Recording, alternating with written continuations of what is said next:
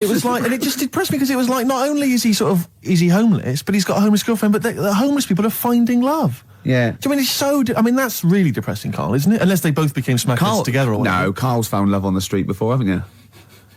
How's it going with your bird, Carl? Are you married? Yeah. No. How long have you been out with her? 7 years. Because, you're quite a simple man. Yeah. You're sort of a simple in a nice way. ways. You're like Helen from Big Brother. Yeah, you're sort of nice enough, but I look normal. Well, yeah, you sort of do. But you could be one of those that just suddenly go mental with a pen. Yeah, do you know what I mean? Stab people through the eyes. Yeah, you sort of look normal. But if I wouldn't really want to wind you up to a point of frenzy. How did you meet your girlfriend? Through work. What, through her work? What, you phoned up and said you worked at the same place. Oh, you're right. Yeah. You're quite an enigma, aren't you? Could you give us more on that? At work. You met her at work. What, she came in selling sandwiches? She was going through the bins outside. What do you mean you met her? Why are you having an attack on me? You're the one who's sad and lonely.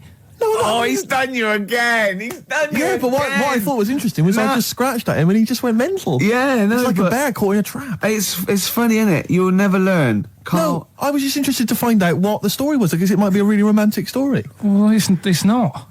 All right, jeez. I love the fact he doesn't want to talk about his love affair. I was thinking about you in the week, and does it worry you? You sort of joke about it now, and we're talking about it in the office, is Steve really touchy about the way he looks? And what's this? Where's that come from? He's done it again. He's done you again. I was walking home the other night, and I was thinking about it. And do you worry that when you're old, you will be on your own? You did start it, though, didn't you? Well, Carl, I'm glad you brought this up.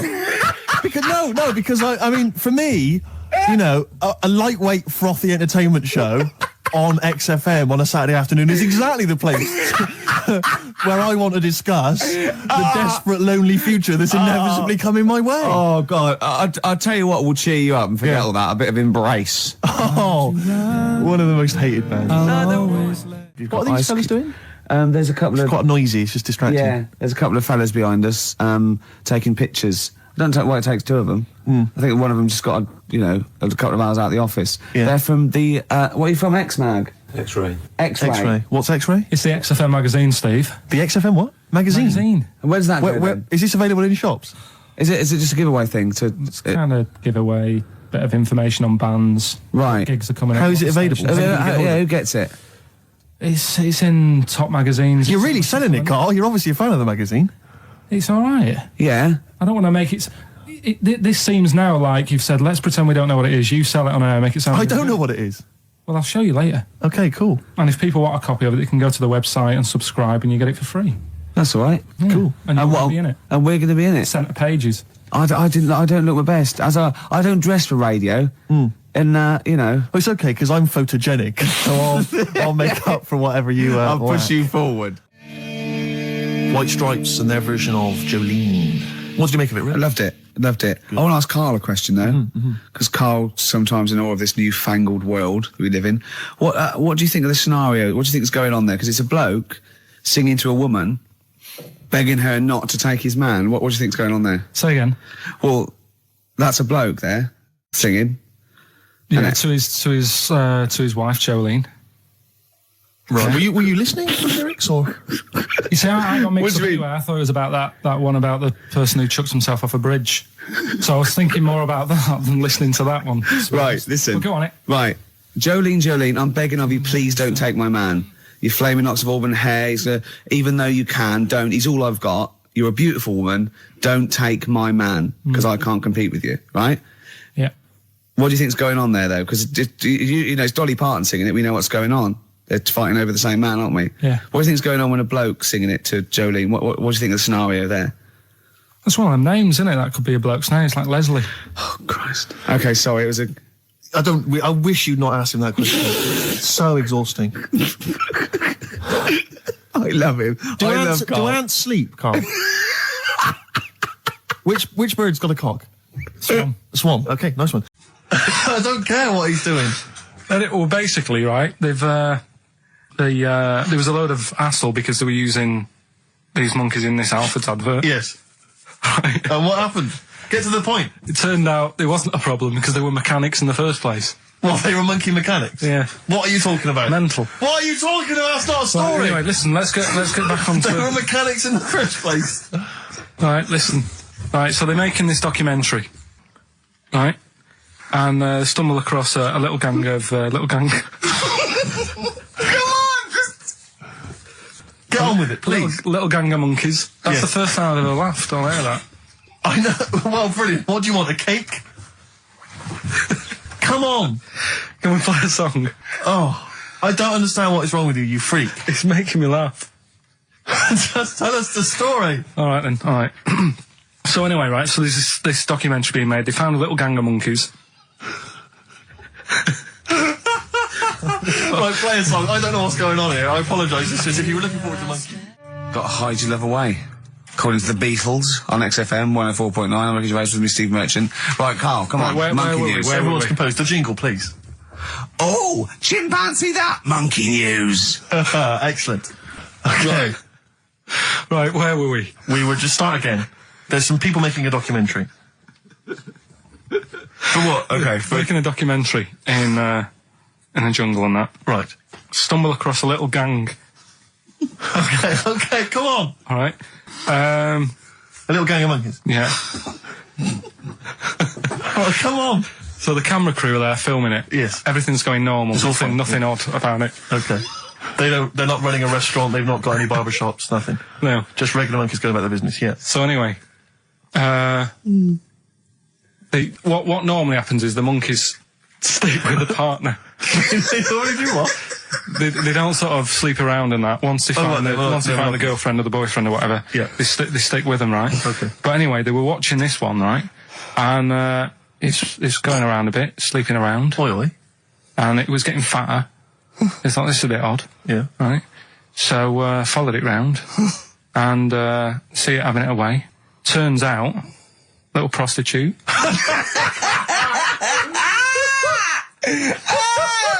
Oh, God! It's a little monkey prostitute. And it was getting fatter because it was charging them bananas. What a load of old rubbish. Charging them bananas! What was it, a boy or... It was a... Woman. Little woman monkey. That's the most extraordinary monkey news I've ever heard. Oh! That is genius! Has this documentary been televised? I don't think it's been on yet. No. And that's all the information you've got? Yeah. And is that's one banana for everything? The half a banana is for... Just oral? A paw job. Right. If you want full-blown monkey sex, it is 2.5 bananas. Sure.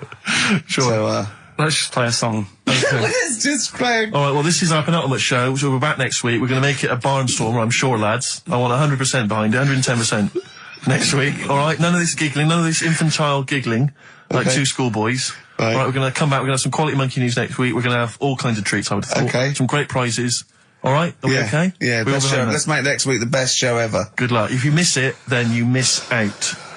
We're ending with a track from a couple of years back. I think it was 92, 93. Dinosaur Jr. Start Chopping. Play that. Start playing. Forget start chopping. Start playing. All right. All right. See you next week. Yeah. Anyway, it's what everyone's been waiting for. For the It's what last Carl time. exists for the last time. It's monkey news. Play the jingle. Oh, chimpanzee that monkey news. Right, are you familiar with 100th monkey? Keep The what? talking. 100th monkey? 100th. Yeah, like as in like, or more than 99. 100th. Yeah. The 100th monkey. Yeah, are you familiar with that? No. No. Anyway, thanks. That was monkey we'll news. leave that Next then. week, Adam and Jet. What do you mean you're going to leave that? Well, I thought it was a popular phrase or something. What, 100th monkey? Yeah. What do you mean a popular phrase? What, why? What? Because you're going to do songs and phrases with it next week. We've said it once before, 100th monkey. No, it's just, it says the expression 100th monkey. Well, do It's it anyway. where What's the comes from. story? Well, it's from the 1950s, right? And the way they got it because they were following some monkeys about, right? And they started Who was? Who was? It what? was. journalists Oh, yeah, why? Oh, yeah. just to see what they're up to. You know? Okay. So they're following some monkeys around, yeah. What was it? What, a documentary? Anyway, one of them Come on. Come on! washed some potatoes Right. Okay. Right, let's leave that. Right, let's leave that one. Come on. A monkey washing potatoes? Can we leave that one? No, you cannot. You've got to do it now. They're following what is it? Sort of like a family. Is it a family of monkeys or? It was just one chimp, and it was washing a potato, and he thought that's a bit odd, right? Yeah. And then it turns out that ended up teaching another monkey how to wash a potato. No, they do it. They go down and wash them in the sea because they like the taste of salt. And the weird thing is though, when it got to the 100th monkey, right? Even though it hadn't been taught how to wash a potato, it automatically knew. It knew what to do. What do you mean? What do you mean? It was in them. It was in them that they knew that when they get a potato, they had to wash it. That isn't the monkey news. I'm just saying that's where the expression comes from. But you don't even know that. Well, my mum and dad went on holiday, right? And I stayed at the Rosses down the road. Oh yeah. Only a kid, must have been about 5 or something, right? And I was always running around in the house. I had a lot of energy as a kid. What the Rosses did, they had this cat that was dead violent, the most violent sort of angry cat I have ever witnessed. A tiger. It was honestly, Steve, if it was bigger, it would have been, because it was just always having a go at you. Yeah. If you went to pat it on the head, it went to bite you and stuff. And what they used to do with it, to stop me running around, I'd sort of be running around, and then I'd get a bit tired, and they'd say, have a lie down on the settee. So I'd lie down on the settee and I'd nod off. And what they used to do, I'd wake up and I'd put the cat on my belly. Right? So I'd be scared to move because it's like it's going to get me. But it would keep you there. It kept me there, and it used to sort of slaver on me, and they'd sort of, go out or whatever, and I'd be lying there.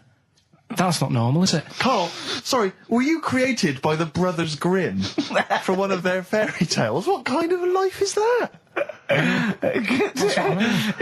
A cat paperweight to keep Carl in place. He keeps blowing around. It's windy.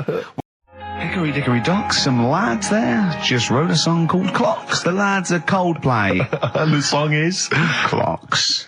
I'm Ricky Gervais, with me Steve Merchant, Karl Pilkington, pressing the little buttons there. XFM 104.9. What's that? What's that little Well, I think I do more than press the buttons. Right, you see, this is it, right? Karl has had a little strop on since last night, okay? And He's had a little strop on? Yeah. You said strop on. I just wanted to clarify. And, I don't know why. He says that I'm an annoying person. He says that I wound him up, right? Which I don't know. He says that you're winding up because you're sort of like negative about I'm everything. negative? Yeah.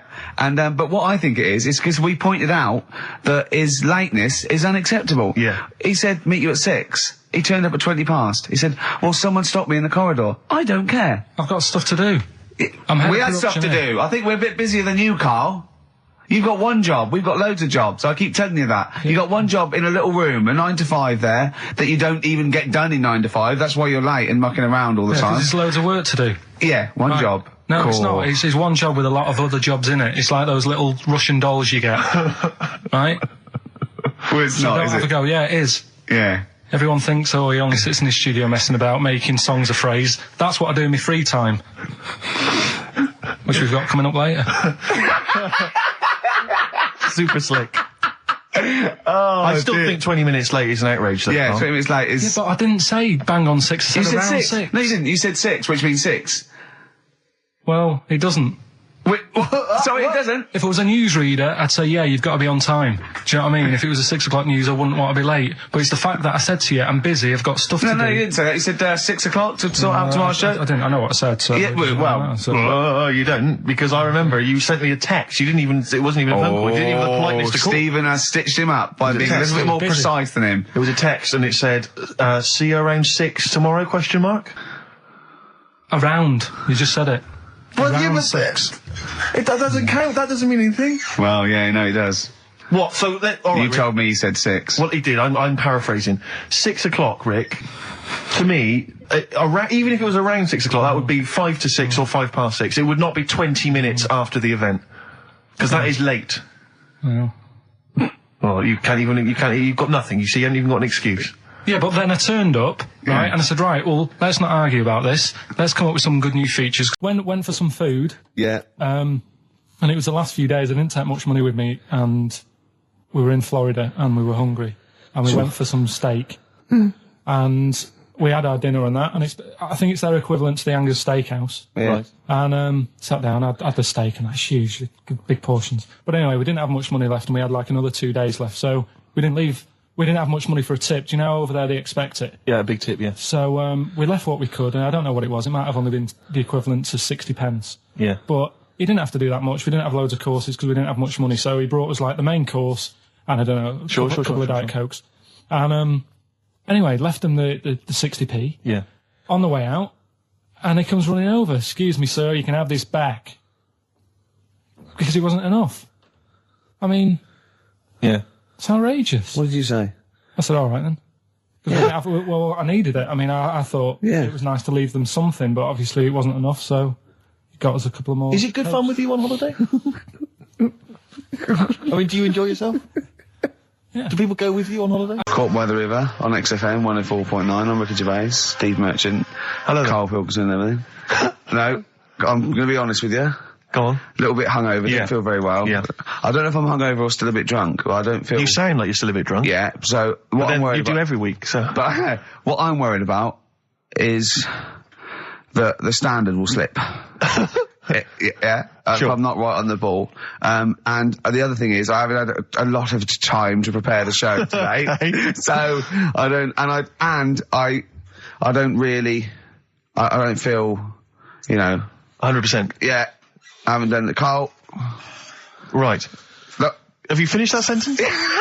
I don't make me laugh because it hurts as well. And there's the other side effect to me being a little bit hungover or drunk or whatever, right, is that I can be annoying. Right, yes. Because just to amuse myself, I sort of like turn my body off a little bit and just poke and like that and annoy people and that. I want to sort of like. Well, you do the physical equivalent of freewheeling.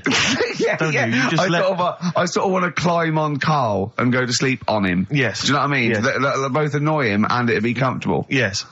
Which is, can be annoying. Just a little thing just to make this show a bit easier. If you'd put your hand up when you want one of us to speak, because I'm not quite sure when the sentences are finished. The hands are up. Okay, good. So, The hands are up. Okay. Okay. Good, alright. Okay. Are you gonna just keep them up for the rest of the show, or? No, Carl, do what you, huh? Good, alright. Do you want to, is there an excuse as to why you're a bit hungover? Too much wine. Okay. All Last right. night, yeah. Yeah. Good. Thanks for Okay. that. Because this is the only work you've got to do all week, isn't it? It's like, unless I'm very much mistaken. You don't have to do anything. You just sit at home eating cheese. Yeah. And then occasionally you do a bit of sort of shadow boxing. And that's exercise. And then you sit and watch TV. Yeah. Is that roughly what you did this week? Yeah. Uh-huh. So this is the only 2 hours you had to do anything for all week. This is you had to prepare for this. Yeah, but who can plan a hangover? I want to tell you about Brian Blessed climbing Everest, and for some reason it made him it played havoc with his belly, and he followed through and he had to clean up. Shut himself? Yeah, using ice and snow. Why are you telling me that Brian Blessed? In what way is telling me that Brian Blessed shit himself once in any way educational? Because I was saying how he was climbing Everest, right? Right. I give it to him. He's an actor and that, but he gave that a go. Yeah. Right. It played. What's the point of that? You'd say, wouldn't you? You'd say, God, he's Oh, so he's all right. Me doing a boxing match for no reason is rubbish, but him climbing Everest and shitting himself, Yeah, he did that. It's commendable. Right, and he's only going to go and do it again. He's going to climb it again. Yeah, but he might not shit himself this time. Yeah, but what's the point in going? Nothing's changed up there. Yeah, good point. Yeah, It should be. Well, it has. They've probably cleared it up by now. Like, but it's slip on it. I can't even bother telling you this one because. Come on, To be just honest- do it or do it now. Steve, how we doing? Look, no, never mind that. Look, just tell me what that means. Oh, he's a nuisance. Oh, this is so annoying, Carl. I'm going to go mental. Right, talk. Right. Listen, I'm just putting Right. this in here, right? Right, nuisance is a bit of a nuisance. Yeah. Apparently, the old fella who used to hang people. 1700s? Yeah. He used to be able to tell somebody's weight just by looking at them. Right? That's a bit of a bonus fact. We'll be the judge of that. The thing that I wanted to tell you is money for old rope. Do you know what I'm saying? I can't even be bothered. Yes, you're going to tell me now. Come on, Carl. Right, I mean it. Basically, money for old rope came from the... Right. What was all that about? You can tell someone's weight. What was all It's a that bonus for? fact. And blind blessed shitting himself. What are you... What? No, no, tell me that now. You nearly made me swear then. I'm getting really annoyed. I'm getting really annoyed now. Tell me this back, Carl, or I'm going to go mental. Come on, Carl, time's running out. More that people, years ago, when people used to be hung, right? Right. If you didn't like the person who's been hung, you'd go, God, I really don't like him. And so you never forget the Because time. even when if they're being hung, we take that as read. Yeah. Yeah. Well, so they never forget afterwards to get the hangman to get the rope and to cut it up into little pieces, and he'd sell them. He'd sell the little pieces of rope to people. And See, Carl, that's the most interesting thing, if it's true, that you've come up with. Right, okay. And so so they sell the rope? They sell the rope, and it's money for old rope. Money for old rope. Meaning, like, God, it's easy to make money. All they have to do is cut it up and sell it. I'm cynical. I'm not so convinced. Yeah. It's like it's like I always remember seeing in the swimming baths, there used to be those signs that would say, no running, no jumping. Yeah. That makes sense. No bombing. Fair enough. No petting. No petting. It's like you're not allowed to kiss in Yeah. swimming Yeah, baths. well- And I love the idea that it's probably some kind of lifeguard who sort of maybe saw his ex-girlfriend getting off with some bloke in the water and thought, Yeah. right, Right. there's no petting anymore in here. What do you mean? No petting. You're not allowed to kiss her or no one. You're not doing this just because No, you used to go... nothing. There's not a problem. Okay. Not a problem. Just leave and don't kiss. You want to swim, but don't kiss. There's no petting. Did you just write that on in Yeah. yourself in biro? Yeah. No. What's this no fiddling downstairs in or out the swimming pool? No. No fiddling with her downstairs? No. Right. Does annoy me though. I was saying to Ricky the other night when we were walking somewhere. No people taking who, her for a drink afterwards. You can't enforce that. people who kiss and that in the street. That annoys me. yeah, people showing their affection for one another. No, they can hold their hand and that. Yeah. Sure. But it was just. Yeah, that's I annoying. agree. I agree, yeah. I see two people eating each other, like, in a restaurant or something. Two people eating each other. You know, snogging in right, public, okay. yeah. So that's that. Answers for Rockbusters, we're doing them now. Yeah, oh, well, come on then. Well, Well, no, I think let's play a record. Let's come back with answers apparently for we've got Rockbusters. what about a bit of Cure? Do you want a bit of cow? Yeah. So we're gonna go wrong. We're gonna go wrong. Ding dong. Oh, here you go. Oh, it's a fat fella with lipstick. Hello. A Forest, The Cure, XFM 104.9. Good track, isn't it? Oh yeah. Going all the way back. All the way back there. Wow, Rockbusters, the results. You've had a few proper answers, I hear. So, either I'm wrong, or people do think like you. I've got two of them. What are the clues again? Right. First one was the gingerbread man has only got one leg. I got that. That was LB. Limp Bizkit. Right. Yeah, the that third works. one. The third one that I think you worked out. Yeah. Have a holiday in Italy. Chewing Breaks. TB, chewing breaks. Yeah, this is the one I can't get. If there's a reason why I can't get this, we're not doing Rockbusters Can I again. give the answer to this one? Yeah. What's the clue? The clue? These people from the East Midlands swear a lot. Yeah. TTB. TTB. The answer. TDD. Yeah, go on. Give the clue again.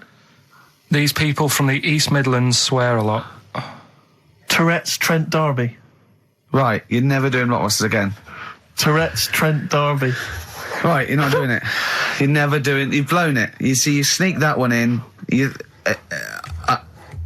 Yeah, but I always like to sort of give two that, are fairly easy, and then you sort of work out the men from the boys then, don't you? Yeah. Well, I mean, if I'd have done a character called Tourette's Boy, friend of the little Chinaman, and it went ding dong. Oh look, it's Tourette's Boy, friend of holy fuck, holy fuck. You'd have been annoyed. Do you know what I mean?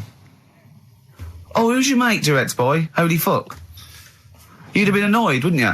Is that a character from Lenny Henry's show? I thought you last night. I can't remember. I can't remember whether it's Chris Moores or Lenny Henry. Yeah, one of them.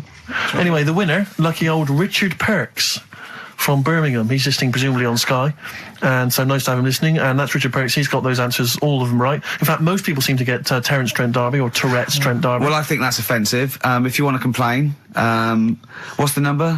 What do they write to complain about that? Using The that same as an- person you told people to write to and tell them I was a knobhead and shouldn't be on the radio. last week when I was away. Did anyone do it? I think a few went through. Did you listen to the show? I listened back to the recording of it. Did you get any emails before you listened to the show? Yeah, when I got in. Did it upset you? What sort of things was it? Just stuff, I can't remember. Just it was weird because there was like a few of them in a row, and I just thought, what's happened here? Yeah. And because we said that, because you weren't here. So what did you say? I just said phone in. We had a couple of genuine emails that liked the show, didn't they? Yeah. And I said phone in and leave messages or email Andrew Phillips and Karl Pilkington and just say the show was great. The show was brilliant without him. But they went a bit too far, did they? What did they say then? Oh, I can't remember. I mean, it doesn't bother me because I'm not bothered what people say, am I? No. Do you know what I mean? No, you don't care what you say to people either. Poor little Robin, he looked crushed. Oh, whatever. Whatever. Well, it doesn't matter because he's doing well at what he does. He couldn't even hitchhike home because they wouldn't stop because his thumbs didn't show up. He couldn't. He was waiting there for ages by the side of the road. Do you know the difficulty he has buying gloves? Hang on, I'd love to have some monkey news though. Go on then. Got any monkey news? Yeah, got some monkey news. Go on then. No, Rick, come on, cheer up. Well, it's just sort of like he moans that he's got too much time on his hands, and he comes up with that. Shh. Okay. Shite. Monkey news. The jingle, please. Oh, chimpanzee, that monkey news. Okay. There's been quite a lot of stuff going on. There was a few bits in that Guinness Book of Records book that cost me 20 quid. Yeah, well, that's not news, is it? They printed that probably last September. No, so that's there's one in there. new music, new monkey news from last September.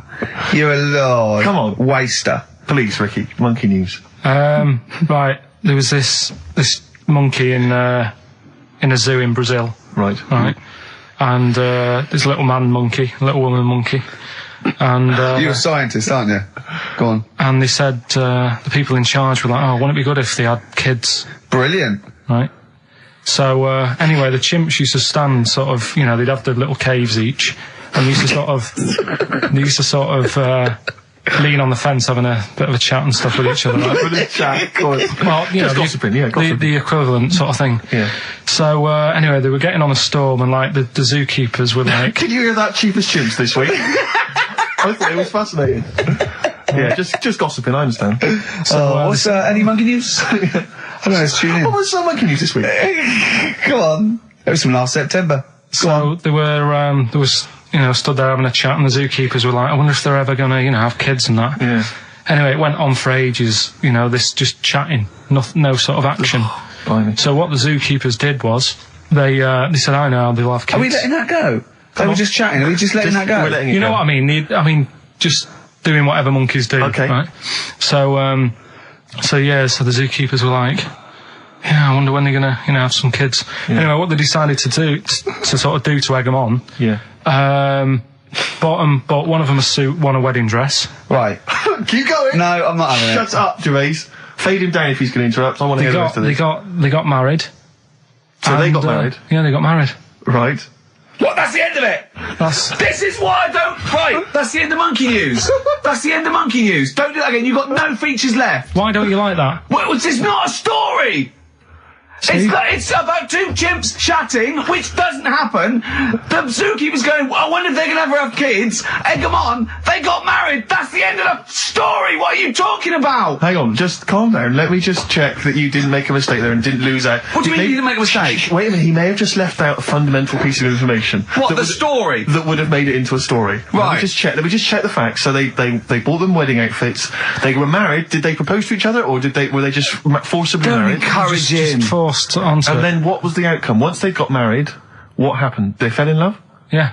What? Whoa. It's not a marriage, Carl. Be quiet. It's not a real marriage. I don't know what you've got in your head. It's like the head of Homer Simpson. I'd go in there and there'd be a wedding reception and there'd be a couple of fights and they'd be talking about stuff. They got married. They fell in love. Did they have children? They're not back off the honeymoon yet. I'm Ricky Gervais. Hello there. You're Steve Merchant. I am indeed. Karl Pilkington over there. Big day today. Really? Yeah, for Karl. He hasn't been looking forward to it. He's been whinging in the week. A couple of things. He thinks he's overworked. He thinks he's overworked here, and he's stressed, and he's got to do DIY. MTV are coming in right, to give him the chance of his a lifetime to do just a little screen test, and he's going, well, I'm not going to look good, am I? They're not going to have a why. He said, well, I've got a round head and I'll be wearing headphones. And he's not made an effort. He thinks, they'll put him off. He said, they won't even press record. He's got a spot on his head. I mean, you know, Carl, also you're not looking forward to it. You're not excited about it. It's a great opportunity. Why is it a great opportunity? to get on MTV. No, but It's money for old folk. yeah, but look what's happened to people like Jeremy Speak, or whatever his name is. And all Jeremy that. Spake, yeah. Yeah, and Yeah, slightly different. why is it? Well, See, you're making it in the industry, and you've got something to give. He happened to be around when they were filming an airport. well, Do you see the difference? all right, the other one then, who's on a boat. Same thing, she's although at doing least she had a incredibly skill. well. She had a skill, you know. She can sing, you know. Well, it's just. I think it can all go wrong. Do you know what I mean? Of course it can. So can sitting in your little room moaning about nothing happening in the world. You know, he wanted to stop educating Ricky because nothing had happened. He said, look what happened last week. I scoured the net. He said, all I found was a dog in a car wash and a parrot and a vicar. I'll Right? tell you what, there ain't much more going on this week. Well, you're talking...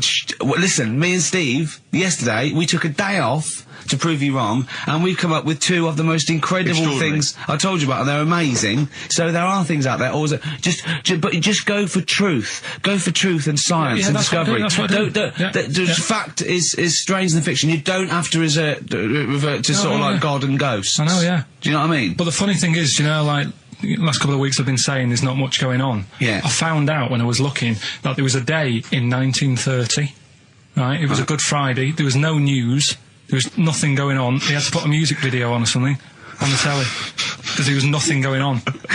Play a record. We're going to play some classic tracks today. This is Debaser. Pixies, Debaser. I was looking forward to playing that. Came and said, Carl, I'll play that. I was looking... he put it on. Lauren just called through and said, we played that in the last half hour. Embarrassing. Yeah. So, It's really what is the embarrassing. point of having a producer if he doesn't check things out?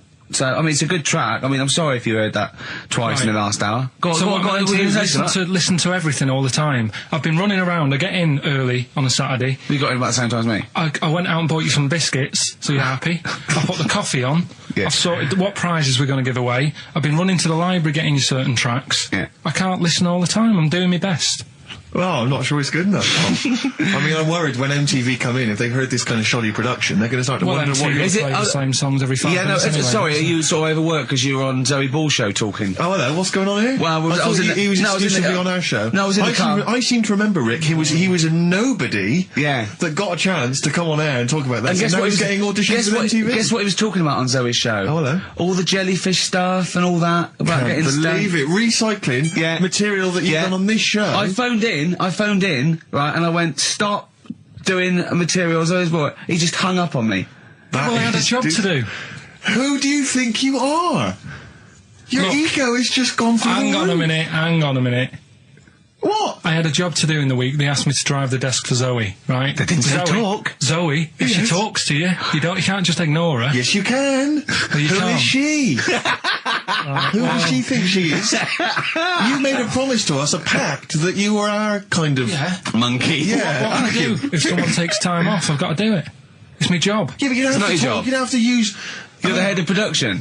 We've given you this special gig. This is like taking you out weekends. Yeah, And exactly. you know, if we find out you're getting too much excitement in the week, we'll have to just calm it down. Well, Get another little... that's it now anyway. It was only last week. I feel like kind of solid. I feel betrayed. It's like you were having an affair behind our back. Yeah. And you rumbled He it. was doing all the stuff. He was doing all this like, oh yeah, jellyfish and this, jellyfish Yeah, because that. she was asking, and I thought it was a good way of promoting this show, actually. Oh, did you mention the show? Yeah, I did at some point. Did you? What did you say? I just said more about that on Saturday afternoons. So you talked twice. I only heard you talk once. So you're talking all the time. Well, about 5 times in the week. In the full week, 5 times. Deary Right. me. And one, it was just stuff. You that could they never be did. a monk, could you? Chatting away all the time. Right, what have we got? I blame Ball as well, to be honest. I feel Ball's slightly responsible for it. Yeah. She can't find her own, Gibbon to get on the show. She can't find her own kind of, loser, then don't start stealing ours. Outrageous. Well, coming up. Right, Yeah, we've got maybe all- we'll get Fatboy Slim in. Indeed. Next. Yeah. Saturday, if you're listening, Slim, Yeah. come in on the show. What's his name? Ernie or something? What's his name? Norman. Norman. Oh, yeah. Right. Ernie! Yeah. I don't know. Oh, that's great, Ernie Ball. Yeah. No, he wouldn't change his Ernie name. Cook. I'll tell you what though, Genius. talking about ghosts and that, do you know how I'm into them? Yeah. Right? How weird do you think this is, right? Well, it's not true. Before you say it, play a record. No, go on. Go on. Right, it's this woman, I don't even know if it's ghost really, it's just a bit weird. Yeah, sure. There's this woman, Yeah. and she's not a woman, she's a kid. Sure. Okay. Sure. She's walking down like a street in her area, it's a nice day and everything's normal. She's walking down, and a woman comes up, cycling past, right? The woman on the bike looks at the kid, absolutely terrified, right? Got a really scary face on her. Yeah. The kid's thinking, why is she doing that? Yeah. Right? So anyway, she thinks nothing of it, goes, I think she was playing in the park or whatever, goes and has a nice day. About 15 years later, Oh, right, yeah. she's, I don't know, I think she was going to work, right, on a bike, She was riding her own bike. riding her own bike, cycling down the road, Oh, yeah. looks at the kid. That's the thing that happened, like, 15, 20 years ago. Right. It's her on the bike looking at her as a kid. Right. What is it? Not another child. No. So Right. it's her, she's seen herself. Carl? I mean, I don't know where to start. Firstly, where's this information come from? But I mean, why do you ever? I mean, I don't know what part of that you think can be true. I mean, honest. I'm speechless. I don't know what to say. What are you talking about? Bit weird, though, isn't it? But it's not true. It didn't happen. Nothing happened like that. She said it did. Well, Who? she's Who? wrong. She said she saw herself. She saw herself as a kid, didn't she? Did she carry on riding And as an cars? adult when she was a kid. Did she stop and talk to herself, or did she ride on by and think that's a bit weird? There's me as an 8-year-old. I won't stop. I'll be late for work. yeah. If I'm late again, the boss said he'd be in trouble. Yeah. Oh. Well, it's, And where is this information? Did it happen to someone you know? No, You overheard it on the bus. no, it was in the 14 Times. Ah, right. Well, Okay. that's the answer. Good. We've Okay. got to the bottom of that. Right. Can I just tell you some very, very interesting things about pigs? Please do. Right. One, everyone knows they have a corkscrew-shaped penis, right? A corkscrew-shaped Yeah. penis. That's the tail, isn't it? Two, they can't look up. They can't put their head back and look up, right? Three, they can have a 30-minute orgasm. Rick, is it only pigs that have got a corkscrew-shaped penis? No, and landlords. Okay. Very handy. And it was a Christmas play, and I managed to get a part in it. And, Did you audition? got a part in it, and I should have been playing the drums to the one about Kings. We Three Kings. Yeah. I was meant to be doing that, but Little Donkey came on, and it was one of those. What do you mean came on? That was like next up on the next song, Right. and it's one of them songs that you can't help sort of. Tapping along to. Yeah. Do you know, like if I was to go, Yeah, you'd have to finish it with. yeah. Do you know that they actually send that into space? Do they? And What, hoping that aliens will respond with that? yeah, they do that because apparently it is one of them things that you can't help. What, even if you're an alien life form? Yeah. They know that, do they? Yeah. But anyway, What, because they watch Star Trek or something? Hello. Knock, knock. Yeah. no, seriously, Is it true, like, if you send there? out knock knock into space, yeah, they have to say, Oggy, oggy, oggy. Oh, that is You look into great. it. Seriously.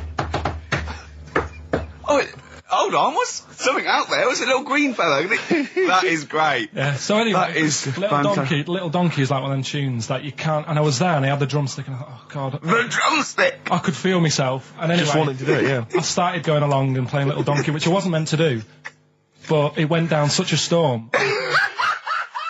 Okay. Does it worry you? I mean, you sort of joke about it now, and we're talking about it in the office, like, oh, is Steve really touchy about the way he looks? And oh, what's this? Where's that come from? He's done it again. He's done you again. I was walking home the other night, and I was thinking about it. And do you worry that when you're old, you will be on your own? You did start it though, didn't you? Well, Carl, I'm glad you brought this up. because I mean, for me, a lightweight, frothy entertainment show on XFM on a Saturday afternoon is exactly the place where I want to discuss the desperate, lonely future that's inevitably coming my way. Oh God! I'll tell you what will cheer you up and forget all that. A bit of Embrace. Oh, one of the most hated bands. What are these fellas doing? There's a couple It's of... quite noisy. It's just distracting. Yeah, there's a couple of fellas behind us taking pictures. I don't know why it takes two of them. I think one of them just got, a couple of hours out of the office. Yeah. They're from the... what are you from, X-Mag? X-Ray. X-Ray. X-ray. What's X-ray? It's the XFM magazine, Steve. The XFM what? Magazine. And where's that go then? Is this available in shops? Is it just a giveaway thing? It's kind of giveaway, bit of information on bands. Right. Gigs are coming up. How is it available? Who gets it? It's in top magazines. You're really selling it, Carl. You're obviously a fan of the magazine. It's all right. Yeah. I don't want to make it... This seems now like you've said, let's pretend we don't know what it is. You sell it on air, make it sound... I don't know what it is. Well, I'll show you later. Okay, cool. And if people want a copy of it, they can go to the website and subscribe and you get it for free. That's all right. Yeah. Cool. And you're going to be in it. And we're going to be in it. Centre pages. I don't look my best. I don't dress for radio. And, Well, it's okay, because I'm photogenic, so I'll make up for whatever you I'll lack. push you forward.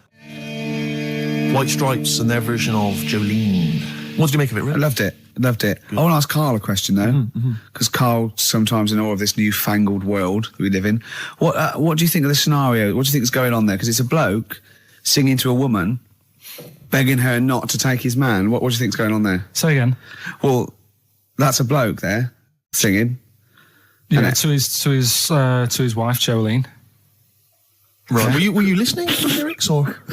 You see, I got What mixed do up you mean? anyway. I thought it was about that one about the person who chucks himself off a bridge. So I was thinking more about that than listening to that one. Right, listen. Well, go on it. Right. Jolene, I'm begging of you, please don't take my man. You flaming locks of auburn hair, even though you can, don't. He's all I've got. You're a beautiful woman. Don't take my man, because I can't compete with you, right? Yeah.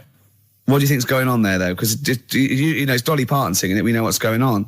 They're fighting over the same man, aren't we? Yeah. What do you think's going on when a bloke singing it to Jolene? What do you think of the scenario there? That's one of them names, isn't it? That could be a bloke's name. It's like Leslie. Oh, Christ. Okay, sorry, it was a... I wish you'd not asked him that question. It's so exhausting.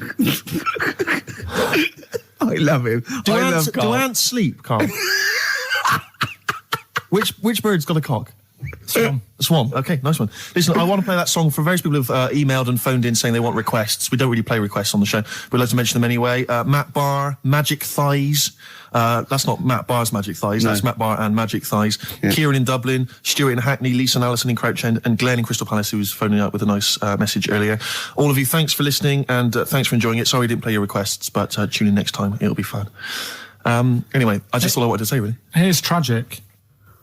What's tragic? What did you want me to say about that song? Just your opinion. Your own opinion was fine. it's sad. In fact, your own opinion is better than anything I could really hope for. Without doubt. Whenever I ask you a question, You constantly surprise us. yeah, it's wonderful. So only ever carry on telling the truth, carry on saying exactly what's on your mind, and I think this could become a great... You're like a man who was frozen in Victorian era and has been reawoken and he's kind of discovering the world. Some things make sense, other things don't. It's beautiful. It's As really opposed to one that was made in a castle in Victorian times, like Steve. That's me just turning on my phone because I want to read to you a text Right. that I got from Carl. I think you sort of sum up the holiday in this text, don't you? Do you remember it? Can't remember. Let's have a look. Let's have a little look. Let's go Instantly, through what it. did Suzanne, your girlfriend, make of it? Similar view to you, that they should fill in the holes? Yeah, it's just that thing. You see, I went on a coach trip, right? And you go and see the volcanoes. Like I say, there's 36 of them. Yeah. Which, how many do you need? And when we're on the coach going round all these volcanoes, the fella on the front's going and look out your left window at the moment, and there's a volcano. And if you quickly look out at the right-hand side there, there's another one. Right. And on the left, it's just like, all right, we've seen it. Sure. Do you know what I mean? Yeah. And that trip, I mean, we'll talk about that trip in a bit. Right, this is the text I got from Carl, right? All right. Been up to a volcano. Been in some dead artist's house who built his house in the lava.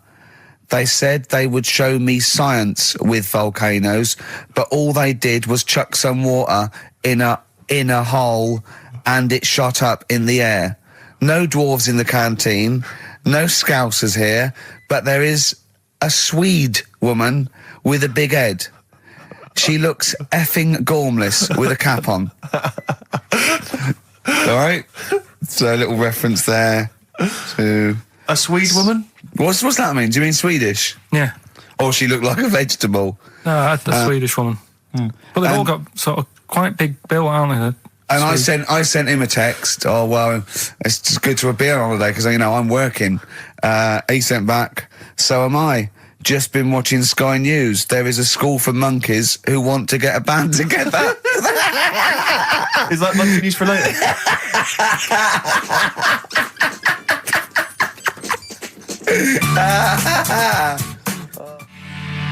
Oh My Corazon by Tim Burgess. I can't get enough of that. I love that chorus. On XFM 104.9.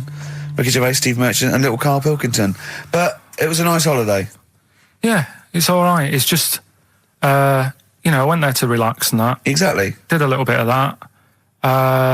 Trying to think of some new, features and stuff. Sure, always working. 3 holidays a year, Jesus. Oh, well, not really 3. Oh, 2. It's all one big sort of like work thing to me and Steve. 2 holidays, isn't it? Work hard, you need the holidays.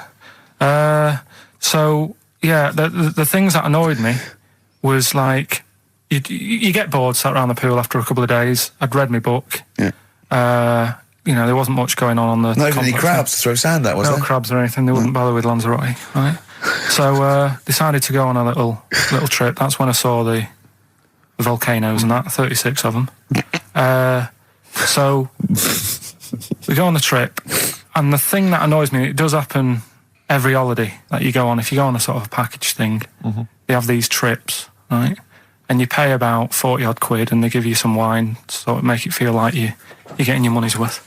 But how many of these trips have you been on then? Loads. Probably about 12.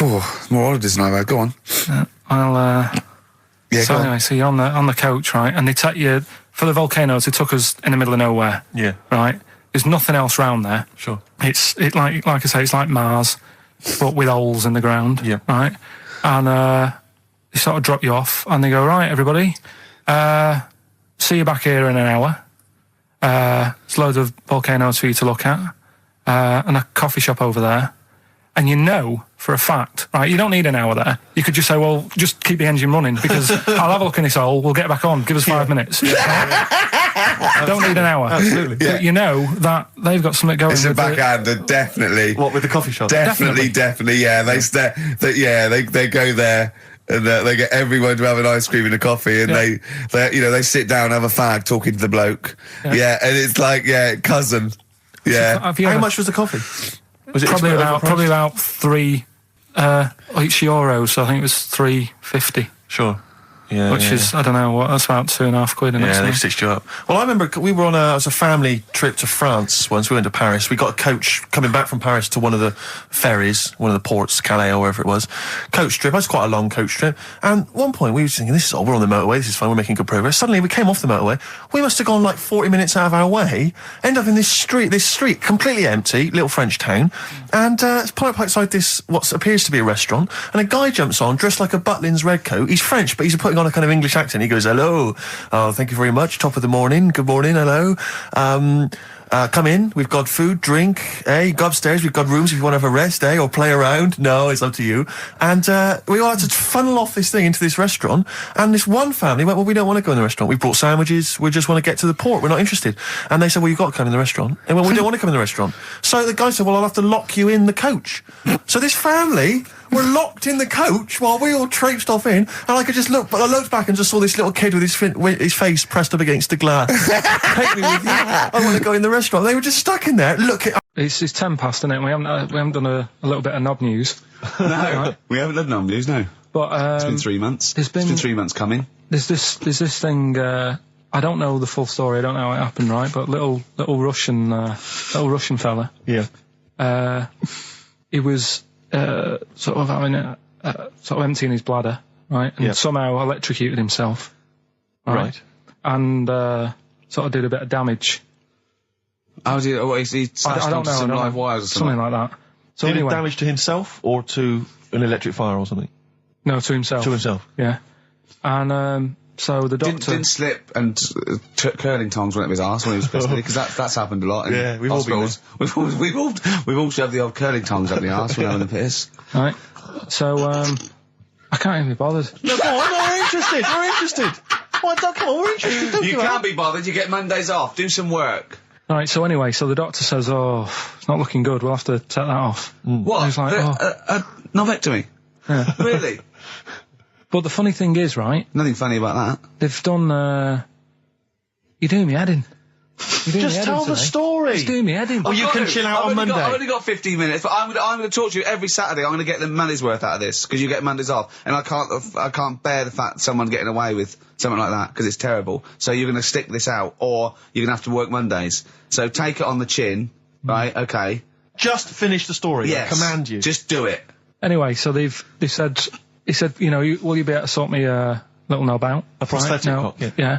But they put him out for the operation. Yeah. He woke up. Yeah. Right, and he's thinking, oh, thank God that's over and done with. Yeah. They've only grown it on his arm. What are you talking about? You twat. Shut the don't you an idiot. What do you mean they've grown it on his arm? Apparently, like, that's the way they do it. Oh, yeah, but to then put it on, that wasn't a mistake. It wasn't doctor going, did it go there? Some bloke I didn't do a degree. Are you a real doctor? Yeah, yeah. No, but why put it there? Because it's got to grow, it's got a graft there, so where they can control it. To skin tissue. But on your arm. Well, But they're going to your remove it back from or- the arm itself. What do you mean on the back? on your back. Somewhere, well, we can't wear a t-shirt. Yeah, but you could That's have a ridiculous. quick... He's in hospital. But this way you can still have a little tug, can't he? But they'll leave it there for quite a bit. It's not...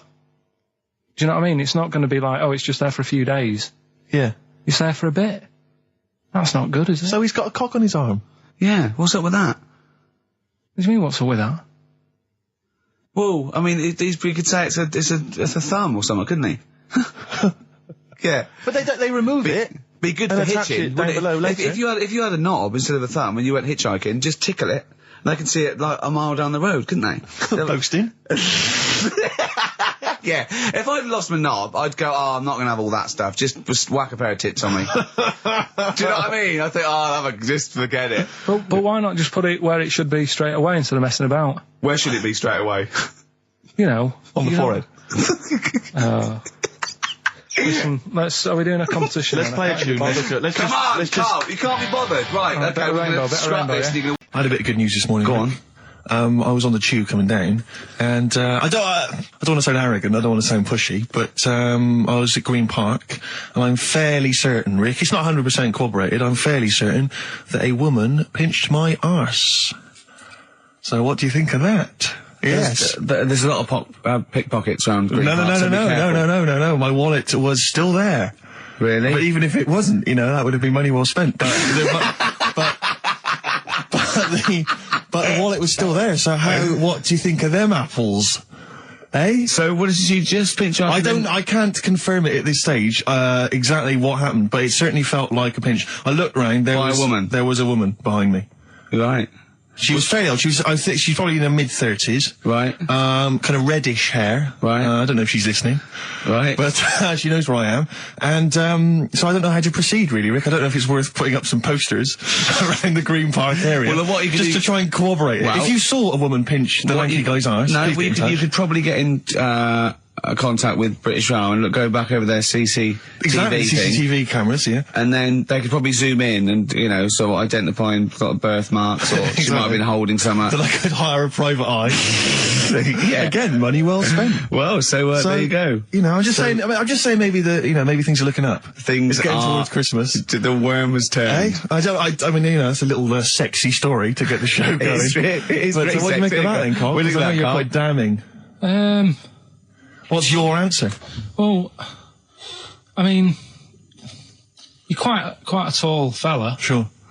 So she must have really wanted to sort of reach up and have a pinch. Do you know Well, what you I think mean? she was a did it- dwarf? She did it with her teeth. He didn't say she was a dwarf. No, but Steve's taller than, you know, his arse. Yeah, but his arse isn't 6'9", is it? His arse is about 3 foot off the floor. 4 foot?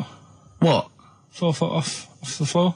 No, I don't think so. About 3. She'd have to be a midget to have to reach up to pinch Steve's arse. He is very tall, but... I don't know what your point is there, Carl. You're just trying to, you're just, No, I think no. maybe you're just a little bit jealous. Just a little bit of jealousy. How many cats do you say you've got through? I'd say whilst I was living at home, I mean, it's still on the increase even though I'm not there. So whilst I was there, probably 5. God. Wow. Oh. Yeah. And were you upset each time, or you just got used to it? It's one of them things, isn't it? Like I've said before, when you first see something, it's a bit of a shock. Do you know what I mean? It's like the Elephant Man or whatever. Yeah. First time you see him, it's that sort of, oh, look at that. Do you remember the first time you saw Steve? No, I'm not being funny. Do you remember the first... Yeah, but I've said this before, it's always, then you get used to how people look, and you don't... No. I'm going to burst. You have to play a record. No, but... Because I just see Steve's No, but I've got used to it. Shut up. Carl, you know our mate Johnny, he's a Doctor Who fan. Yeah. Do you remember, he bought the Doctor Who magazine, and he went to the toilet, and Steve got post-it notes and put geek on every page, and Johnny opened it on the tube, right, and it had geek and everything, and Johnny bought in the new Doctor Who magazine, I think this week's or this month's, right, and they've done the perfect Doctor Who fan, right, what the geek is, right, and it looks exactly like Steve. Alright, don't have a go, Rick. It does, and he went, and I'm going to try and put it on the website. It's amazing. It's got your hair, glasses. It stands like you. It's sort of dressed like you, and it's only. It's hilarious. And he was. I mean, I'm insulting you now. It sounds like an insult, but if you'd see it, you'd laugh. Play a. Well, Rockbusters, right? Yeah. Right, here we go. Just a little bit annoyed. Just 3 clues. We've lost all the energy in this show, haven't we? Well, I can't get over that insult. I'm just a little... No, Three. we did though. It just came out, no, I can be honest with you, Things, Ricky came out left 3 field. I wasn't expecting an insult. No, And, but I think There was a sense of camaraderie on this. No, I'll bring Just it in, email and in, you'll see what I mean. Right, play a record. I'm ricky.co.uk. just annoyed. I can't What are we listen to doing? Robert's I'm clues. just reading out the clues. Should we put this? Let's put this one in for the Sony Award. Let's put this show in for the Sony Award. Play a song, Carl, because I need to discuss things with him. I've talked before about him Edit stacking it down. Get this down to 3 minutes. It'd be a great show. Rockbusters in a minute. XFM. Lonesome Day by Bruce Springsteen from his new album The Rising on XFM 104.9. Ricky Gervais, Steve Merchant, Karl Pilkington. Foreman just phoned in and said to Karl, stick up for yourself. Don't listen to that Merchant. He does my head in. He's so arrogant. I don't think I'm arrogant. I think I'm mean. Yeah. I just think I'm sort of objectionable. I don't think it's arrogance. I think it's No. sort of nastiness. Yeah. I'm just not a very nice person. But believe me, I'm not arrogant. I think I'm pathetic. What were you talking about earlier about glasses as well and Steve taking his glasses off? What was that? What are you saying that in front of him now for? Was it an insult? It wasn't really an insult. Carl, what were you up to? No, what was it? I genuinely don't remember. I genuinely don't remember. Right, Steve, I'm not having a go. Right? Just saying how people, it's a bit weird that you've got glasses because you've got a good pair of eyes on you. Right? That isn't an insult. What were you talking about though? What was it? Why did It was the fact that people who wear glasses always look a bit weird without them on. It's like, you know, they should wear glasses. Okay. Why did we get round to this? What was we talking about? I don't know. I don't know. I don't know what that was. It sounds like an insult, even it wasn't No, intended as it one. wasn't. It sounds It like an wasn't. insult, Carl. It does, yeah. No, it wasn't. I But should be listen- allowed to punch you every time you insult me now. No, but I'm not I'm having doing a it. go. I'm going to give you a dead arm. Look, Steve, it's you. You always even if it wasn't, you intended it to be one. What you? Oh, that was real. Play a record. But It's That's what you mad. get every time you insult me from That's now on. mad. Oh, is this the Cardigans? Great. Brilliant. I didn't even say anything. It makes me feel better. I can enjoy the rest of the show. Yeah. Before we carry on with anything, I should just tell you, we're on the subject of emails. There's one emailer we're always looking forward to hearing from. Dickers! Richie Anderson. Dicky Docky Doo. Richard Anderson. Thanks for emailing. He's my biggest fan. He's now. one of the biggest fans. He absolutely loves me. But not afraid to offer some constructive criticism. Go on, That's what's the he great said? thing about Dickie. And from Anders this week, he says, Ricky, I'm lazy, I talk nonsense, I'm badly organised, and I believe in ghosts. Can I have a job working on your show?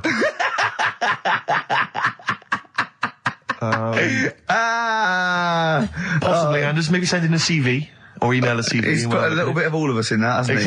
Oh, I'll ask him if he's a goggle-eyed freak, Steve. All right, calm down. Well, no, I didn't mean there's no need to get insulted. No, I didn't necessarily No need to mean get nasty. you, No did need I? to get nasty. Well, I was thinking about that actually, Steve. Oh, God. Just talking of the old. What? What? Talking of the what? No. Do you know, like? This better be good. No, you don't have that many girlfriends. And that. what do you mean? Carl, why are we on this? I was defending you in the whole monkey discussion. Come on, what's your point? What's your point? What's your point? No, what's the point? What's the point? I just was thinking, If there was an infinite number of Steves? you're an odd-looking fella.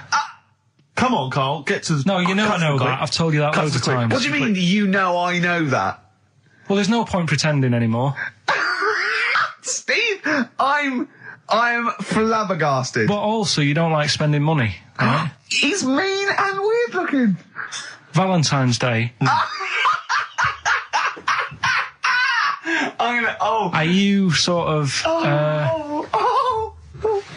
you know... You've got to love him now, haven't you? What are you happier with? The fact that no girls like you enough, right?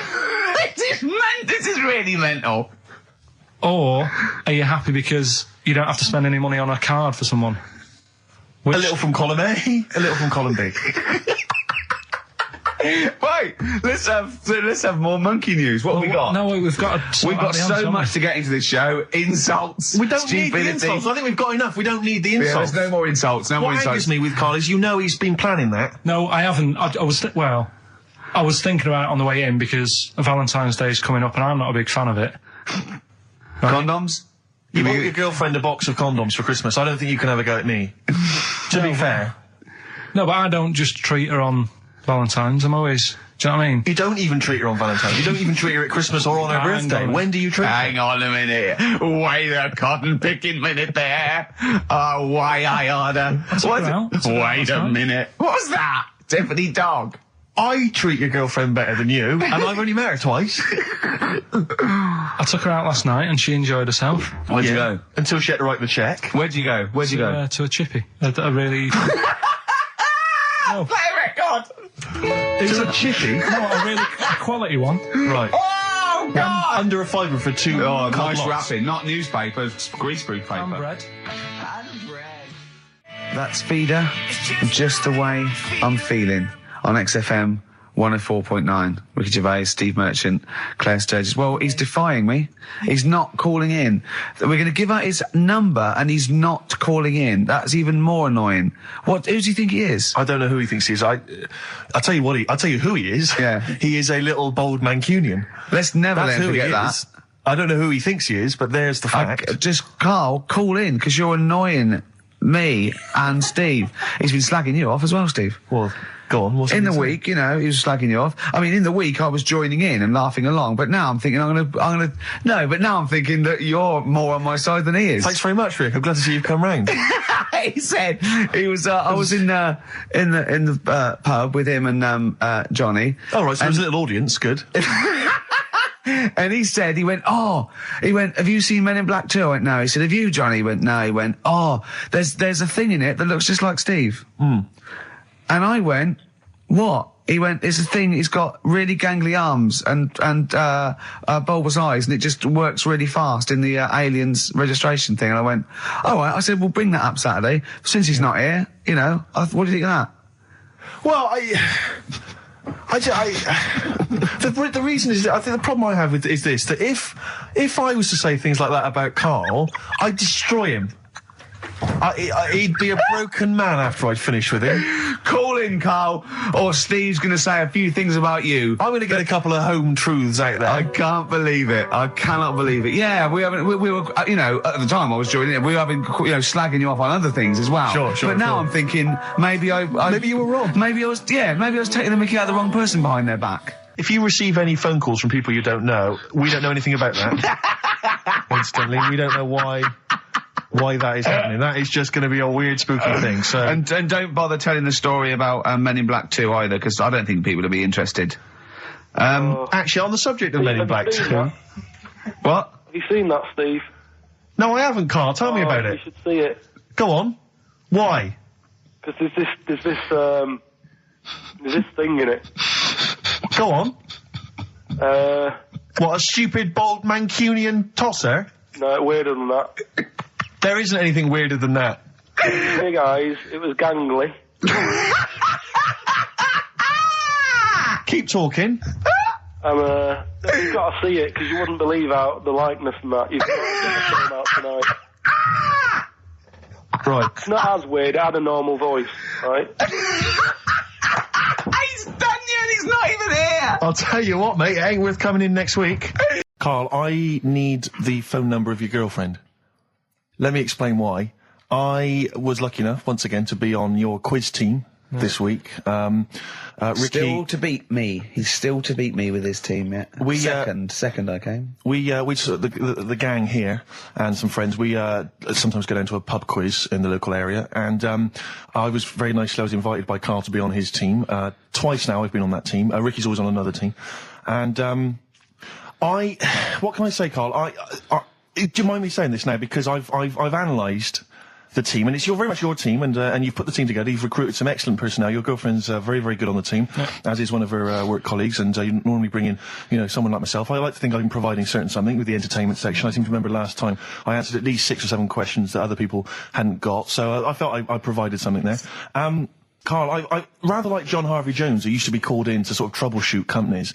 I see why you are not winning ever, and it's a rather pricey contest, isn't it? It costs a tenner to enter per person, and unless you get in the top 3, you're not going to get to see your money back. No. So I think you're going to maybe need to step down from the team, because Carl, I am not sure. You consider yourself a kind of player manager, but frankly, I'm not sure you're providing enough. Right. See, this is funny, because as bad as I imagine you are, I don't think Steve would make it into my team, so he's getting a bit cocky here. I want to know what your opinion of him, because he's told me he's great on it. Well, you bang out of order, first of all. Okay. Do you have a good night when you're with us? I tell you what, I wish I hadn't lost a tenner every time I've come down. That would have improved it. You point out there about the football analogy. Mm-hmm. Alex Ferguson, when did he score a goal? Right. He doesn't. He tells the others how to do it. Right? That's he my doesn't role take up one of the 11, though, does he? No, exactly. It's not like you can only field 10. Because we only got 10 again. I want to be in the 11. Exactly. He's not running around in midfield, falling over. Yeah, shouting, "Oh, what have I told you?" Yeah. No. Right. I'll admit. And there's a limit of 5 players. We should explain that. That's the point. Yeah, there's only 5 players on the team. But it was pretty tricky on Tuesday, though, wasn't it? It was one of the tougher... Tell everyone the one question you got right. Something about... Well, tell us the answer. The 2 words you had to say to get the answer. Danny Minogue. Danny Minogue. That was what you provided, Danny Minogue. Is this valuable? Well, no, not really, because there was at least 2 of us who also knew the answer. Oh, well, we gave him. No, exactly. We gave it to Carl. We massaged his ego. I just feel Carl. Do you know what? I feel a bit bad now, because I just sort of either had a crushed face. Then. Can I just tell you right now? He just can't believe this. Can I just tell you right now? I think the problem is this. I think there's that precious 5th position that is not being filled at the moment, I think, consistently enough by a decent player, right? You've got a solid team. I'm thinking if you want to remain on the team, you are going to have to pull your finger out and find a 5th member that is going to provide. And I'll tell you where the weaknesses are. I can tell you right now, mate. The weaknesses are natural history and science. Something which Ricky Gervais is scoring on week in, week out on his team. There is a few. Now, if he was available for a transfer, we could be fine. But we've got to find someone to fill in that space. Otherwise, I'm either going to quit or you're going to have to step down. Because I don't think I can be on a team where there is these obvious deficiencies. There are visible deficiencies. And, the £10. That's £10. I'm not made of money. So take us back a few steps, Carl. What's the story? Right, so I did some research, right? Let's just recap again. There was a guy you read about who had his head chopped off. He was guillotined. Yeah. He had said to the people around him, I am going to blink once I've had my head cut off to show the brain can still... Or the brain can continue to work after death. Okay, so we queried that. So you weren't having any of it? Well, no, possibly for a few seconds, till the oxygen stops being fed to the cells because the blood has drained away. But, nothing spectacular. So go on. Well, along the similar sort of lines, right? This is quite a few years ago. This fella sort of upset the royal family doing something. Right, so they said this isn't good. It wasn't Ben Oughton at that Jubilee thing, was it? I can't remember what it was. And they said, right, that was terrible. We're gonna cut your head off. You gotta show people like you can't be doing what you've been doing. What was this? The 1970s? When you say a couple of years ago, you mean maybe sort of... Was it the olden days when the phones weren't very good? Ages ago. Yeah. Ages ago, sure. So yeah, fair enough. Yeah. So Very philosophical.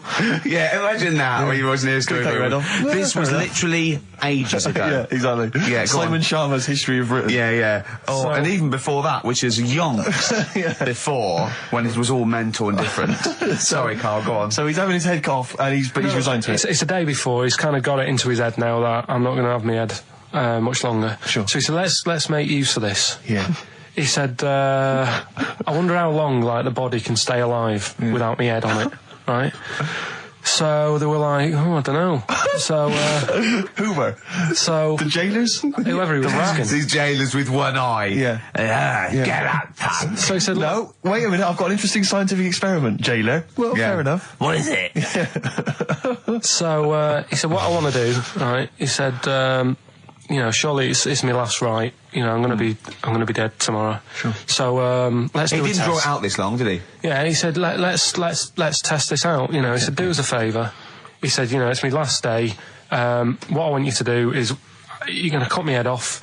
Let's put a white line on the floor Right. and see if, because there's no point asking how far he can sort of walk without an head if there isn't a line, because you don't know what to count. Do you know what I mean? If he loses his head and he's running around all over the place, you can't really count That's that. not impressive enough, yeah. So they said, let's make a white line. Sure. Yeah. Who said this? He did or they did? I think they started to join in with him and saying, well, let's make this a... Sure. You get it. Go on. So... They got Norris McWhirter down. The Guinness people. Oh. Yeah. So they said, let's get this white line, Yeah. and Dedication's all you need. we'll do this. We'll do this tomorrow. And he said, all right, then I'll see you in the morning. So we go- I'll see you in the morning. Night, sleep tight. Bye. I love the fact that Carl knows exactly what was said. Oh, that's beautiful. Yeah, he doesn't know the story Yeah. or what order it's in or when But it he knows was. exactly what or was who said. said what, but he knows the intricacies. All right then, see you in the morning. Bye, little kissy. Oh, I'm not like that. Oh, you joker. Don't let the bed bugs bite. Yeah, anyway. So he gets up. Do you want a paper tomorrow? No, I'm alright. Go on. He gets up, and they say, right, today's the day and that. And he said, well, I've got used to the idea. So here's a white line for you. I'm used to the idea. Go on. So they go, right, are you ready then? And he said, I go on. And they cut his head off, and the body walked 32 steps without a head. Wow. 32 steps. Incredible. And that's the lesson, really. Did it get as far as it walked along the white line, did it? Yeah, he stayed along the white line, did 32 steps, and then started to stumble a bit, and it just fell over. yeah. But, it was a test that your body can still keep alive for a little bit Yeah. when you've lost your head. Absolute twaddle. Absolute twaddle. What do you reckon you can do then without an head? How many steps? Nothing. There'd be muscular spasm, right? Yeah. It would twitch a bit. It would, yeah. You could not distinctly take 32 steps. The body... Well, don't... Yeah. Is the doctor still on the line? Yeah. The fellow that bought 6 parrots. Yeah. And, you could have got 32 steps. Right, so you don't Beheaded believe man that. doing a bit of line dancing. Right, you don't believe that, but something that you do believe that a cockroach can live a week without an head. It can. Slightly different kettle of fish there. Why? Wow, insect to human is what I'm thinking. Yeah, that but- difference. There's not that much difference in Well, of some course there insects. Do you know that a snake has a heart and lungs and kidneys and stuff? Go on. No, well, I'm just saying. So? You're making out as if like they're a totally different being. Species. I am making that up. I mean, call me old-fashioned. Do you know what you're talking about? I don't want you embarrassing yourself, Rick. Yeah, I am suggesting they're totally different beings. Yeah, that is. Yeah. Now, Carl, the cockroach is a very different thing. The interesting there is that it lives without its head, because a lot of it's on. There's some of them are phototropic, chemotropic. Some of them just literally have irritation and muscle memory. I mean, they do have a central nervous system, but it's very different. So if you lose the head, it bypasses a lot of that anyway. All this is running around. The reason it dies is because it can't take on water. But it's very different to a man, right, having consciousness and then losing that, and the body's still going, no, I think I remember what I was going to do here. Yeah, so I'm going call to that carefully walk along the walk white line. 32 steps along this white line. Imagine you just looking down going, oh, missed a bit. Yeah. Maybe the head was in the corner going, left, Yeah. left, left. Oh, he's now...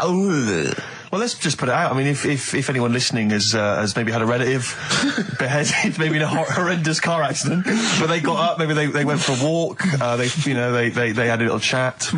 Oh dear, Carl. Get in touch. Carl, you are my favourite being.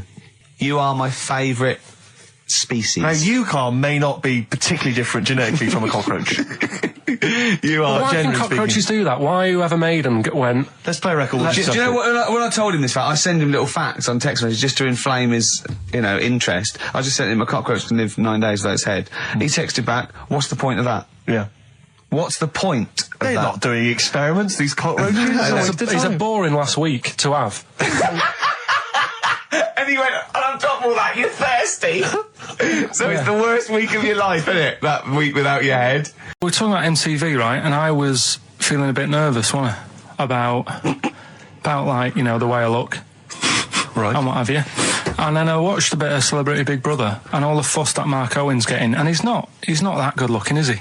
He's very. I want to be Mark Owen's mate. If anyone who knows Mark Owen or Mark Owen's listening, I want to be his mate. I think he's brilliant. I think he's a nice lad. But what I'm saying is, right, all the girls go mad over him. Yeah. And he's not that good looking, is he? Well, no, he's got to. It is in a certain way, isn't he?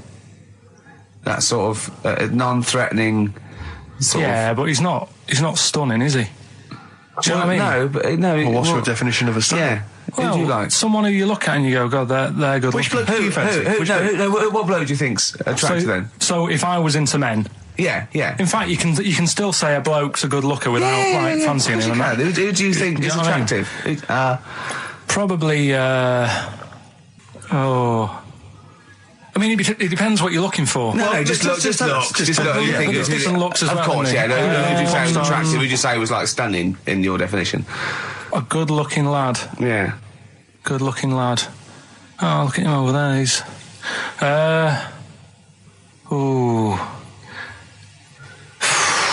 Do you find, Robbie Williams? Do you find him attractive? Boy next door. Look. No. Who do you? Carl, hurry up, because it's we've only got 2 hours. Probably.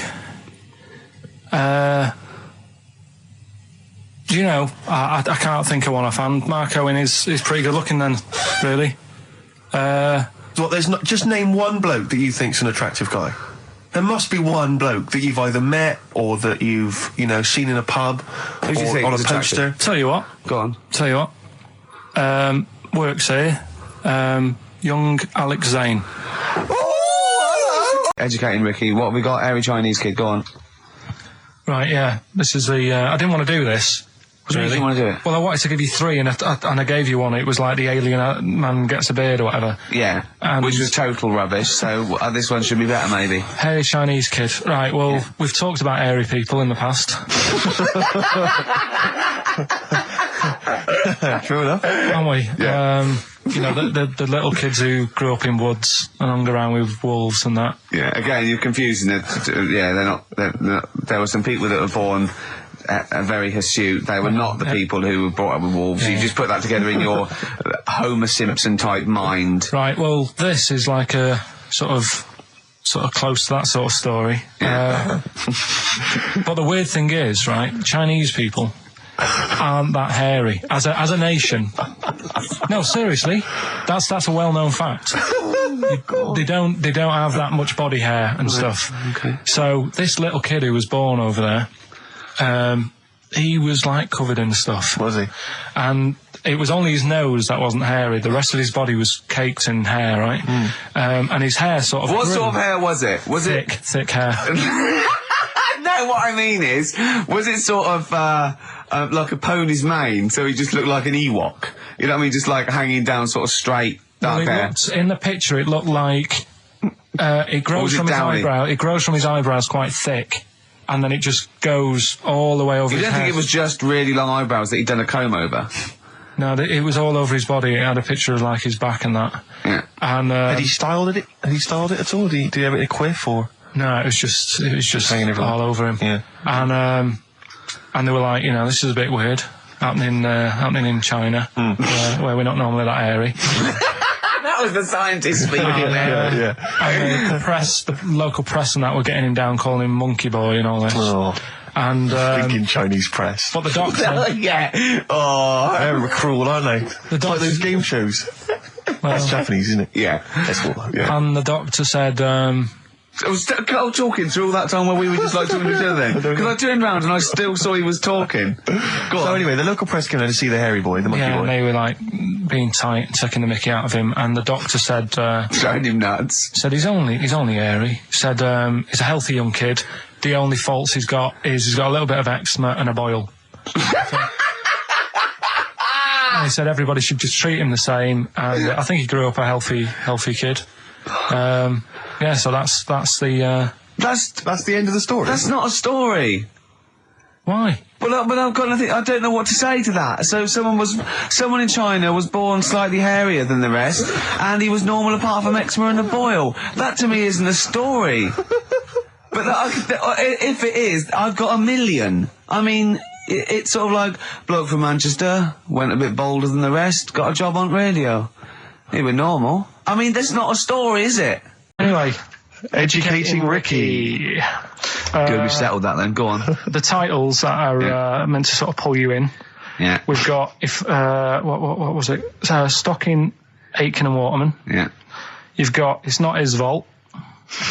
And Get a Load with This. Get a load of this. So, which pun do I pick first?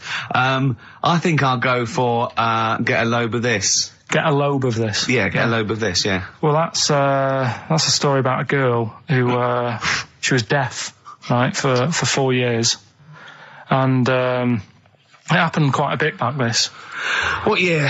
Or was it? I think it was ages ago. Was it? About quite a bit back. She was deaf for about 4 years, having an argument with her mum, it said, which I didn't quite understand, because I don't know how they do that. Yeah. But she was having an argument, and a man pushed her against the wall, and she banged her head, and her hearing came back. Okay. Was she wearing a Walkman and it fell out? And she'd realised, that's There's why. no explanation. There's no explanation. Well, why is that teaching me something Right, then? so I knew you'd say this, right? So I thought, right, I'll stick something on it. Do you know that bees are deaf? No, you can't just, no. If No. you ask someone something they don't know the answer to, they don't tell you something else. Just, I'll tell you something else then. I can't answer that, I'll tell you something else. Imagine that, if you asked a teacher. Look, how do birds fly? Wow, if you're going to do that, tallest building is, I mean, what? Well, That was the equivalent, Carl, of running away when we asked you a question. Yeah, the intellectual equivalent of going, look over there, there's a monster. Yeah. Listen, what do you mean? What she, okay, so, So her there's hearing no came back. explanation. There's no explanation. Or you don't know. well, there isn't one, is there, really? It's a bit What, weird. did, the doctors, only did thing the doctors not look into it? No, I think they just said, oh, that's good. But, so again, I don't. Where did this information go? Is that if you read this on Is the net? that Is that it? all they put on There the was net? once a deaf woman who hit her head and she And her could hearing hear. came back. It was bizarre things about being deaf. Was there And- three Yeah. was there I've sort got of- that book. Yeah, it's a good book, that. Was there three Yeah. more pages you just couldn't be bothered to read on? Yeah. No, it was just a little bit. And it Was there a said- little picture, a cartoon picture? No pictures, I just And read you're going, it. ow. Look, Ow, if you I don't can want to hear. know, if you don't want to learn, you know. Yeah. Okay.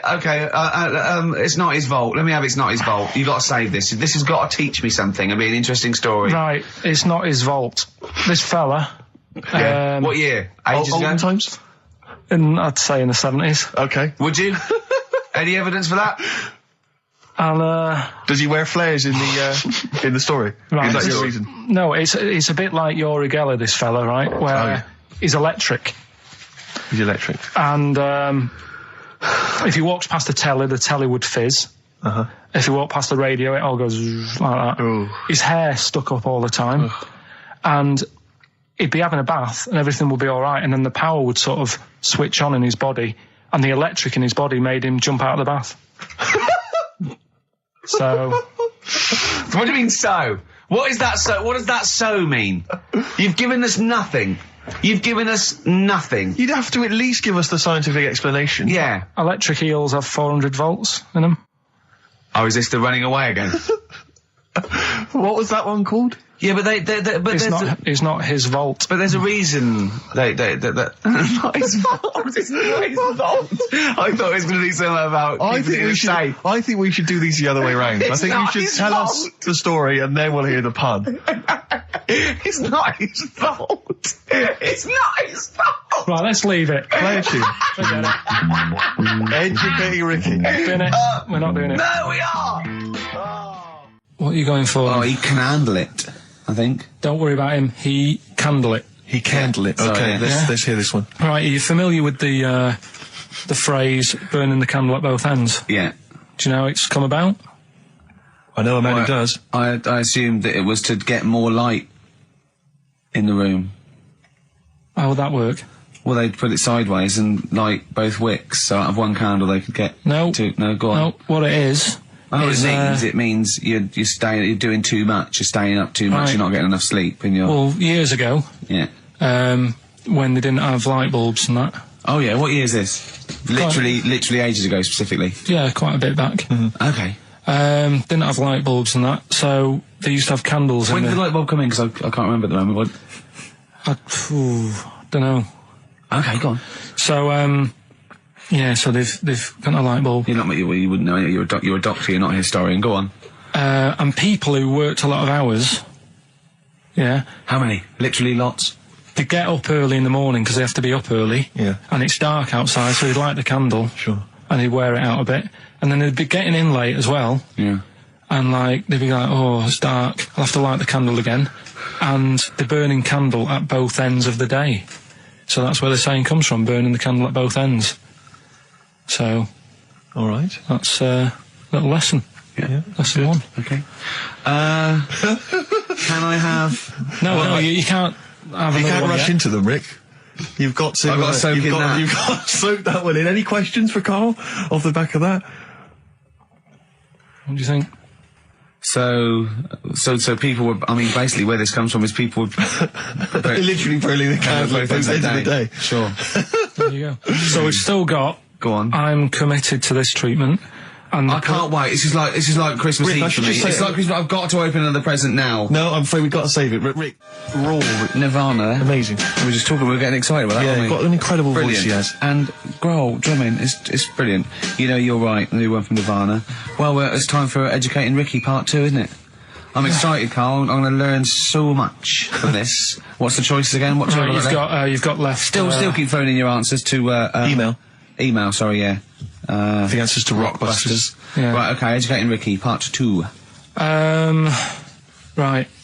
I'm committed to this treatment. Yeah. Is one. I've got to go for that one. Yeah? Yeah. Or the other one is the police are causing a bit of a stir. He still says it like it's the best thing he's ever come up with, which in a way it is. It could be.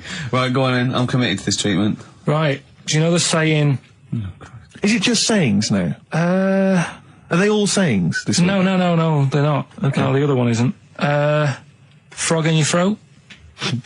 The saying, there's a frog in your throat? Yeah. I assume it's when you croak a little bit. You sound like a frog. No.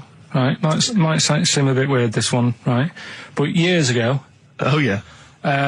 Sorry, what is that clue? Committed to this treatment? It's about frogs Kermitted.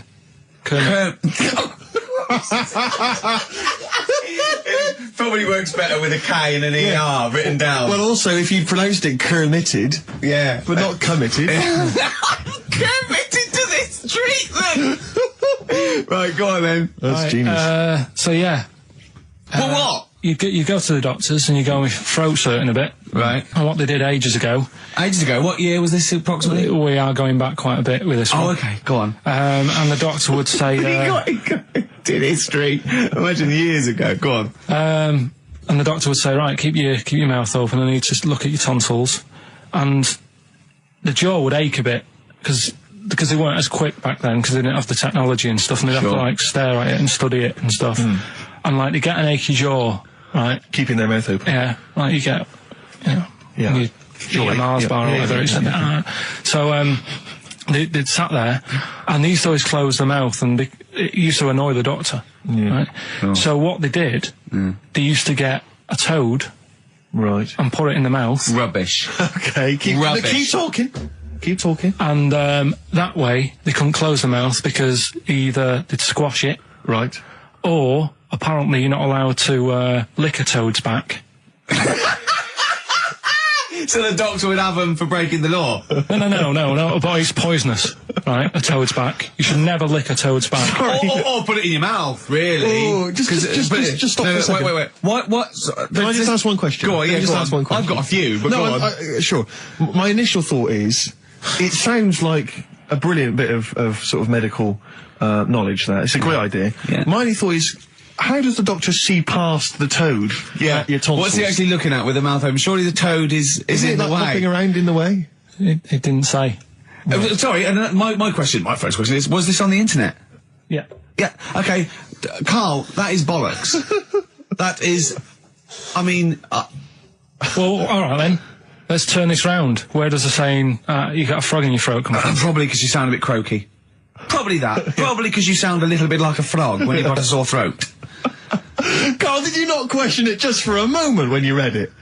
Just for a second, didn't you think that seems an odd approach? Firstly, why a frog of all the different Because species? it's poisonous. A toad. So it's a toad as well. Yeah, well, that it worked. I'm committed. Worked. No, not No, that. my point is it's frog in the throat. I was going to change it to, have you heard the news Toad Day? But I went with the frog. Oh, God! Right, so that's think rubbish. about it. So that's rubbish. Next, can I have, Let's play a tune. Let's come up with the God. last one. Can I just say? No, just play it. Just play it. Yeah? Yo, Carl. I have to thank my mate Dave, who sent me an incredible 4-disc compilation. That was one of the tunes on there. looks professional. It's amazing. incredible. The Yeah. effort Oh, is he's gone to too much commendable.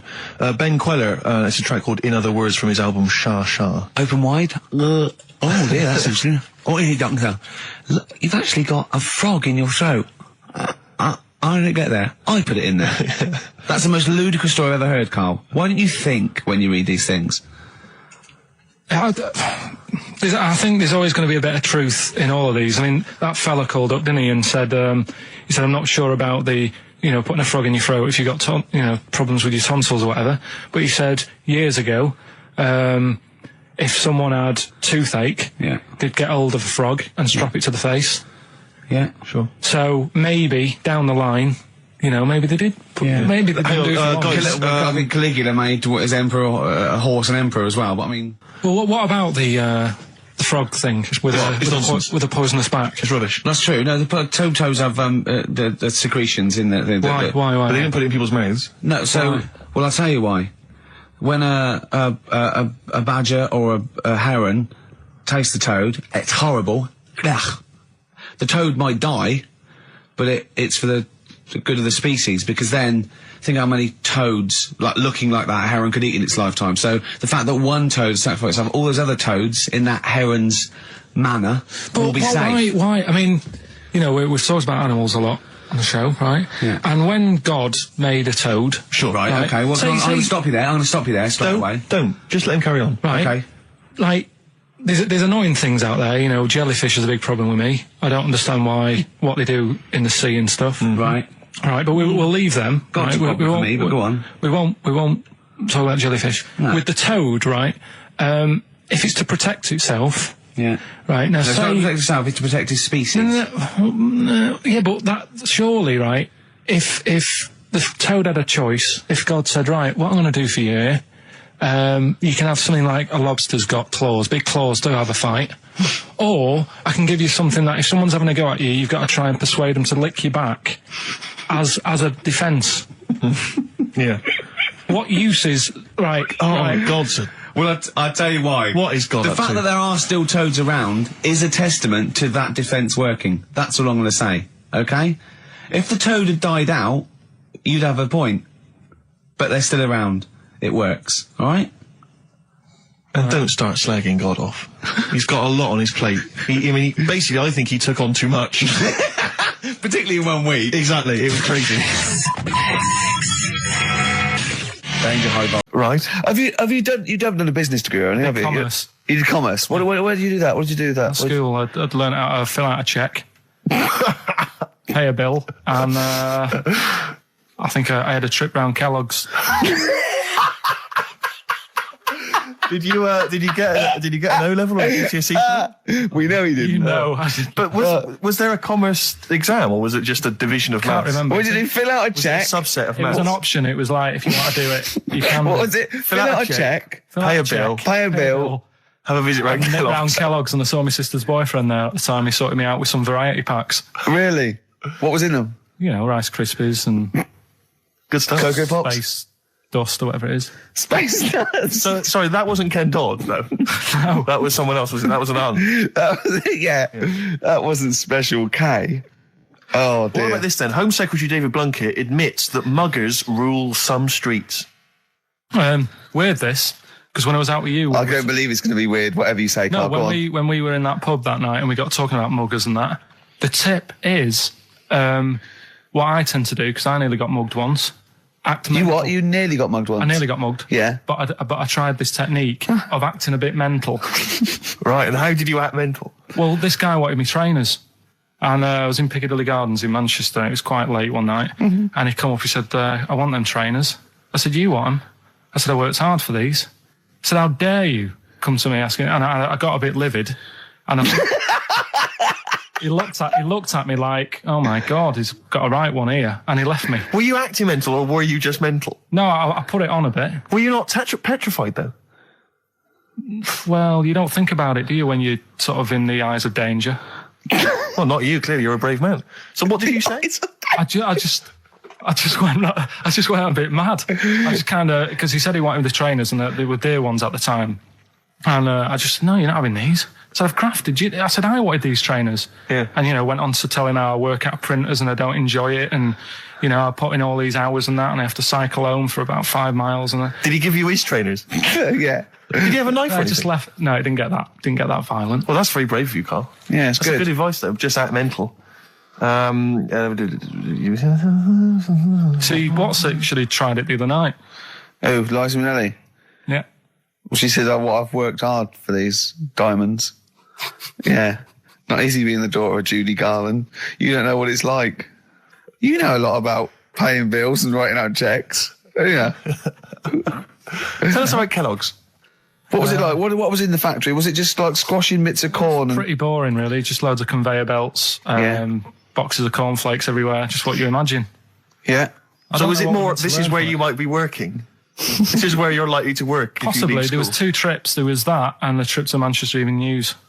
Okay. And I left that early because I had a job in Cordon Bleu. In Kellogg's. Cordon Bleu, what's that? It's like a supermarket. Yeah? And I had to leave the trip early and the teacher went mad saying they'd thought I'd got lost on the, in the building and stuff. What, you It didn't caused tell a right anyone? uproar. No, because it was like day 2 of working in this supermarket and I couldn't be late.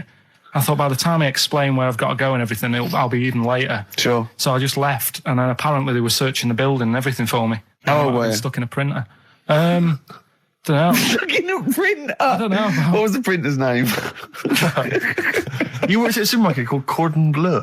Cordon Bleu. brilliant. That's great, isn't it? It's rubbish. Oh. Got sacked. You had to What'd you get sacked for? Messing about in a back in the car park round the back. Yeah. Right, there was a grid, and all the concrete had gone funny. So when it rains, you got like a big lake, Oh, yeah. right? And I got in. Do you know those big metal trolleys you get to like put all the food in while she's? Oh, yeah. And Yeah. I got in one of them and pushed myself out into this lake. Of cement. No, Of I water? got full Oh, it of was water water, 'cause it'd been right, raining. right. And I got stuck in the middle, right? And the boss was like, where's Carl? He's meant to be doing, facing up the beans. And I was like, You were stranded in a lake. So someone said, I saw him messing about out the back. He came out and saw me stuck in the middle of this lake in a trolley. And he said, get back in. I said, Would you say, no, I'm filming sharks? I said, it's too deep. I can't get out. You'll have to pass me something. And he said, I'm not passing you nothing. He said, you can get out of there and walk through it. I said, I'm not. I've got my trainers on, probably the same ones. Yeah, you've risked actually. your life for them. Yeah. I said, I'm not getting these wet. He said, what are you going to do? I said, I'm going to wait for the water to go down the grid. He said, the grid's blocked. Now get out or you're sacked. I said, well, I'm not getting out. He said, right. And it's about a monkey who became king. No. So we've No? Have you got monkey news this week? got a little bit of monkey news coming up. What does he do? Drive to Spain, rob a bank, or get married? No, we're done all them, haven't we? We have done all them. Yeah, It's but you know no, what- it's a good one. It's a good one. And in fact, it's a bit related to what we've been talking about in a Oh, way. God. Isn't that brilliant? Van Dando, All My Life. Beautiful. On XFM 104.9. Well, it's nearly it. It's the big one. It's what people tune in for. They probably tune in about 10 to these days. For Monkey News.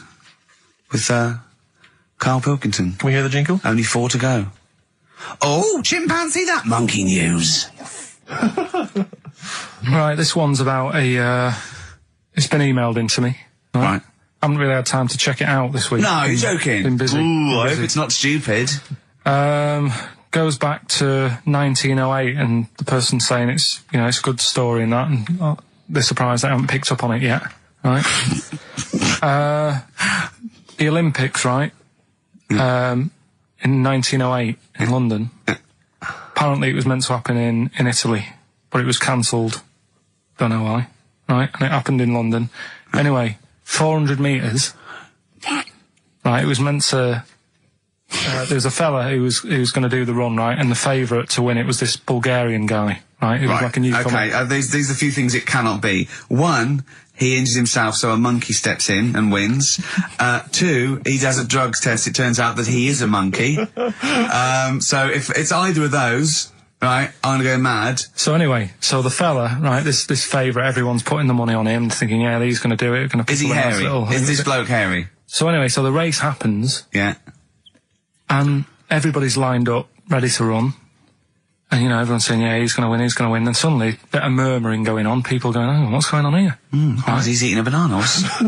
And there's a fella in the lane next to him. Yeah. Right, he's going up, who's that? He doesn't look familiar. Oh, Christ, Carl. Right, doesn't look familiar. Who's he? Weird. What's going on? What's going on? Yeah, what is it? Or who is it? I mean, I'm not, what is it? So they go in. So they say, well, he might not be that any good. Do you know what I mean? He might not be good. He might. It's just a bit short, isn't he? He's only 3'6", and he's hunched over on his knuckles. So, I didn't realise it was fancy dress. Yeah. So I don't think he's gonna be any good. No. So the race starts. Oh, he's put his finger up his arse. That's weird for runners to do that before a race. It's weird, isn't it? Yeah. Race starts. Yeah. The fella that no one recognises wins it. People go, what's gone on here? Yeah, sure. Do you know what I mean? We had our money on the favourite. What's gone on? Who is this guy? Yeah. Anyway, he stood up there, right? He's looking well happy. Yeah. He's lifting the trophy and everything. Right. Long arms. That trophy's higher than... So anyway... He's only 3 foot, but the trophy's 9 foot in the air with those long arms. I'm suspicious. Go on. They had the picture in the paper the next day. Sure. And everyone's going, yeah, he was fast and everything, but... quite hairy for a run. Oh, I'll tell you what. Come on. Quite hairy for a run. Because normally they shave themselves, don't they, to make them faster. And how did he manage it? It's really hairy and that. So anyway, he wins the stuff. He walks away with a cup. The people who are in charge of the running, or like the Olympic Committee, look further into it. Turns out it was a chimp. Right, keep talking. No, don't keep talking. Shut up. This is Monkey News. If you can't handle the news... It's news from 1909 and I haven't heard about a chimp winning the Olympics. Be quiet. What happened there then? 400 metres, right? Now the thing is... talk shit. The only thing was, Ricky. it took so long for the Olympic Committee, right, to find out that it was a monkey.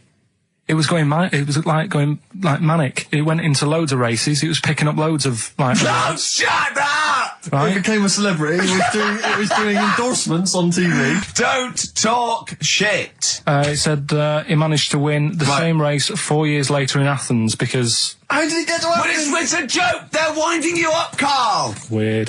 It's not weird. Right. I do not believe it. Well, that's okay. There's only 3 of them to go then. Right, because we're probably all leaving in 4 weeks' time, and that's the end, I've got to get onto a sort of mainstream radio station, because I don't think there's any other sort of tin pot place like this, is there? No. So I'm going to clear up my act a little bit. I've got an album from the Capital Radio Library, and it's the best punk album in the world ever. So if Cap's listening, I'm just going to show that I can do a mainstream... I'm going to play a classic song and I'm going to announce it right and everything. So if you get a job on a decent station, you'll take me with you, will you? We're a pair. Brilliant. So, okay, here we go, right. If anyone's listening, just to show that I can do mainstream radio, okay? Well, that's all. Okay, I'm just... Well, you're getting nervous. Okay. Come on. Shall I get a monkey and do it? It's alright. Okay. Well, that's about all there is time for today. You've been listening to Ricky Gervais with me, Stephen Merchant. Across the way, K-Man Pilkers. We're going all the way back now, a classic song from the late 1970s, and this is Devo with Mongoloid. Monkey news, I Monkey trust. news is safe, isn't it? That's a monkey news, that goes without I saying. told a bit of monkey news. I did a photo shoot at the zoo this week, and one of the people in Trying to make charge. yourself look good. yeah. They told me that they used to have an orangutan, right? But it escaped. It worked out. It lifted up a drain, got out the drains, and got out up into the zoo. It actually did a Coldix type escape, right? And Carl goes, "What happened?" I said, "Well, they sort of like they surrounded it and sort of got it back in." He went, "That's no good, though." I mean, it's not monkey news unless it steals a car and goes to Spain. Exactly, yeah, or opens a small I mean, that's bistro. real. That actually happened. Yeah. But it's not real unless it, takes a gun, gets mistaken from a president, and, Runs the country for 3 years. Monkeys, Pleasant Valley Sunday, brilliant. XFM 104.9, Karl Pilkington. This show is monkey heavy, isn't it? It is monkey heavy. Carl, if you were president, would you sort of make it compulsory to maybe have a little monkey? Everyone has a little monkey of their own? Little chimps out and out, old age pensioners? It's not a bad little, it's funny, because there was, a story the other day, when I was looking for monkey news.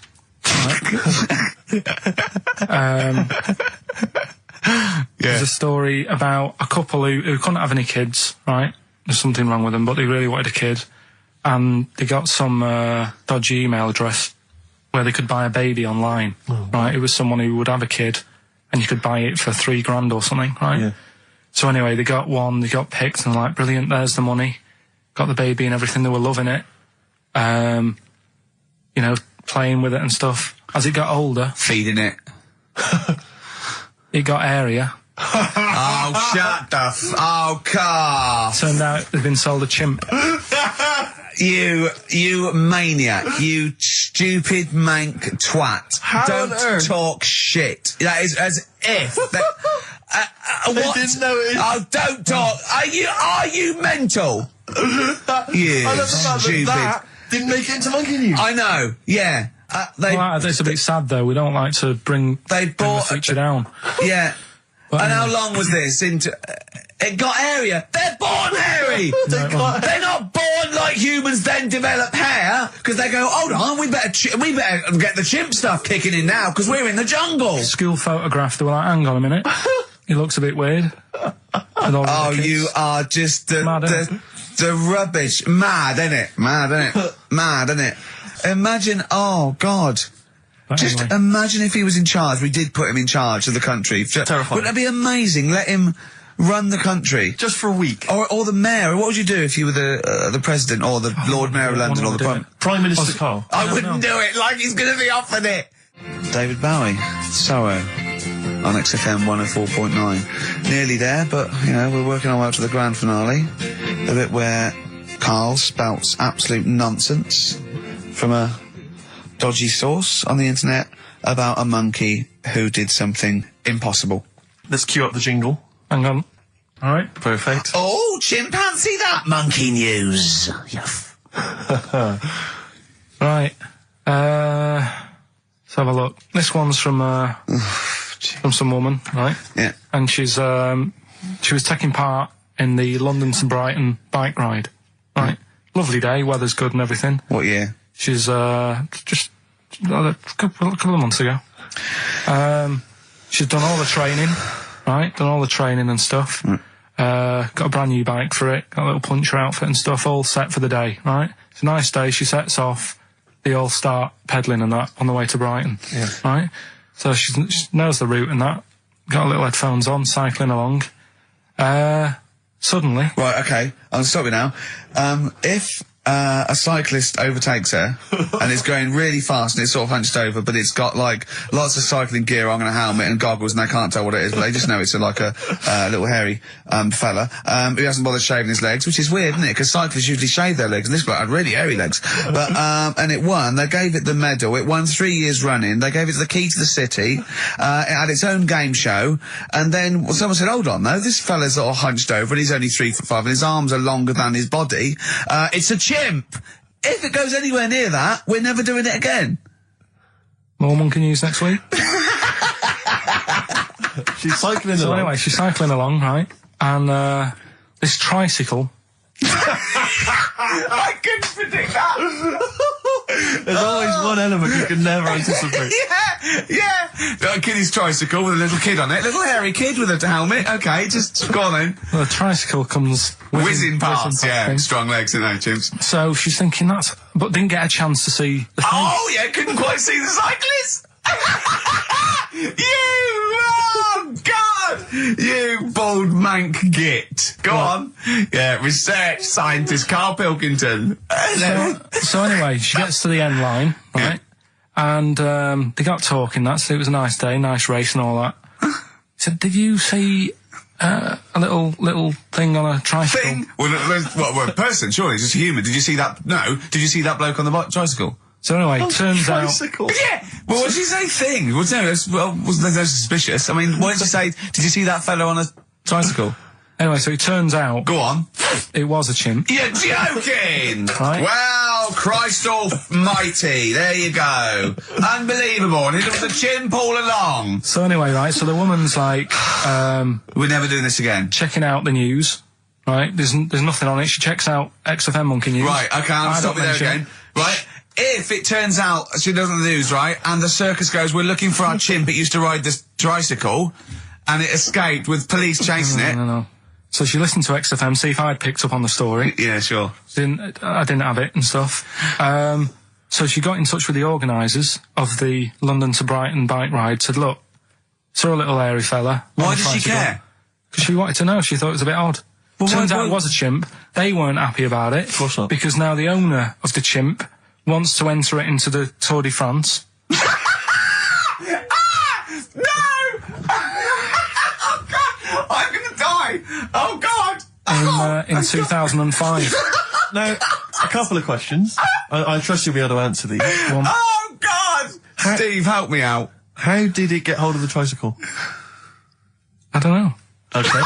Okay, no, that's fine. That's not an important point. Look, that's important. How What's the did matter it- with you, Steve? He doesn't know that. How did it know to... well, firstly, how did it know which way to cycle? But more importantly, how did it know there was a major bike ride on that? He's following the crowd, No, Steve. no. What's the matter with you? The owner of it had trained it and stuff. No, he hadn't. It had already done the run beforehand, before the big day. No, it hadn't. Like I say, it wants to do the Tour de France in 2005. No, it doesn't. But there's something about animal rights. If they don't let it enter, they can kick up a bit of a fuss. No! The animal rights is that it's cruel to make a chimp ride a bicycle. Not if it that wants it's to. prejudice that it'll go, is it because I is hairy? You idiot! Right? So, Wow, that is the worst. That is the worst one yet. Absolute twaddle. Absolute rubbish, Karl. Have you got a tricycle? Unbelievable. If we didn't allow a chimp to enter, the Tour de France, what do you think we'd do? who's going to stop it? Do you know what I mean? Who's going to stop that? I mean, you're asking me if I'd be president, what would I do? Yeah. That wouldn't be high up on the list to sort out. I'd say let the kid have a go. Do you know what I mean? Let him have a go in the race. What harm is it doing? Not a kid, though, he's a chimp. Well, do you know what I mean? Can I also just remind you of something else we've learned today? Go on. This is from the listeners. The big moment here. We've had Rockbusters. We're going to have Karl's film quiz thing, isn't it? Yeah, it's a film quiz thing. I've done Planet of the Apes, right? Because one of the things we did in Lanzarote went on this tour with sort of 3 northern blokes, and they didn't really know what they were talking about. Joking. You're joking. What? Northerners not knowing what they're talking about. You're having a laugh. No, they'd obviously sort of not had much luck here, right? And thought, let's go over to Lanzarote, buy some vans, right? Get people in it. We'll do a tour of the island. And whenever someone asks the question like, what year did the volcano happen? They go, oh, we'll take you to the visitor centres. You can read about it there. So they never actually answered anything, right? So they were useless. But one of the things that they told us was that Planet of the Apes was filmed in Lanzarote. Right, okay. Right? That makes sense. A bit of it. Well, does it? Does it make sense? Well, what do you All right, mean? well, maybe does it was, maybe it wasn't. Okay, anyway. No. I mean, if they wanted to show sort of an Aaron, sort of barren, sort of post-apocalyptic sort of subject, choose where you went on holiday. Yeah. Obviously. Yeah, but when we were there, he took us to this sort of beach, and I said, "Is this where they did it?" And he was like, "Yeah." I said, "What? Right there, yeah." And I watched it, and I couldn't see where I was. Yeah, you know that if you watch a film from 1968 and you've been to the same place, you're not going to feature. You're not going to see you in the back walking along the beach. It's a new one, new Planet of the Apes. Oh, the recent Planet of the Apes. Yeah, that's what they said. Yeah. Right. Right. So I thought I'd sort of. Now that sounds a little bit more far-fetched. I'd have thought that was probably a lot in Hollywood. Yeah. Well, anyway, is this the current Planet of the Apes or the old one you've done? Current Planet of the Apes. This is the recent one. All right. There'll be a question at the end of it, so listen on that. Is this entertaining to anyone, this? I mean, just take the last 4 minutes of conversation. But seriously, Rick, who cares? I don't. Do you? No. I don't. DVD's selling well. Exactly, what do I care? Right, come on then. All right. So Planet of the Apes. Question at the end of it. Listen and win some stuff. All right. Hey, where am I? What is this place? Hang on a minute, I'll have a look. According to the Lanzarote guide, we've been dropped off at the volcano bit. Apparently there's 36 volcanoes here to be seen. I hope you don't mind my saying, but this is a waste of time. I know what you mean. Don't know why they need 36 volcanoes. Just keep one. Fill the rest in. Like a car park or something. Excuse me, guide. What's why's the bus dropped us off here? What's so special about this place? Well, according to our holy writings, that is where creation began, where the Almighty breathed life in the time before time. Wow, it's amazing that, isn't it? All this has been stood here for years and years. What about the coffee shop there? Is that old, is it? Well, nothing. You're out to rip us off. I raised about £4 for a coffee there. Always ripping people off. That's what annoys me with these trips. You get us in the middle of nowhere, we die in a thirst. I'm not able to do without. The reason I've come here, I believe this is where they did Planet of the Apes, innit? Love monkeys. Especially the ones in Planet of the Apes, because they talk and that. Talking monkeys can't exist. Joking, aren't you? Of course they can. Getting up to all sorts of stuff. I read about a monkey the other day who worked on the railway. Right? There was another one about a chimp that did a bank job and went off to Spain to sort of... Shut up! Oh, yeah. What is that? Little monkey fella. It's come from that little coffee shop. It's been serving coffee. Now that is worth paying £4 for. No, you're teasing him. I'm not teasing it. It's working, isn't it? It's serving the... We want some coffee. Get us some coffee. I've heard about this. You can buy coffee that's been sort of hand-picked by monkeys. It's like Coffee Mate, except it's more sort of coffee primate. Yeah? Hello, little fella. We want coffee. What do you mean, we? You're going to have a coffee, aren't you? What else are you going to do? Go and look at another 35 volcanoes? I'm staying here. I'm having a monkey coffee. It's brilliant. You find this amusing? Jesus, it's a talking monkey. All right, mate. Have a couple of coffees. Don't start now. We're off duty. I'm starving. What do you mean you're off duty? Have you bananas later? Just get us a couple of...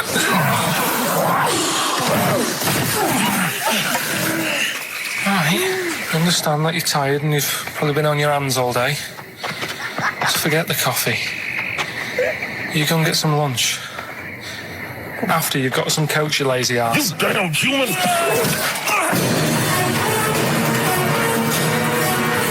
Powerful. Lovely. Excellent. So, what's the question?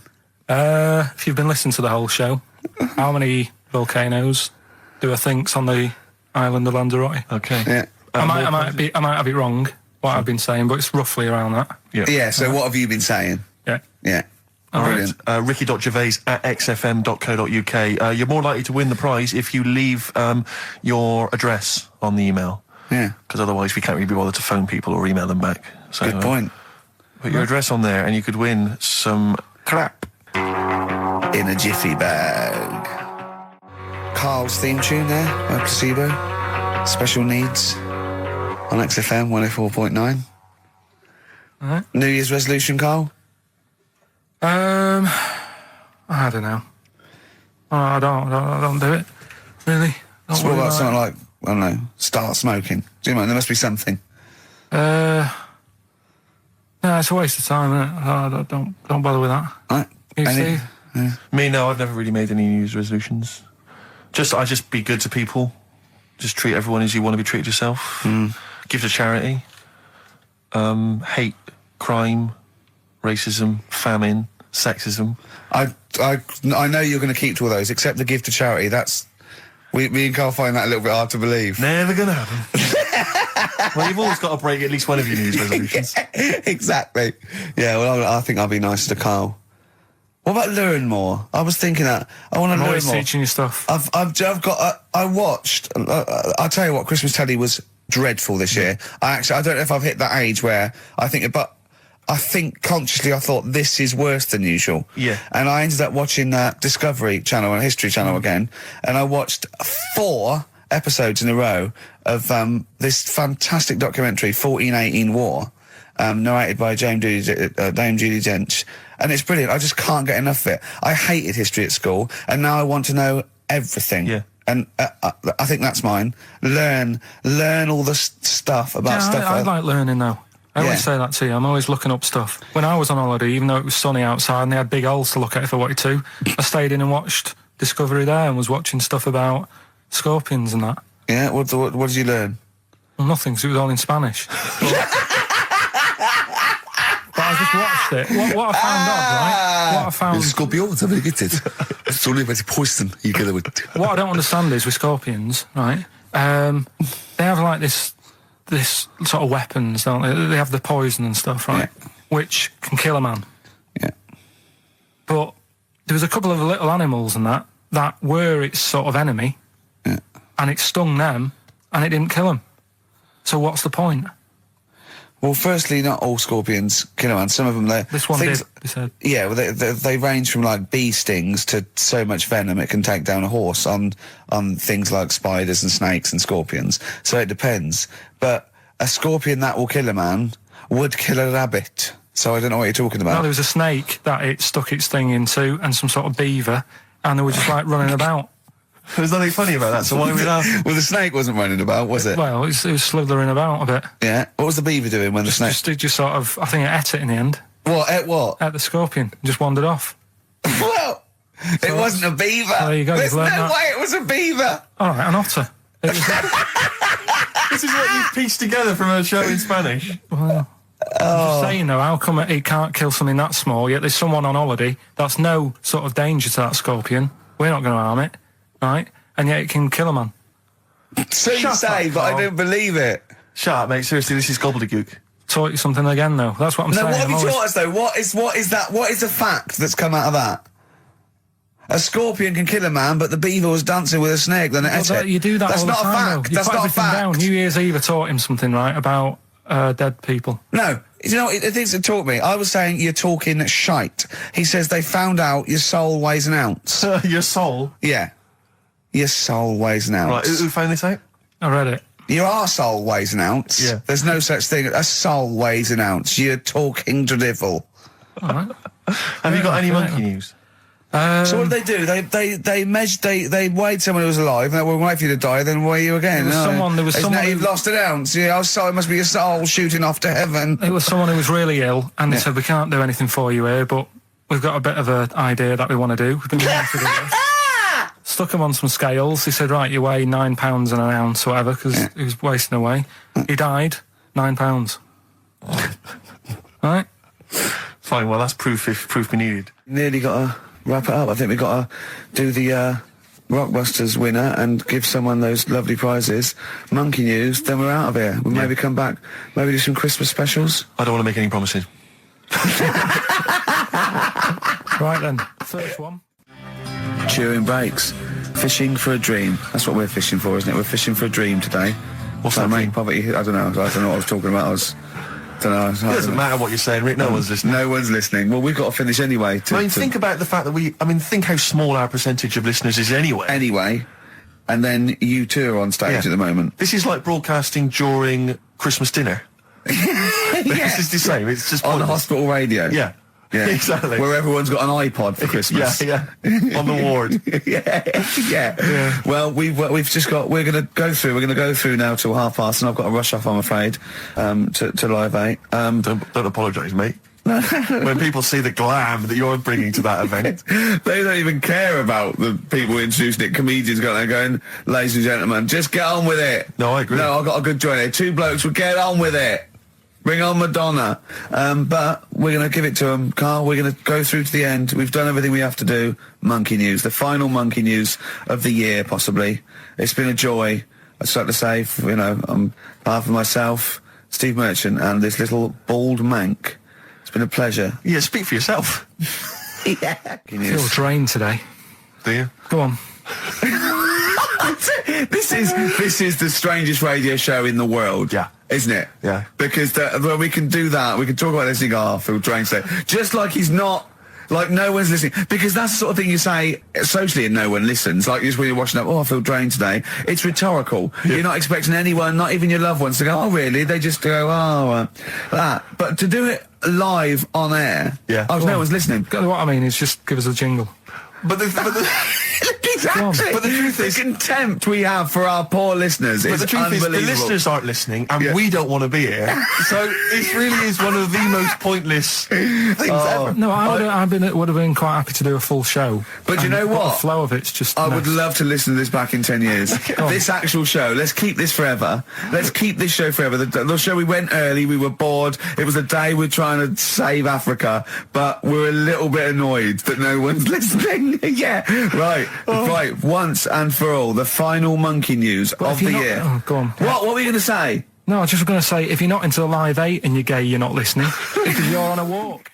Game went on for hours, right? No one's listening. The terrible thing is that not even we're listening to Carl now. I know.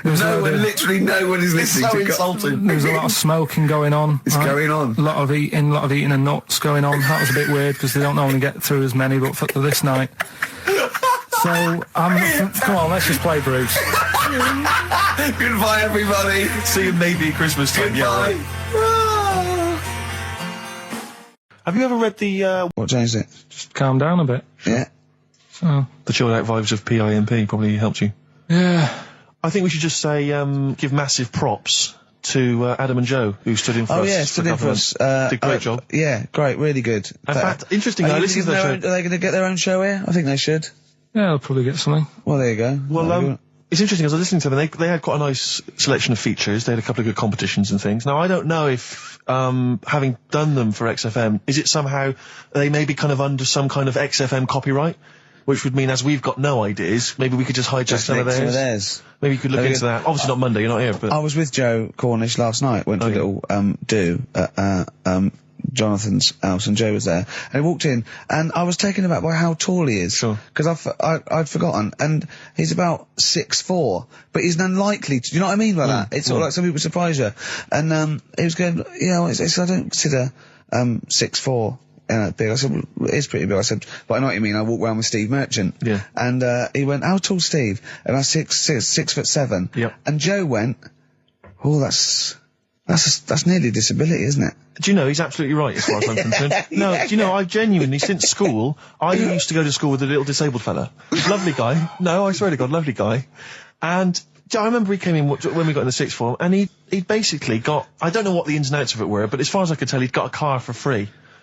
A specially converted car. Yeah. You know, because he was disabled. And he was same as Carl. Me. I need this, I need that. But it seemed to me that I was thinking, well, why can I not get something similar? Because there are some cars I can't fit in, because I'm too tall. I genuinely cannot drive the smaller cars, the cheaper cars. I'm obliged to buy a more expensive, larger car, because I can't fit in the tiny one. That's like saying you've got to pay more for your shoes because there's more leather, which is true. Which is absolutely true. It's a nightmare getting shoes. But fat people have to pay more. Do you know what? It's a nightmare getting chairs, comfy chairs that I can sit in the home. I sit in a chair for very long, my back's killing me.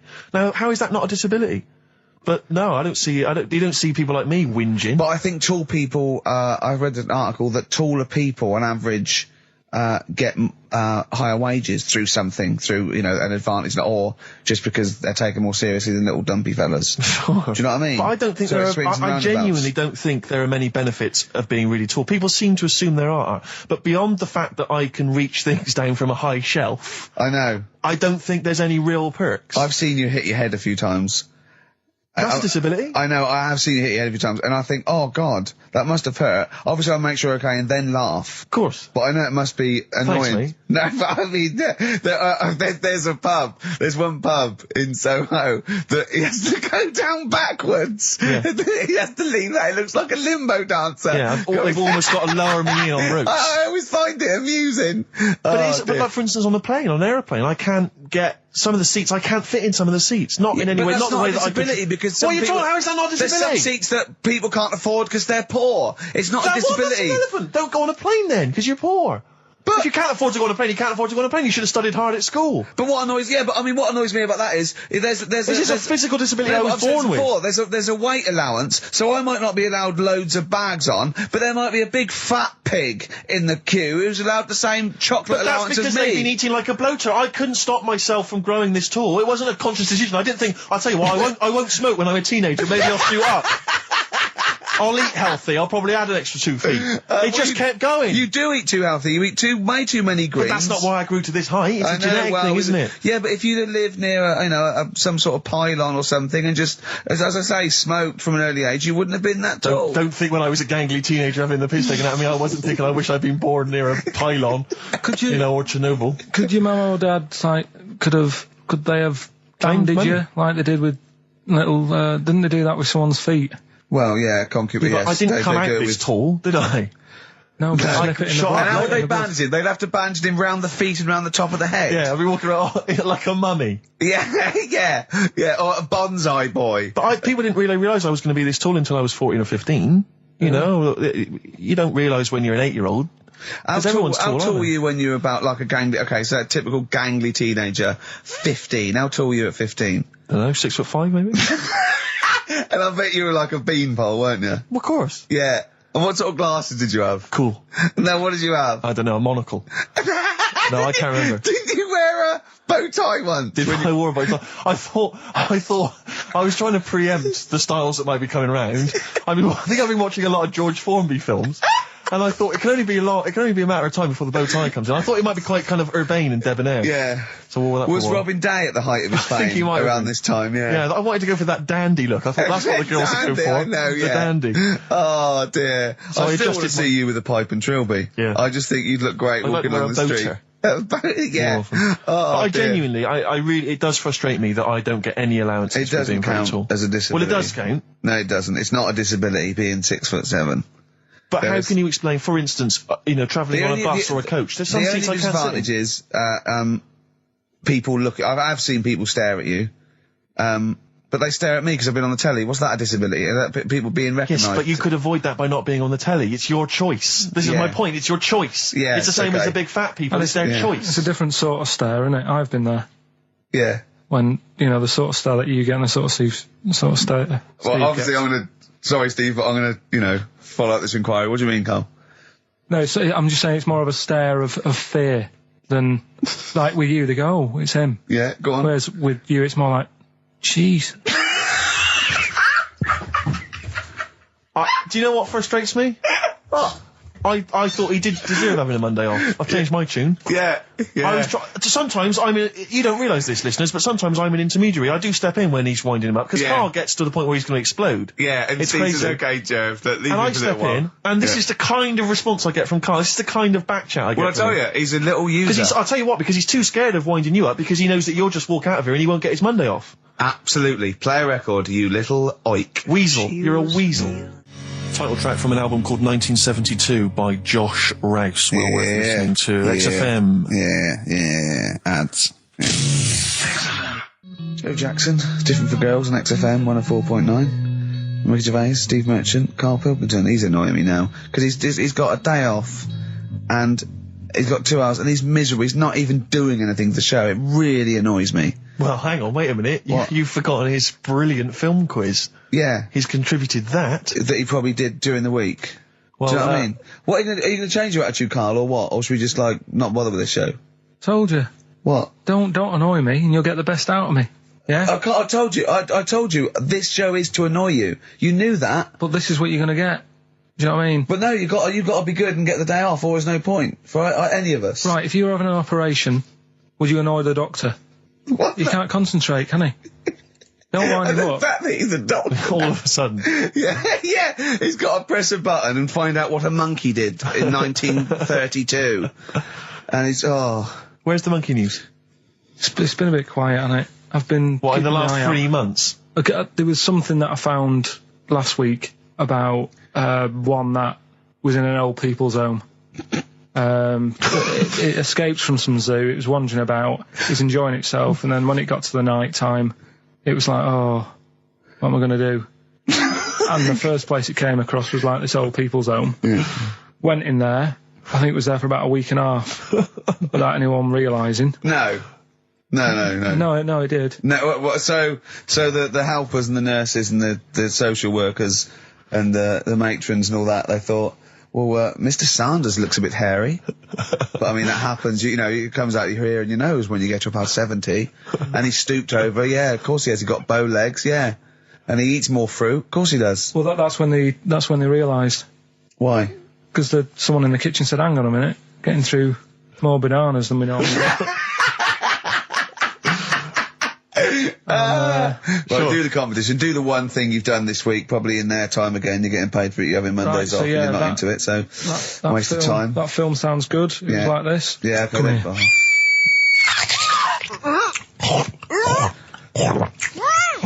I'm well happy now I've had that. Oh, yeah. Right. So that's a bit of a cryptic clue. Yeah. Someone eating this woman. Yeah. And it says a young mother says her partner has dumped her to become a vampire. Rebecca Roberts from Somerset says Matthew Barrett fell for a blood-worshipping woman in a US cult. The 23-year-old mother says he began shaving all his body hair, dressed in black, and used Rebecca's lipstick to redden his eyes. Rebecca caught him performing weird blood rituals in front of his computer at night, cutting himself to prove commitment. She said, I thought it was just a hobby. Everyone's got a right to one. I was pleased he'd found an interest. Brilliant. This is apparently from The Sun. Apparently he's left. He's gone to America. He's living in this Ohio-based cult. But it's the last bit where she's been asked whether or not, if he came back, would she take him back? Sure. And this is where I wonder if the journalist, you know how journalists are supposed to just report the news, be objective. Yeah. I wonder if maybe the journalist here has maybe had some interference. Made the quote better for them than go on. Because it says, I never thought this would take over his life. Now, if he came back, I'd say fangs, but no fangs. Oh dear! I can't believe. Imagine you're the woman, Rick. Okay. And I've come round. You're the to you. journalist. I'm the journalist, and I've come in and I've said, okay, I read about this. All I have to do is not say that thing. You've come. I understand you're obviously quite upset. Your husband's gone gutted. off. If he came back, would you take him back? Definitely not. Right. Really, what would you say to him then if he came just back? get lost. Right, but I'm really pissed off with you. Would you perhaps say something a bit more pithy? Not in this situation, no. You're upset? He cuts himself, he drinks blood, he's left me. Sod off. I'm not interested, mate. Because I tell you what. Go on. I mean, I like what you said there, but I wonder if we could condense that a bit more. If he came back, would you say... Go away. Would you say something? Would you ever say something like, thanks, but no thanks? No, because it makes it flippant, because I'm really angry. I know you're annoyed. And I'm upset, so I wouldn't say... I certainly wouldn't say thanks. I might say no thanks. But what if you sort of said it like aggressively, like you were giving him the finger, thanks, but no thanks? Like you didn't really mean sort it. of sarcastically? Sarcastically, would you possibly say I that? might say thanks, but no thanks, and that'll be it. And that's and I'd leave it there. I'd never change that. Sure. I'd never change those words. Can I ask you a question? Go on. Do you like puns? Hate them. Right. I don't like Countdown. I don't like QI. I don't like any of those posh Cambridge, Oxford types. I hate puns. If you had to say thanks but no thanks in the form of a pun, what would you maybe say? I wouldn't. I never would. Right. I'd say thanks but no thanks. I would. I mean, I feel embarrassed that I'd even say that because I don't think I would even say thanks but no thanks. Okay. But if I did go that far, I'd leave it there. Sure. So, have you ever noticed, as I have, the similarity between the word thanks and fangs? Not really. It's very similar. Not Fangs, really. fangs, F-T-H, there's a K. Fangs very much. G, it's A and S. Well, the A, the N and the S, but that's about it. Would you agree it sounds marginally similar? Yeah, Is it possible you might one day say fangs but no fangs? I wouldn't know. Right. I could put that though, could I? But don't say I said it. Right. I mean, yeah. Fangs but no fangs. Yeah. This is the thing. Just, if you ever read an article in The Sun, The Mirror, anything, do not believe it. Really seriously question and query it, because... If it ends with fangs, no fangs. If it ends with a pun... Rick, can I just explain some of the prizes we got here for Rockbusters? Because I just want you to try and picture, if you would, the kind of XFM listener who'd particularly want this collection of gifts. You've got the best chill out album ever. This is the one, as I said before, that's largely made up of songs you may have heard in adverts. Sure. So you've got the Volvo advert on there. Yeah. You've got the T-Mobile TV advert. T-Mobile. Brilliant. That's on there. So that's Roy Cobb. So look forward to that. Yeah, again, just imagine which XFM listener is particularly looking forward to Top of the Morning with Terry Wogan, his 2-disc set there. You got, it starts with, we've got the Bangles on there, we've got Billy Joel, River of Dreams, Shine On by Mr. Christopher. So just look forward to that. Oh dear. We got the Only Fools and Horses last year's Christmas special. We gave one of those away last week, but still more to shift. Do I spy a little free Yes, there's car? a little free three-wheel trotter independent trading three-wheel car, so that's there as well. So as I say, if you like fairly mediocre comedy, little Jonathan Ross's face there on the back, and maybe you also want Jerry Halliwell's Body Yoga DVD, Rick. So sure, that is that's good quality. And then just a few token XFM kind of things. We've got the Manic Street Preachers DVD and the U2 Best Of. And tell me, Steve, how do the lucky listeners win these? Rick, I'm glad you've asked. What they do is they email in with the answers to Rockbusters, which is a quiz. Hold on, how do they email if we don't know the email address? Rick, again, thanks for asking. Thanks for flagging that up. Ricky.gervais at xfm.co.uk. That'll be coming up shortly. Try and get into the mindset of Karl Pilkington. A lot of people have been trying to email in answers, trying to think through kind of logically, or maybe based on the rules that they've picked up over the years. Or when he says it in a cryptic clue, they believed him. Exactly. Yeah. So you've just got to think more like a mentalist to try and get win. First of all, right, the prizes that I source every week. Explain yourself. What I said to you we're doing between now and Christmas, because it's just a few weeks till Christmas. Right. I thought I'd make up sort of family packs. Okay. That the winner can have something. Say like there's a nice U2 album in there, right? So the winner might want to keep that, but they can get rid of the Jerry yoga thing. They can give Only Fools and Nurses to Uncle. To the dad. To the dad, yeah. I think the mum would love the Terry Wogan. Yeah. The yoga for your sister. Right. Yeah. And all that. So that's what you thought through, was it? Or was it that there was a load of junk in the office? Or did you scoop them up with 2 arms and it's as much as you could carry down the corridor? Yeah. A little bit of that. But that's me workings on why you've got all that. Okay. Brilliant. That's excellent. That makes a lot of sense, yeah. That's coming up. Okay, so if you haven't heard it before, I'll give you some initials. It's like initials of an artist or of a band. It's Blockbusters. And a cryptic clue to who the band is. There's 2 easy ones, 1 difficult one. First one is That'll Never Get Off the Ground. Right. Yeah. That'll Never Get Off the Ground? That'll Never Get Off the Ground is the clue. Not LZ. The initials are LZ. You are joking. 2 easy ones. Right. Yeah. Okay. Right, and then you've got that woman's got her husband's gloves and a pair of her own. Right? Say it again. That woman has got a pair of her husband's gloves and she's got a pair of her own. That's HH. Right? Bit of a difficult one. And then the last one, you'll get a right load of bacon off them. Right? You'll get what? A right load of bacon off them. That's L. L. Yeah, so once you'll again, get a very right quickly, load of bacon off of them. You'll get a right load of bacon off them. So first one, That'll Never Get Off the Ground, LZ. That woman has got her husband's gloves and she's got a pair of her own. That's HH. Brilliant. And you'll get a right load of bacon off them. That's L. And it's an email only competition. Email only. Ricky.gervais@xfm.co.uk, and we pick a winner before the end. So and you can win that Wicker Man. The weather. Best of the weather. The best of the weather. That would be amazing. The best of the weather. As a compilation, Channel 4. Exactly. Winds light to variable. I love 1976 Remember this weather. One from August 1979. Warm, isn't it? Oh, this is warm, isn't it? Oh, the best of the weather. You forgot to read your mum's clues out, didn't you? Yeah, these are just for fun only. This is Carl's mum. She listened one week and now she sends him a little example of Rockbusters every week. She's got what did she send? This group would go well with your Christmas dinner. Cranberries? Yeah. They make a few good cupboards. They make a few good cupboards. Yeah. Carpenters. I was thinking of EMF.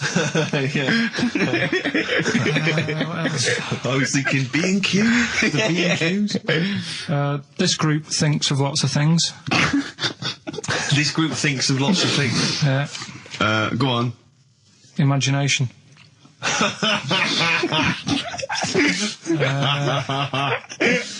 think they're the best ones. Yeah, they're the best ones. Obviously, we want the worst ones then.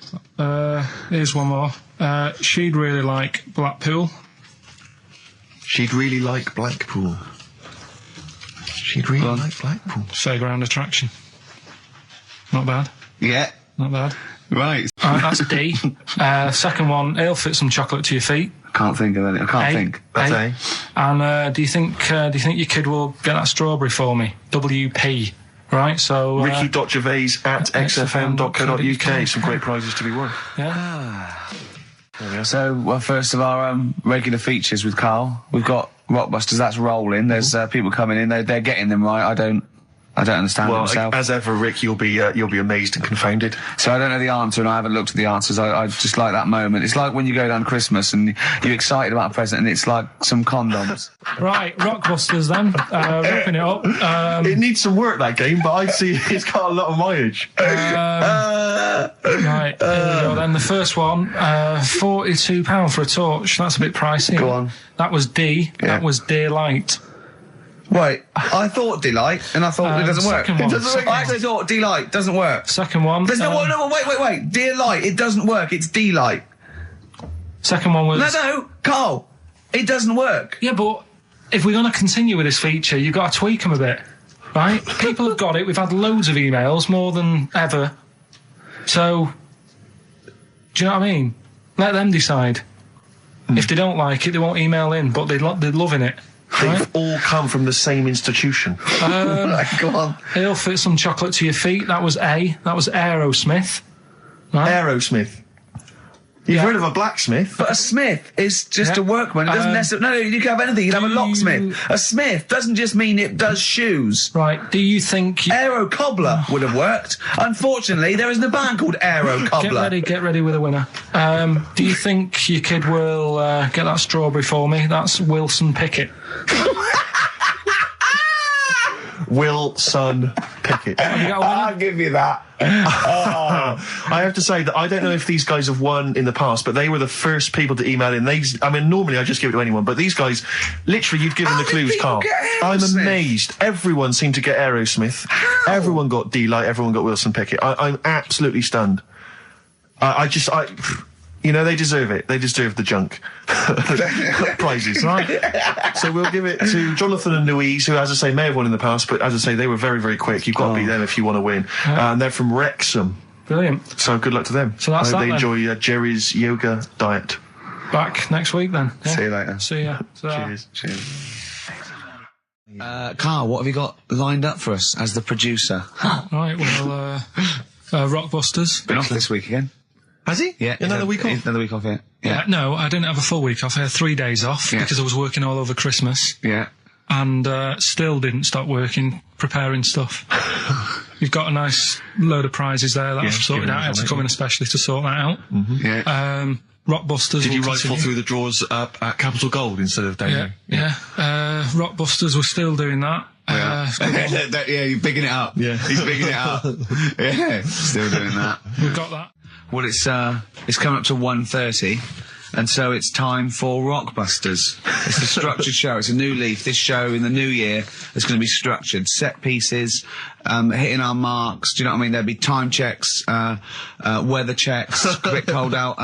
If you're driving, careful on that. So do the prizes. Check for traffic, if it's bad. Yeah. Okay, well, again, an arbitrary selection of goodies. What are those politicians doing? Was that XFM News? Yeah. Right, what have we got? So we've got, for those that are a fan of the movie Donnie Darko, which a lot of people rave about this year, a sort of weird teenage movie, then there's a sort of sweatshirt there. It is actually quite nice. It's not bad at all. It's medium, so if you're a bit of a bloater, don't bother to apply unless you've got a friend already.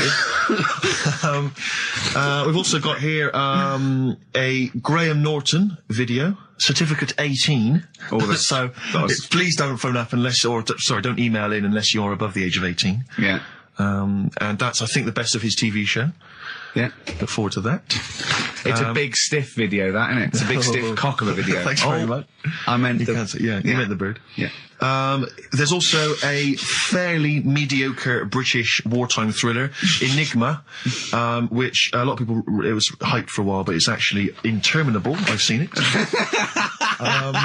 The first series here of The Kumars at number 42 on DVD. I think that's award-winning, so that's available as well. We've got 2 CDs by the look of it. We've got Pulp's Greatest Hits, which I don't think sold very well, and so presumably they are giving that away.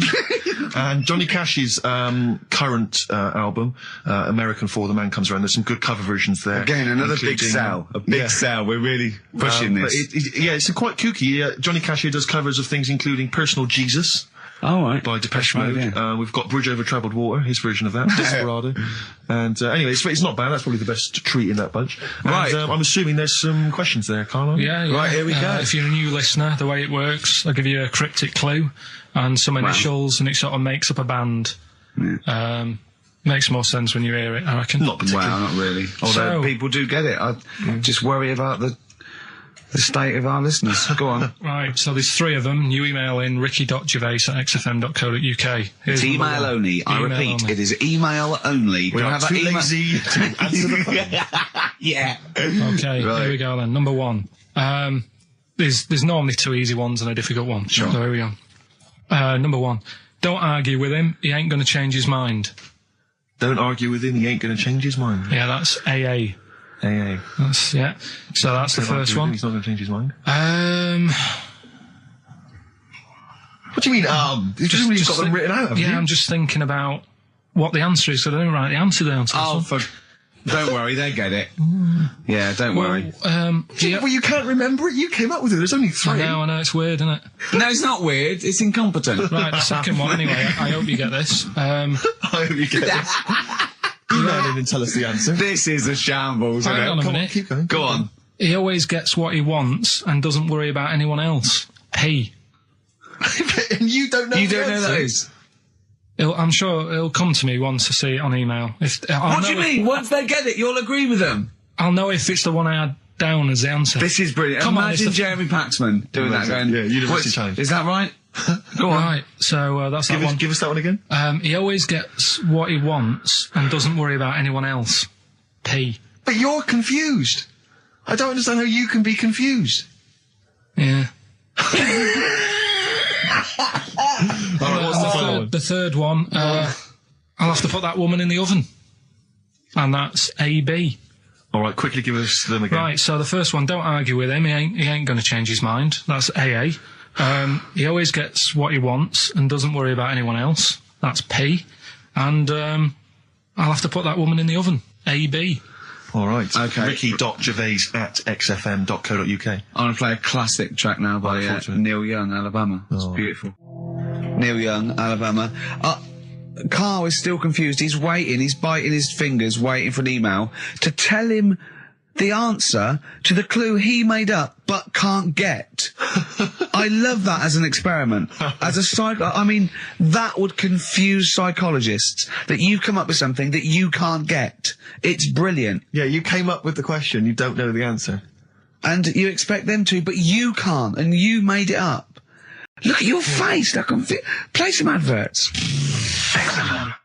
Honestly, Juan by Billy Corgan's new band there.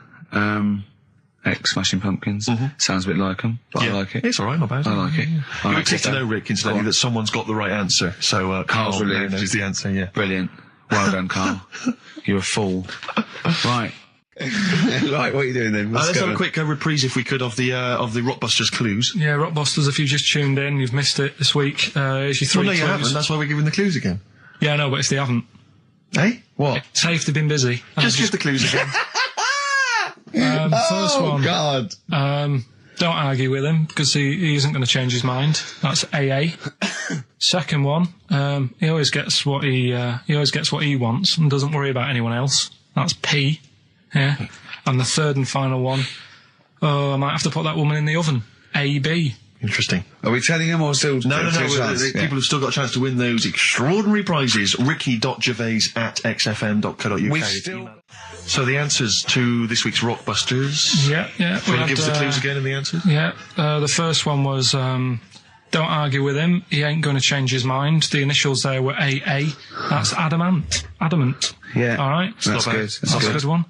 Second one, he always gets what he wants and doesn't worry about anyone else. That was P.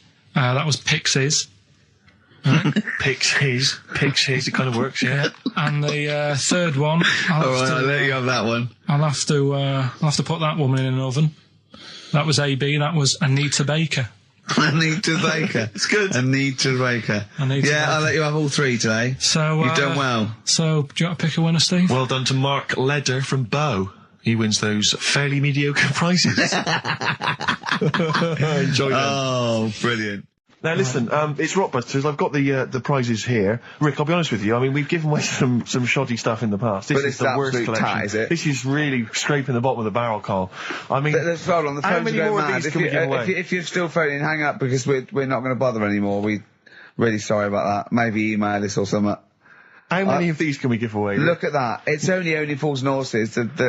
It's the Christmas special from not this year. But I was in the cinema. It's not long ago, and I went to see that. I think I was off to see that film, Crouching Tiger, Hidden Dragon, or whatever it's called. You know, well, they could be on the phone for that because there's subtitles. So it's not going to ruin it, is it? Yeah, it wasn't her. I was sat next to another woman. She was crunching, a big fat woman. No, but he's got a good point there. Loads of people could be on the phone in there, and it wouldn't sort of niggle you.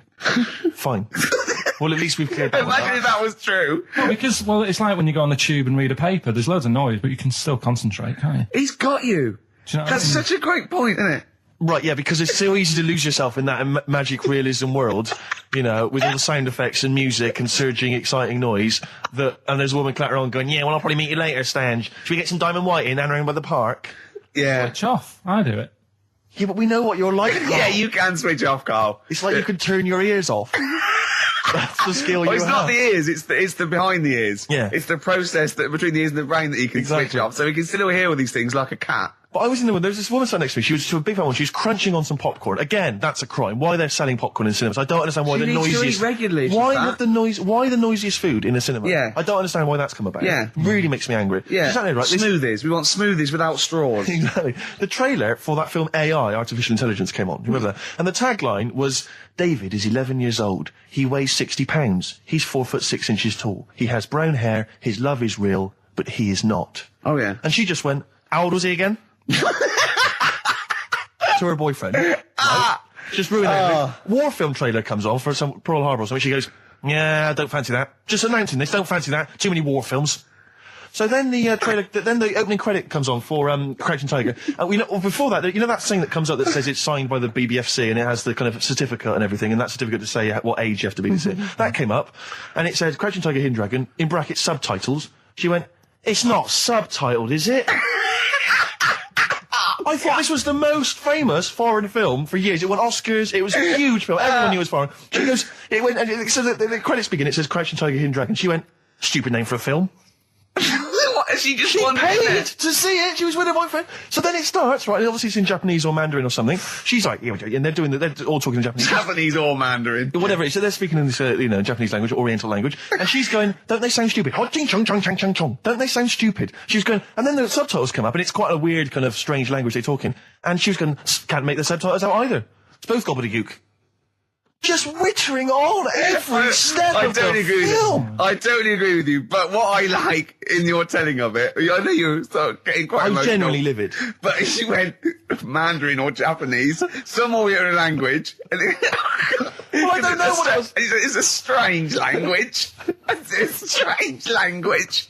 Well, anyway. Oh, dear. So then I moved I climbed over several seats, made a big huff of, make a big show of moving. Yeah. Sat next to a guy on the phone, just chatting on the phone. Oh, I'd have gone mental at that. So now I hate that film. I didn't enjoy it. I don't like seeing it. I don't want to even think of it. The subtitles, isn't it? Well, rubbish. That's why I get videos. Steve Merchant with 5 little hamburgers. Got 5 burgers here, yep. And so I don't know, how should we begin, Carl? Do you want to just look at the size of these burgers? Look, they can see it on webcam, can't they? They can see us stuffing these burgers into your mouth. And by the way, I'm filming this, Steve. Look, Brilliant. Look, I've got a little camcorder. We'll put this on unseen footage on a DVD or something. Or maybe on the website. On the Oh, Carl, what if you break the record? Okay, Carl, I'm coming round now to just monitor this and adjudicate. What's the web? If you want to see this on the webcam, what is it? xfm.co.uk. Right, okay. Hold on. Can I, Steve, I'm not being do that? funny. I'm not being funny, right? But I think I have got like a bit of a wheat thing. You've got a bit of a what? A wheat allergy Oh, thing. don't give me that. No, seriously, my head's... I've been eating a lot of shredded wheat recently. And my head's got a bit bigger. Carl, I don't think you can let us down now, mate. So you just got to put that... No, I can't put that like that in my mouth on its... I've got to break it up. I've got to break it up. You can't break it up. Can't break it up. It doesn't say you can on the rule thing. It does. It doesn't. I can't look. I physically can't. Try it. I can't look. I'd have to be Jay Goody to be able to do that. Seriously, look. Try it. Yeah, I know, but you're not approaching it right. That's it. Come on. That's Come all. on. Oh, God, he's not going to do one. Keep going. That's good work. Keep going. How do they get free? Keep pushing. Ease it in. Ease it Keep in. pushing. Get one in at least. Ease it Get in. one in at least. Get one in. Ease it in. Get one in. Push it. That's one. Let's go for another one. I reckon you've got to rip it up a bit. Okay, do that then. See how many you can get in. You've got to get in 2. No, just one. No. Well, it's rip it up and pack it in. What do you do? Pack your swear. cheeks first. Honestly, Steve, my head is swelling a bit because I have got a wheat thing, a wheat allergy. That'd be good. There'd be more room. Right. Okay. Look, Carl is now just sticking it in his cheek. Yeah. Don't eat any. You can't swallow any. It's like a hamster. You got to work it like a hamster. Yeah. Stick it in. Come on. He looks like Marlon Brando in The Godfather. Come on. Don't lose any yet. Right. Pack it in, then use your fingers to pack it in. Come on. Wedge it in. Like you're grating the bath. I can't do this either.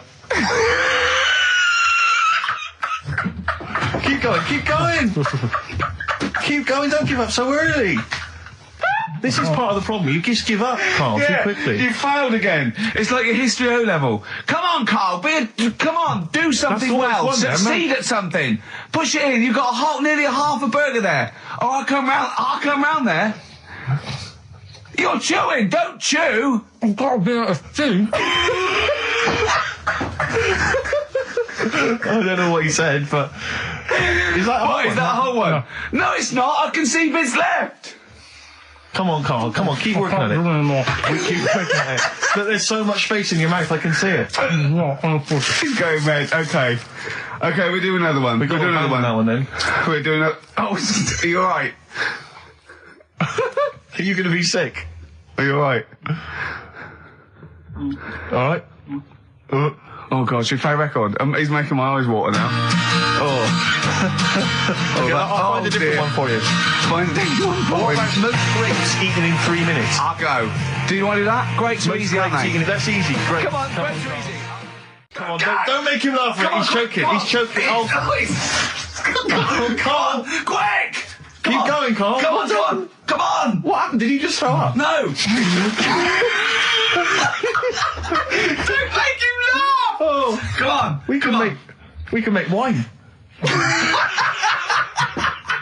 Come on, Carl. You're doing so well, Carl. mate. I want to go. Come on. Only. Why are you making him laugh? That was a world record attempt. Come on. He's over.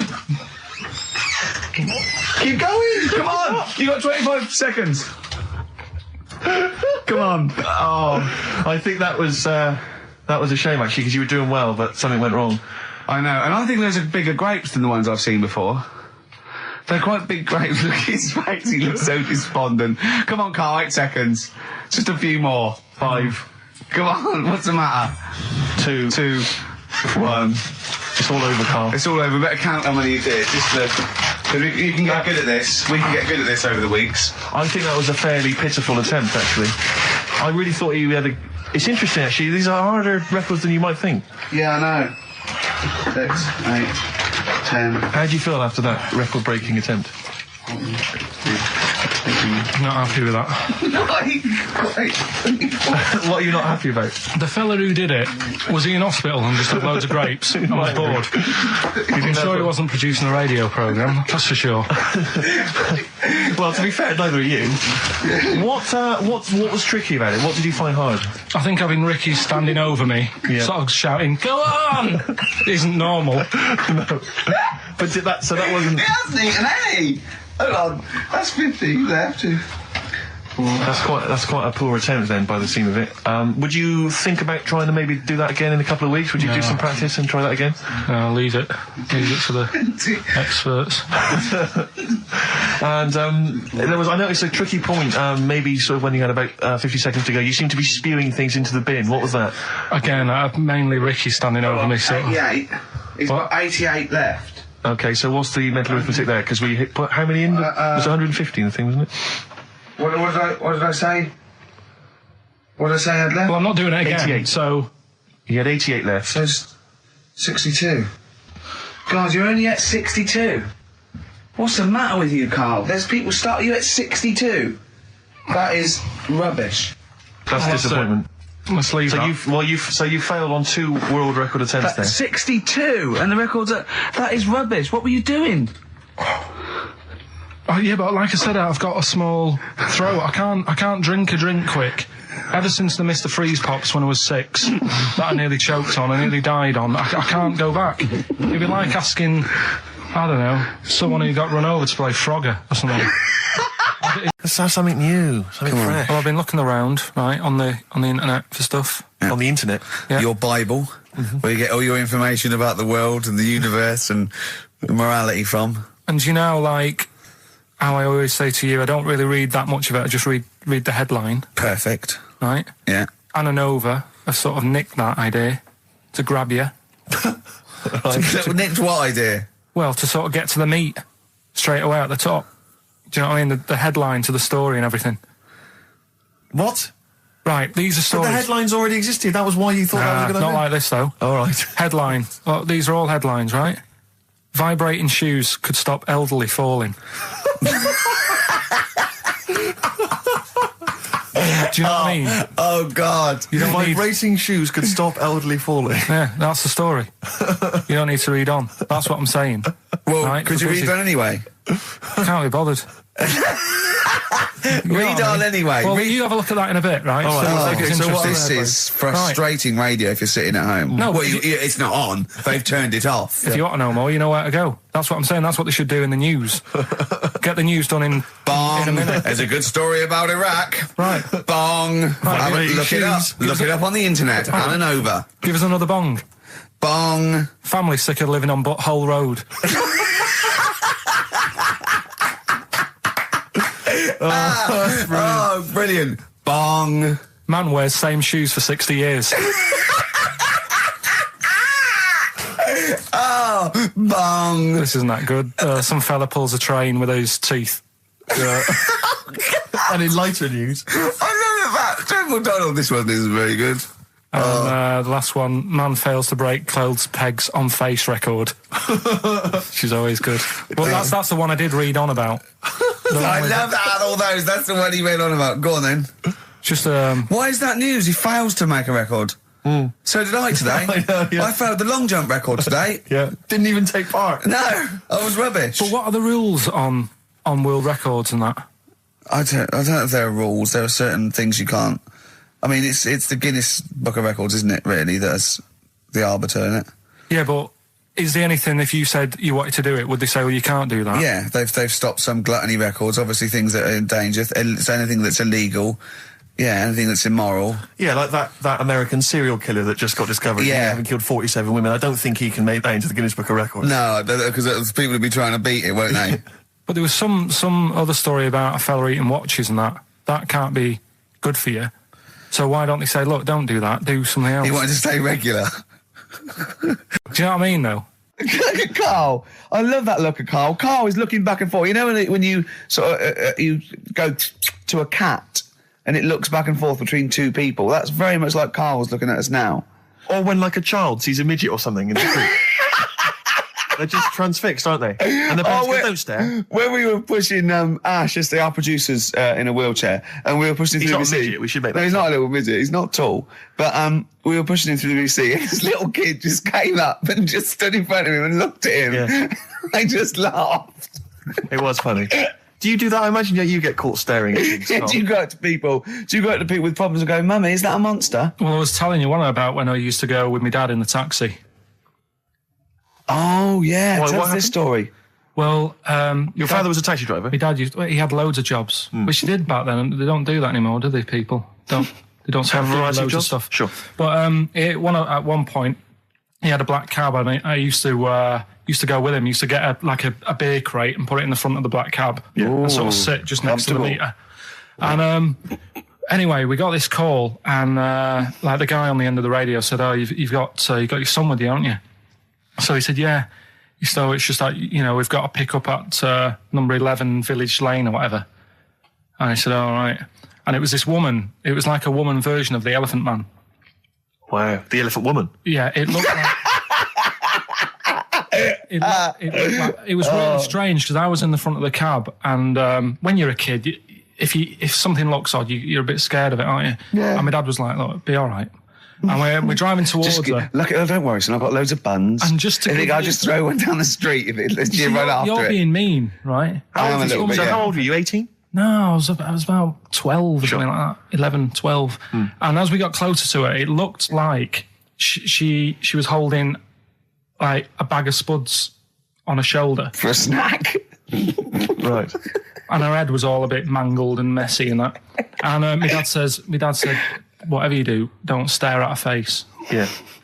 And she got in the back. Because you turned into stone. Well, she got in the back, and I had like the mirror, the driver's mirror thing, and sort of having a look, trying to work out. And he said, don't stare at her face. I couldn't work out where her face was. It was that weird. Oh, God. So I'm not sure you're from Manchester. I think you're from like Narnia or something. Yeah, you got frog boys walking around. The Lord of the Rings. They've got like the claws of a lobster and the head of a toad. Yeah. And you got women getting in with spuds for heads. I mean, what is this not the place you grew up? This is mad. Oh, you can't believe it in London, can you? You come down and go, look, symmetry. It must be amazing. It must be a thing to do with upbringing, though, mustn't it? And because, again, do you know, I've said to you before, years ago, when I was a kid and didn't have any worries, good-looking lad, you go through it a bit, have a few more worries, and you look knackered. Now, back there's a lot more worries and stuff, so you get a lot more freaks.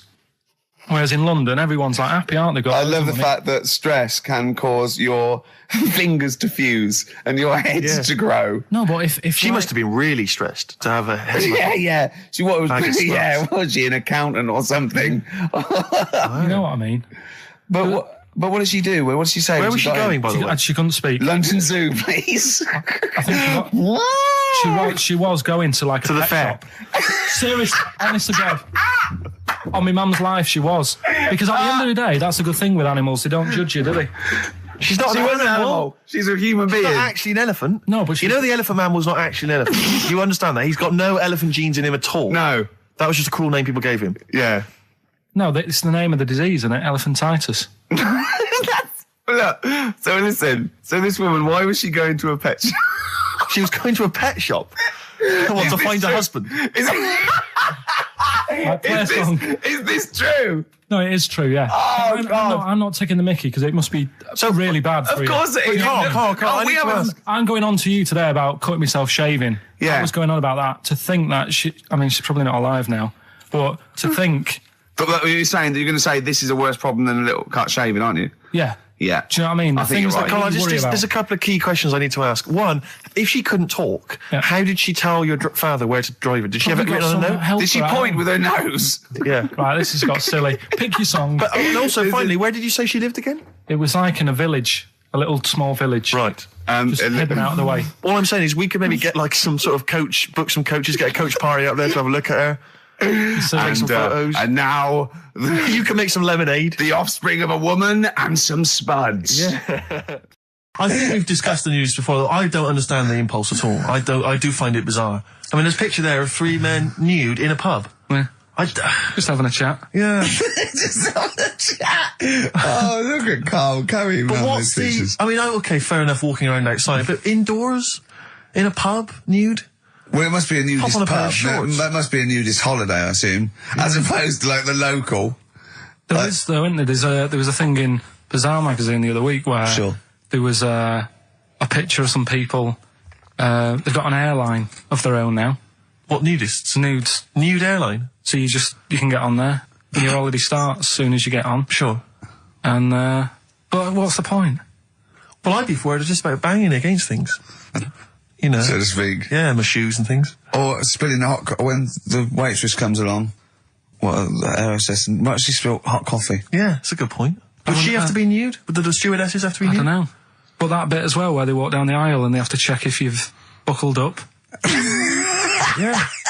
She's like, excuse me, miss, can you just... And over 50s, it's always over 50s. Right, yeah. So it'd be an old woman on the plane. Yeah, yeah. It'd be like, can you just lift your tit up so I can see the belt? Yeah. Yeah. Oh, God! Yeah. Oh, Imagine if you've got to go into the crash position. Oh, God, yeah. You know? The last thing you see is your John Thomas. John Thomas. As you go crashing into a mountain. Tell you a job I don't like. What? I wouldn't want to be doing. The woman, there's a little woman who sits in the little snack stall on Finchley Road. Yeah. And I don't know how to describe it, really. She is surrounded by snacks. She can't move for snacks. Does it look like American Beauty, but with different... Not dissimilar to that. Yeah. It's a little hut on the station. Yeah. And it's like, if you go to the seaside, you can put your head through one of those cardboard cutouts and it looks like you're a big fat person or whatever, and you can have your photo taken. It's like an equivalent of that, but it's just snacks everywhere. She's got bananas up to her chin. She's got chocolate coming down to her eyes, crisps either side of her. She can't move. She can't do 360 degrees. She's like packed in there. I don't know how she gets in there. I think they put her in there first, and pour in the bananas. Yeah. Then they go pour in the nuts. She has 2 hours of makeup before they open, dressing her in there. Because I'll ask for something from the fridge, and she cannot turn her head to see. She has to go by feel alone, just to feel the fridge and get stuff out and pass it. And often I'll say, that's not what I wanted, but she can. You've got to let her off. It's extraordinary. Dear. But there's no music playing. Does she have nothing. To sell her way out of it? Exactly. If it's a slow day, she's stuck there till the next day. Yeah, it's like a world-breaking attempt. Yeah. Carl, what job wouldn't you want to do? Well, any job. You're a lazy... You're joking, aren't you? I've done loads of stuff. I'm quite happy now doing what I'm doing. Yeah? You look happy. I think you sound happy. Yeah, I mean, calm down. You're on drugs. I'm all right. Are you on E? Before England have won and that. I'm happy for them. Yeah, go on. Happy for them. I'm happy in that. Yeah. What do you mean happy for them? We are England. Happy for us. Yeah. I mean, we didn't play. I did very little towards it. No. It was mainly Johnny Wilkinson. Yeah, I barely contributed. Switching on the TV was about as much as I did. Exactly. And shouting, come on! Yeah. Talking about jobs and that, though, I was reading the other day about, rubbish jobs that people have had and stuff. I haven't got time when I'm at work, man. I just get on with it. I'm not squiddly diddly. Fingers in pies, different jobs. Go on. Do you know Ivor the Terrible? Ivan.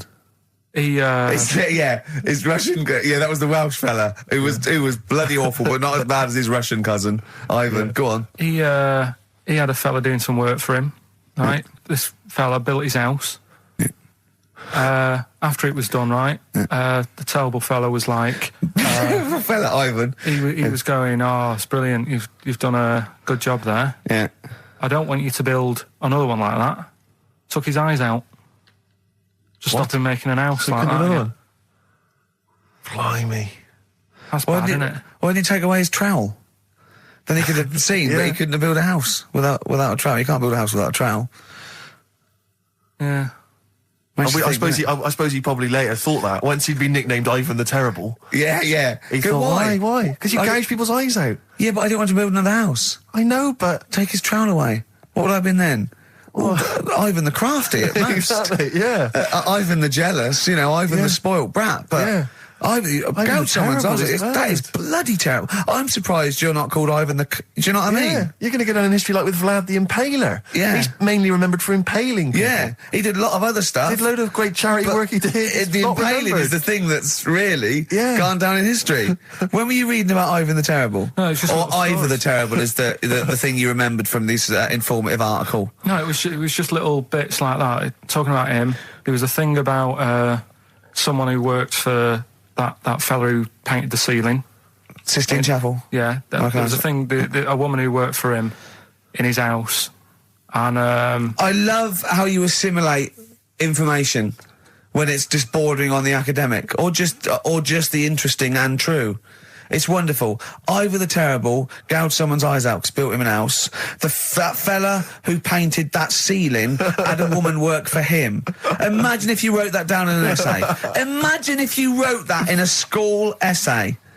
Well, you'd probably end up with not getting a grade, or thinking you turned up to more than you had. Exactly. Anyway, the woman who lived with... Yeah, the woman who lived in a shoe. Go on. yeah, there was this woman who lived with him, and she used to go out and do all this shopping and that. Yeah. But because she couldn't read or write, he used to have to draw everything that he wanted. Why couldn't you just tell her? I don't know.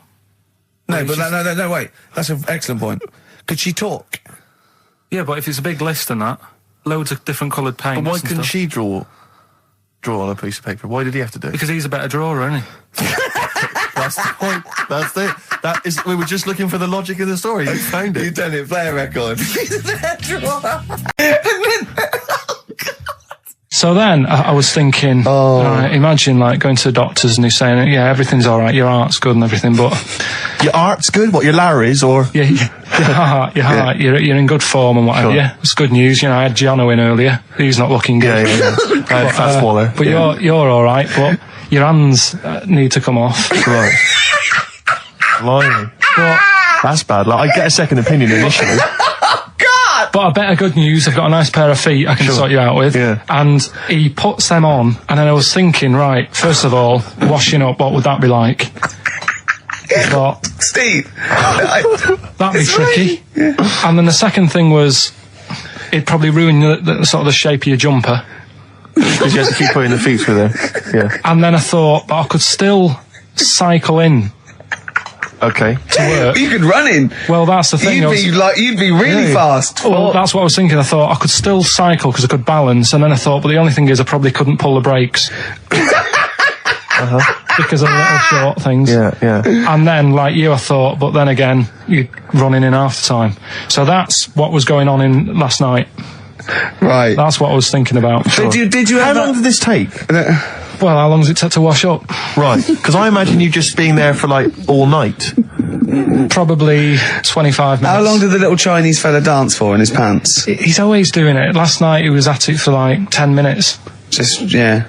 And his girlfriend never sits in the same room as him. She's always sat in the bedroom. She's going, you dance in pants again, I go in next door. Well, she was in the bedroom. She's always in the bedroom, sat on the floor, on the mobile phone. Right. All the time, yeah. It's weird how people's lives are just it is like that Groundhog Day thing. It's he's jumping about in his underpants. The old woman's sat there reading a book. Yeah. And that's what got me thinking about my life. Do you think she ever Are you sure she's not dead?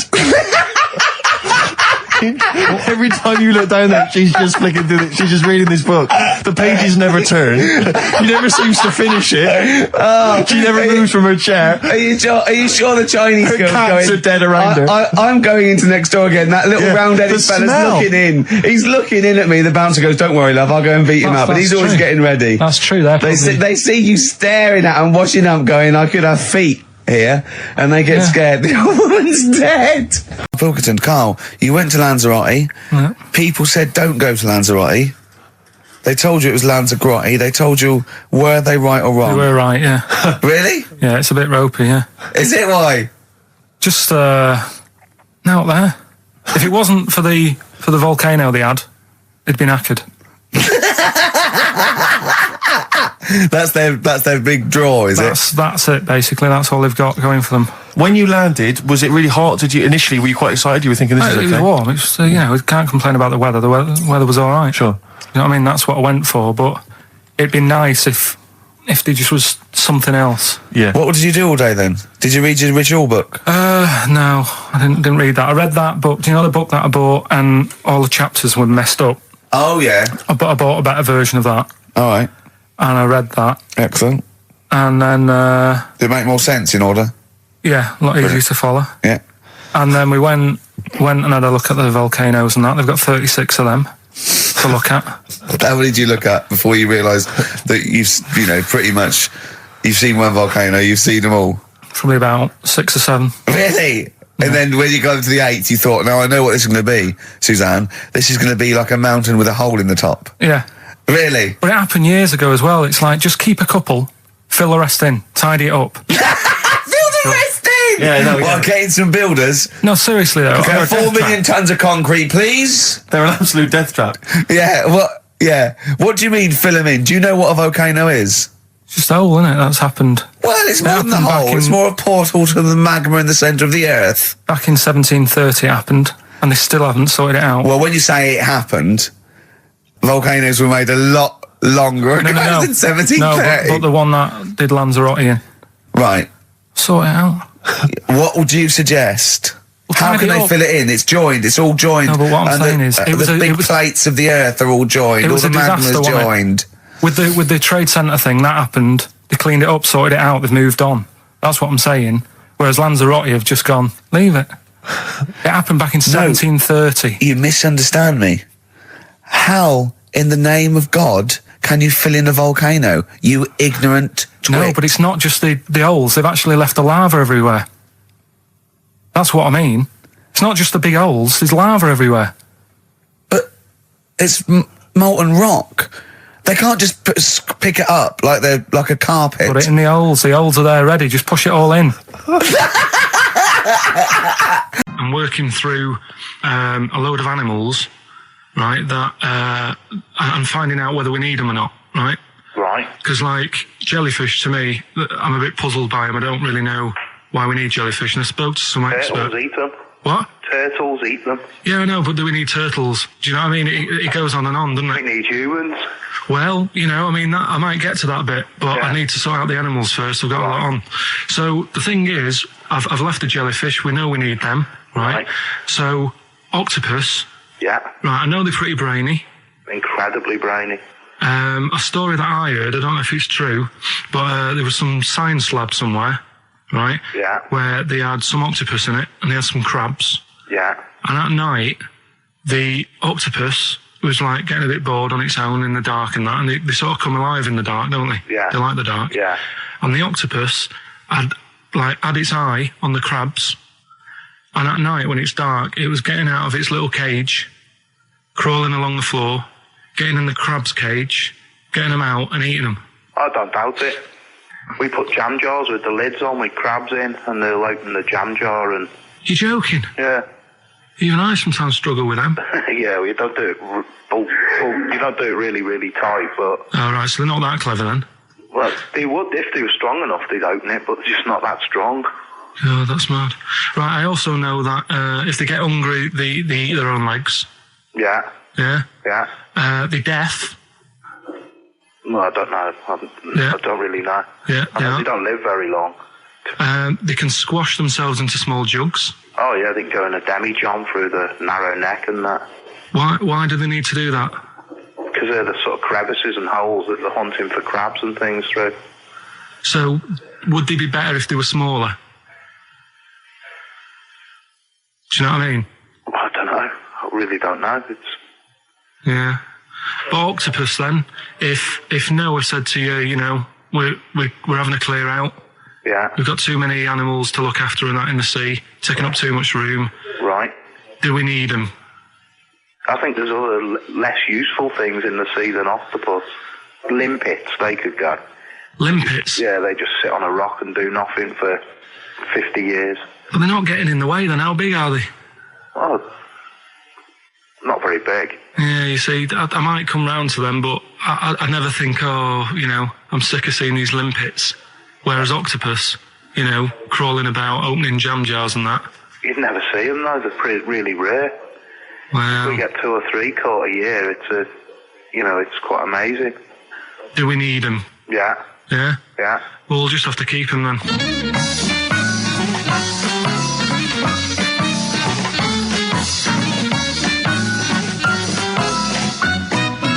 I love that Carl can confuse a scientist. Yeah. Yeah, because all systems of logic break down. I know. Everything they've ever Even the learned. scientist was going, well, get rid of Olympics. Yeah. Now, is who was brilliant. that guy? I think his name was Chris. And where was he from? In a place called Megavissi, where I went one year. Megavissi. And is he he's a scientist, is he? I think he's got a fish shop or something like that. He's got a fish shop. No, he doesn't. Well, like an aquarium type place. Oh, right. So A fish shop. It wouldn't Fish and chip shop. It wouldn't be past him that he, a Winkle store. He's got a Winkle store at Poole Harbour. Yeah, that's an expert. I'm sure if there's a doctor listening or a nurse, they will clarify Right. that if they pump you with all sorts of stuff, it wants to come out. Right. So you're sat there having a serious chat. It's a quiet hospital. The woman next door with the blue hands suddenly starts seeping gas, right? Well, I start laughing. Because if there's one thing that makes you laugh, it's that. It's a 98-year-old woman with blue hands farting. So you try to hold it in because it's a really quiet hospital, and it'd be obvious that that I was laughing at her, and I didn't want to be mean, but it was funny. And then it got me talking about my auntie, because my auntie Nora, she same thing, pumped her with loads of drugs. She used to have a cabinet next to the bed is like boots. She's got loads of stuff, right, for all sorts of stuff. And I mean, she's not that old, but she's on loads of stuff, right? She's a bit coked up, is she? She called up my mum once. And, Yeah, you told us this. Go on, tell it again. And she said, "Oh, how are you doing?" And that. She's all right. Bit worried though. My mum said, "Why? What's up?" She said, "I've been breaking wind." So she goes, "Well, you know." She says, "No, but this one is going on and on and on." And she was like, she was like, what do you say? What's like passing wind, farting for 5 minutes. one thing, not like, you know, trumping and then nothing. Yeah. Continuous drone of a fart. Go on, tell you. We cut short last week, weren't we? You had an amazing story about Neil Armstrong, didn't you? Well, we've been doing quotes, haven't we? Like famous quotes. Sure. Yes. I've, gone down in history. Yeah. And I was saying, quotes don't really matter. It's more the situation that you're in than the quote itself. Go on. So, like Neil Armstrong, if he'd have said, tie bacon round your head. I'm as happy as a pig in dust. Yeah, that would have still gone down in history as like being the thing that Neil Armstrong said, wouldn't it? Yeah. Yeah. But Space is driven in mental, probably would have been. But he chose to say something profound and meaningful to befit the situation. He got it wrong. Actually, it's a small step for man, one giant leap for mankind. But he was meant to say. We discussed this last week. Stop showing off. Well, no, but people might have listened last week. It doesn't matter. I can't imagine. Well, people we better tell him every week then. Yeah, but he said he should have said this is one small step for a man. Yeah. But anyway, he had a good effort, and that's quite. And that's an example of what I'm saying. The fact that he got it wrong, but it still went down in history. Right. But anyway, the bit that and it didn't happen anyway, did it? What do you mean it didn't happen anyway? That's what a lot of people say. That no one's actually been on the moon. Ah, yes, of course. They filmed it in Teddington Studios. Well, they were saying something about there was shadow on the film, and you won't get shadow on the film, and there's all sorts of things. See, there are these people that you always quote as they. Who are they? Are they living in jars? Are they little fellas in jars? Look, Go on. Do they appear to you in dreams? I've spoken to different people about it, and there's loads of little things that if you watch that programme, of them being on the moon, there is no way they could have done it. Right. Done. Fine. Yeah. Done. Anyway. That's put to bed. Yeah. But Good. anyway, as he was getting back in the spaceship on the moon, or whether it be a TV studio, he said, "Good luck, Mr. Croucher." Right. Have you heard this? No. And the reason he said that was because when he was a young kid, and he was, I think it was Croucher, but when he was playing as a young kid in his garden, he was playing baseball with his mate, and he chucked the ball to his mate, and his mate hit the ball, and the ball went over the fence to the next door neighbour. Right, so he goes, right, I'll just nip over and get the ball. And as he was getting the ball, the window was open to his neighbour's house, and he heard like the woman shouting at her husband saying, "I'm not going to be giving you a bit rude, so if you've got a kid in the car or whatever, turn it down. What? Yeah, that's covered that. Yeah, right. Genius. I'm not. No matter how many times you ask me, I'm not going to be giving you oral sex. The day I do that, man would have walked on the moon. Right? Yeah.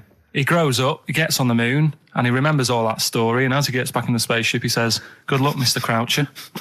Now, do you know, I have to say, I've heard that story before, but when I heard it, the woman said, the day I give you a blowjob is the day the boy next door walks on the moon, which makes it all the more profane impossible and enjoyable. Yeah, and unlikely. Yeah.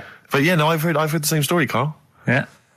Look how pleased he is. I love that. Right, so not only have you remembered that anecdote, which may or may not be true, but of course you've also proven The that... day I give you a blowjob, that kid in the garden's probably going to walk on the moon and say something about giant leaps. Exactly. But, yeah, you must have heard the thing that it never actually happened. Yes, we've all heard it. We've all dismissed it as nonsense. And moved on. Yeah. Yeah. And got on with our life. Right, Carl. Remember the cheeky freak of the week that we were talking about? That illness where people age quicker? The 5-year-old girl that was older than her mum, and he said to you, what, if you ran off like you wouldn't serve her fags and beer? And you went, no. He went, why not? And you went, because it's a 5-year-old. Yeah. Right? He went, oh, she's got enough problems. Give her some fags. Yes. You remember that, Yeah, don't you? sure. Yeah, right. So another dilemma for you, right? Picture this, you're running a restaurant, right? Door goes, right?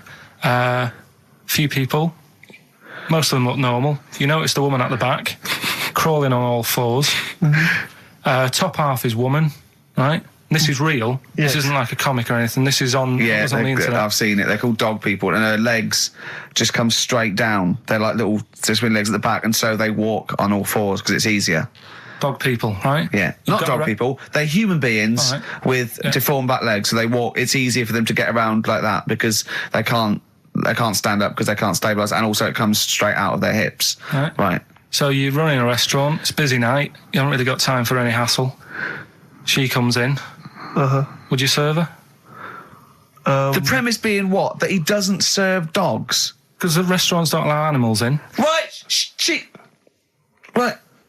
Right. So it's a dilemma. It's not a dilemma. Right. She's not a dog. She's a human being. Yeah, with I put a plate of meatballs on the floor, and she tucks in, and a little glass of, a little bowl of wine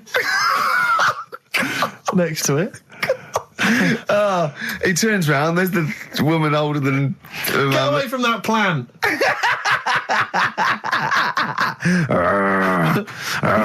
Is service included? Talking of campaigns and things and that, did you see Sir Bob on Jonathan Ross last night? Sir Bob Geldof. Sir Bob Geldof. Yep. Are you going to walk to Edinburgh or sail to France, Carl? What do you think of all this? The G8? I think it's good that, he's doing some stuff for the world and what have you, but probably won't bother. No. Having a walk. What do you make of all this campaigning? He's dedicated his life to this now, hasn't he? Yeah. I mean, it's interesting. I was watching him last night, and I respect the man. I mean, he used to work here, didn't he? Did some shows and that. It's good. It's all right that he can do it, but... I assume that's not why you respect him. I assume you respect him because he's trying to save a nation, as opposed to used to work in XFM for a while. Yeah, I know, but I'm just saying it's good that he's given up a lot of his time to, try and save the world and that, but, there's a bit of me that's kind of like, is he wasting his time a bit? Right, well, what do you mean wasting his time? Well, he tried it before and... No, wait. What he's trying to say is that the G8 are I think the 7 most rich, wealthy nations in the world, and Russia, and they get together and they can wipe out the third world debt. I.e. they owe us billions and billions of pounds. They can't afford to pay it back. So he's going to say, let's wipe the slate clean and pledge, I think, a lot more aid and stuff to them, isn't it? So what do you think of that? But won't they just do it again? Right, what's you thinking?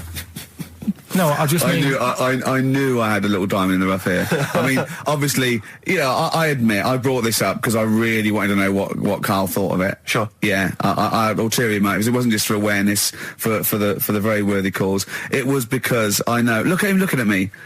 Look at him, he looks at me like a cat. Honestly, it's like there's nothing behind those eyes. Right, what do you mean? They're just going to run up the debt again, you think? Well, what I mean is, right, when I was a kid, right, and I wanted to go to the arcade, I'd borrow a quid off my mum, right, and she'd say, don't come back asking for more and what have you. But I'd have a go on a pinball machine or whatever, game on a fruity, and then go back, and she'd go, can I have some more money? And she goes, I gave you a quid before. And I go, I know, but I'm on holiday. And she goes, there you go then. And then I go off and do the same thing. I didn't go, no, I wasted the last one, I'm going to pop this in the bank. Right. So you think that's what's going to happen with... That's a nice metaphor. So what do you think happening there? Is the Africans are blowing it down the arcade? Instead of putting it towards a fishing rod, they're blowing it down the arcade. I'm trying to win a watch. Look, I've got 100 goals. I think this thing is dodgy. Yeah. I'm trying to win a fluffy toy. Bob's saying you're never going to get the Snoopy. You're never going to get the Snoopy. It's always going to fall out of the little claw It's before it rigged. gets to The the top. claw is not strong enough. Yeah. Do not waste it. No, Midge. Midge, you have to write a song. Write another song, mate. They've blown it down the arcade. Brilliant. How you doing, Carl? I'm alright, yeah. Another holiday? Well, it wasn't holiday. It wasn't holiday. Well, it was. You had 5 days off work. Why isn't it holiday? You had 5 days not working for a living. You know how many days holiday gets a year now? 29. Oh. That's more than teachers, isn't it? It makes me sick. It makes me sick. Well, I know the kind of hours you work, Rick. It's mad. I mean, if you're not in work by midday, you're furious. No, but I mean, I'm always... 29's normal for the normal working person. Yeah, but, you know... And anyway, it wasn't a proper holiday. I went to see my mum and dad. It's nice to see them and everything, but it's not holiday, is it? Why? It's not going away. It's not getting on a plane, is it? Going away. Oh, is that definitely a holiday? What happened before 1950? I don't know. People used to go... Yeah, exactly. People used to go to Blackpool or Brighton. That was holiday. Yeah, but I didn't Where did you go? Went to Wales. There you go. Lovely holiday. Lovely holiday. Have a holiday in Wales. That's what they say, innit? Come to Wales and have a holiday. That's what they say, innit? So come to Wales and meet your parents. Come to Wales and have a lovely holiday. Week off work. Do you know, like, my mum likes gnomes and stuff? Yeah. Right. Of course she does. She's lived with one for 30 years. She said, get your dad to take us to this park where they've got, 6-foot gnomes and stuff, right? Have a walk about. Sounds like a nightmare. Yeah. Sounds like a living nightmare. Keep an eye on Carl.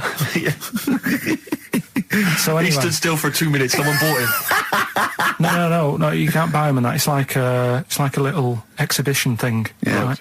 And it's part of a hall, right? This big hall that you have to pay to get in. But we didn't want to see the hall. I just wanted to see the gnomes. Of course you did, yeah. So anyway, my dad says, yeah, well, we can get in there for free. Of course he did. Clever. Right? So we parked up on this little country lane, right? No one about. We How much down, was it to go in? Like £2? About £3 each. Yeah. But he said, well, yeah, but if you don't have to pay, do you know what I mean? You enjoy it even more, don't you, when you're walking about and you're thinking, I've got this £3 in my pocket, no one's having it. Yeah. Right? No, looking over shoulder for a bloke with a peak hat saying, can I see your ticket, please? I wouldn't enjoy it more, no. Go on. Yeah, but you don't worry about it, do you? You got a bit of money now then, Rick. You've changed.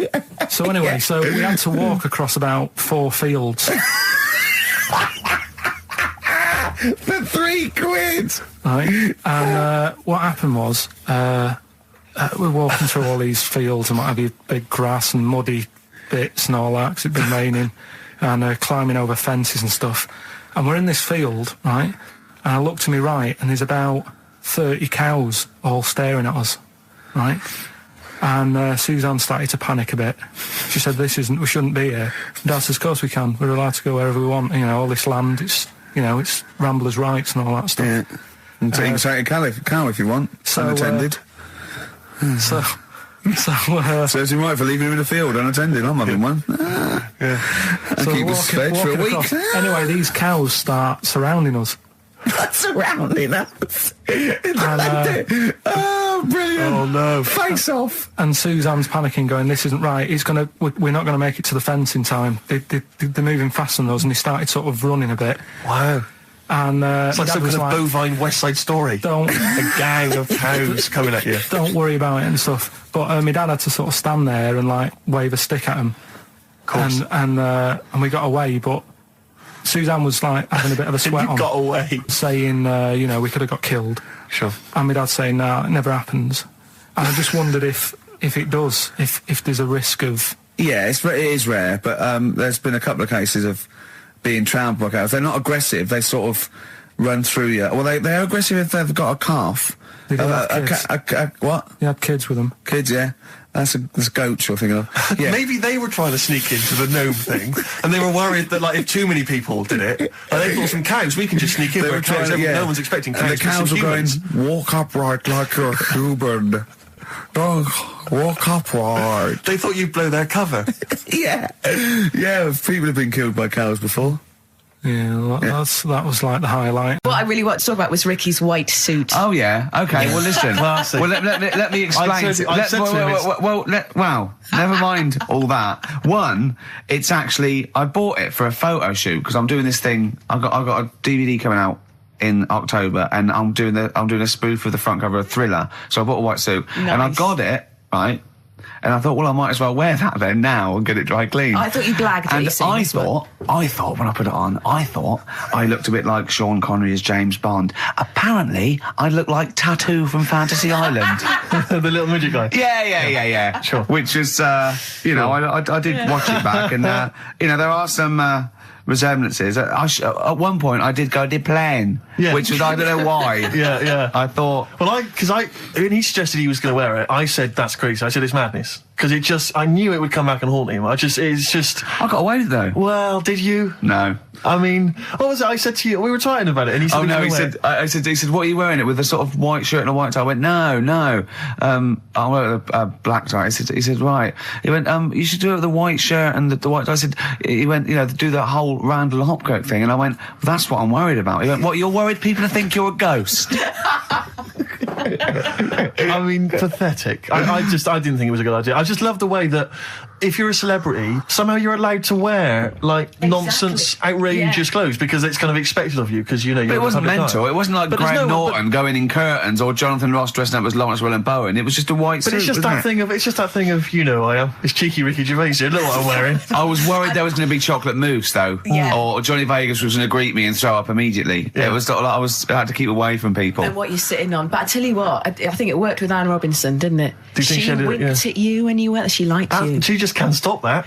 She's made it into a catchphrase. But you made her giggle like a little schoolgirl. I knew it was safe though to say that thing about her drinking because I'd done a non-broadcast pilot with her this year.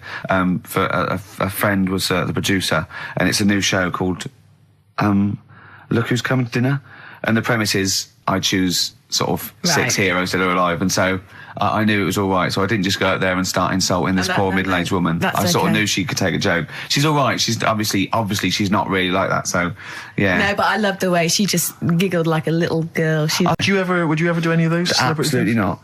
No. I genuinely think if you were in the Celebrity Big Brother house, immediately you would be voted out. It would be before the public get a chance to vote. Yeah. The housemates would have got you out somehow. Yeah. They'd have left. Or they'd have left. Yeah, I might win. I might win by default. They'd have all climbed over the roof like that guy Sandy. Yeah. They'd have all climbed out like within the first 10 minutes. I saw Sandy the other day actually doing still on the run, is he?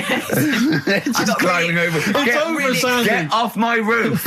Really excited in Selfridges. Does he look like a wombat up close? No, he's really good looking.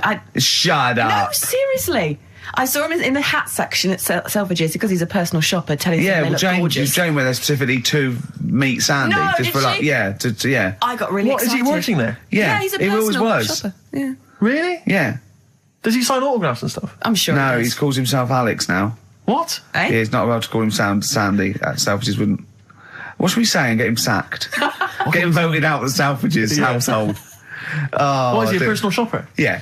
That's just to me the epitome of indulgence. If you've got money to spend on a personal shopper, that. Oh, I'd love to do that. Man alive! No, is that someone who pushes your trolley? No, you just say. Could I get one of those in Waitrose? No. It's like asking an assistant. You go, I need some black trousers and some brown shoes and this range, and they go, okay, and they go and get you a range, so you don't have to go. It's not like. Yeah, but I still love it. Yeah, but you have to pay for it. It's not. No, you don't pay for the service. You pay for the clothes if you buy them. It's really? not. Yeah, it's not like Lady Di having Harrods opened for her. So I could walk in there and get Sandy. Of course you could. Big Brother to just do some shopping. In fact, I'd love you to. But could I get him once he's finished in Selfridges? Could he pop to the Co-op for me? No, he can't do that. No, he can't do that. What? No. Seriously? So there'd be people queuing up, wouldn't there? Well, why? Selfridges, you can't. People don't go and shop in Selfridges for the sake of it to meet Sandy, do they? No, but to get a personal shopper, why wouldn't everyone have one? I don't understand why everyone wouldn't do it if they're not charging you for it. Oh, Steve, you and me later on. I'll tell you this, I don't think people realise that, Rick. He's going to be inundated now. You know, when you go to Selfridges, you will not be able to buy that suit you got for £97. It's a lot more expensive than that. What? You can't. $105? You can't get shoes for £29 in there. I'm not bothering. No, exactly. You see, that's where you're going to come unstuck. Stop on XFM. Carl's back. He's cheering up a little bit because I think he's vented his spleen a little bit on cities around the world that aren't as good as Manchester. So, has any of your family lived in Manchester? Because they all moved away, didn't they? You came here, your dad's moved to Wales, for Christ's sake. Well, your family are all around brother joined the army, get anywhere, just take me anywhere. We don't know where he is. His sister's moved away, so no Ireland, one... Yeah, there you go, you see? So, that's just one family. That's one family who love Manchester. Exactly. Alright? Tell you what, Steve. Go on. Look what I did find out in the week. Yeah. World record, right? Person with the longest trump. With the longest what? Wind. Fart. Right. Right? 2 minutes 42 is the world record. Okay. Right? Well, I'm immediately thinking about a relative of yours who I'm sure did longer than that. Who still lives in Manchester. Auntie Nora.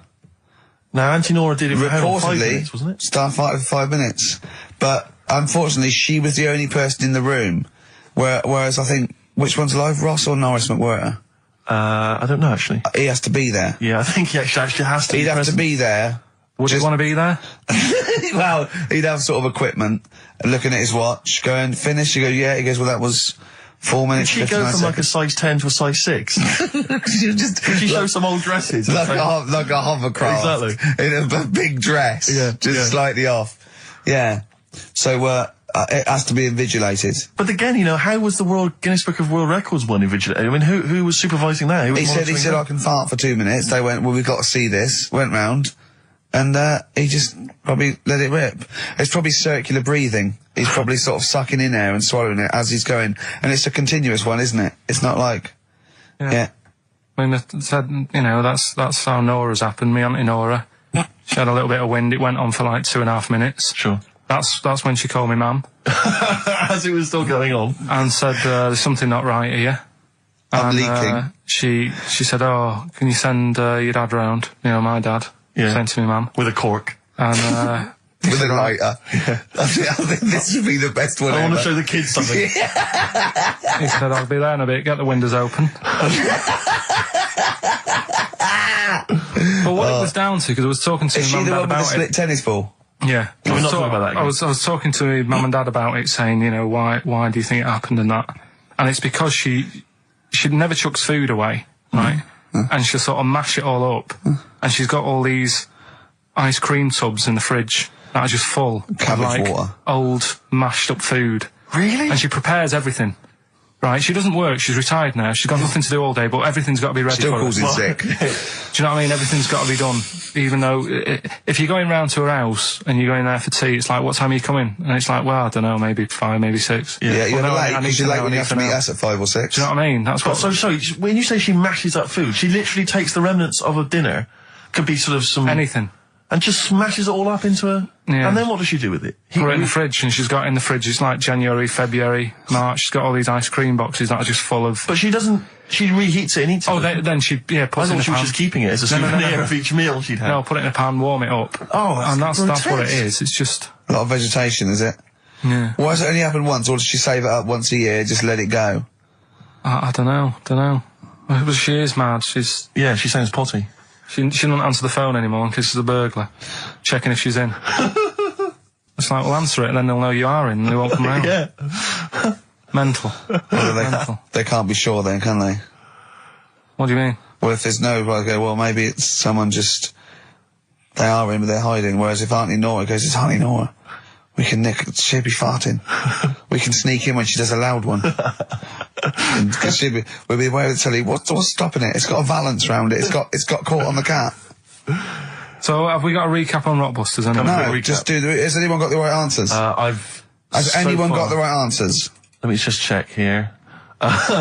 Here's one from someone who just says, he's given an answer, answer to number 1, I, number 2, don't, number 3, care. Right, okay, is he close? Has anyone got 3 answers?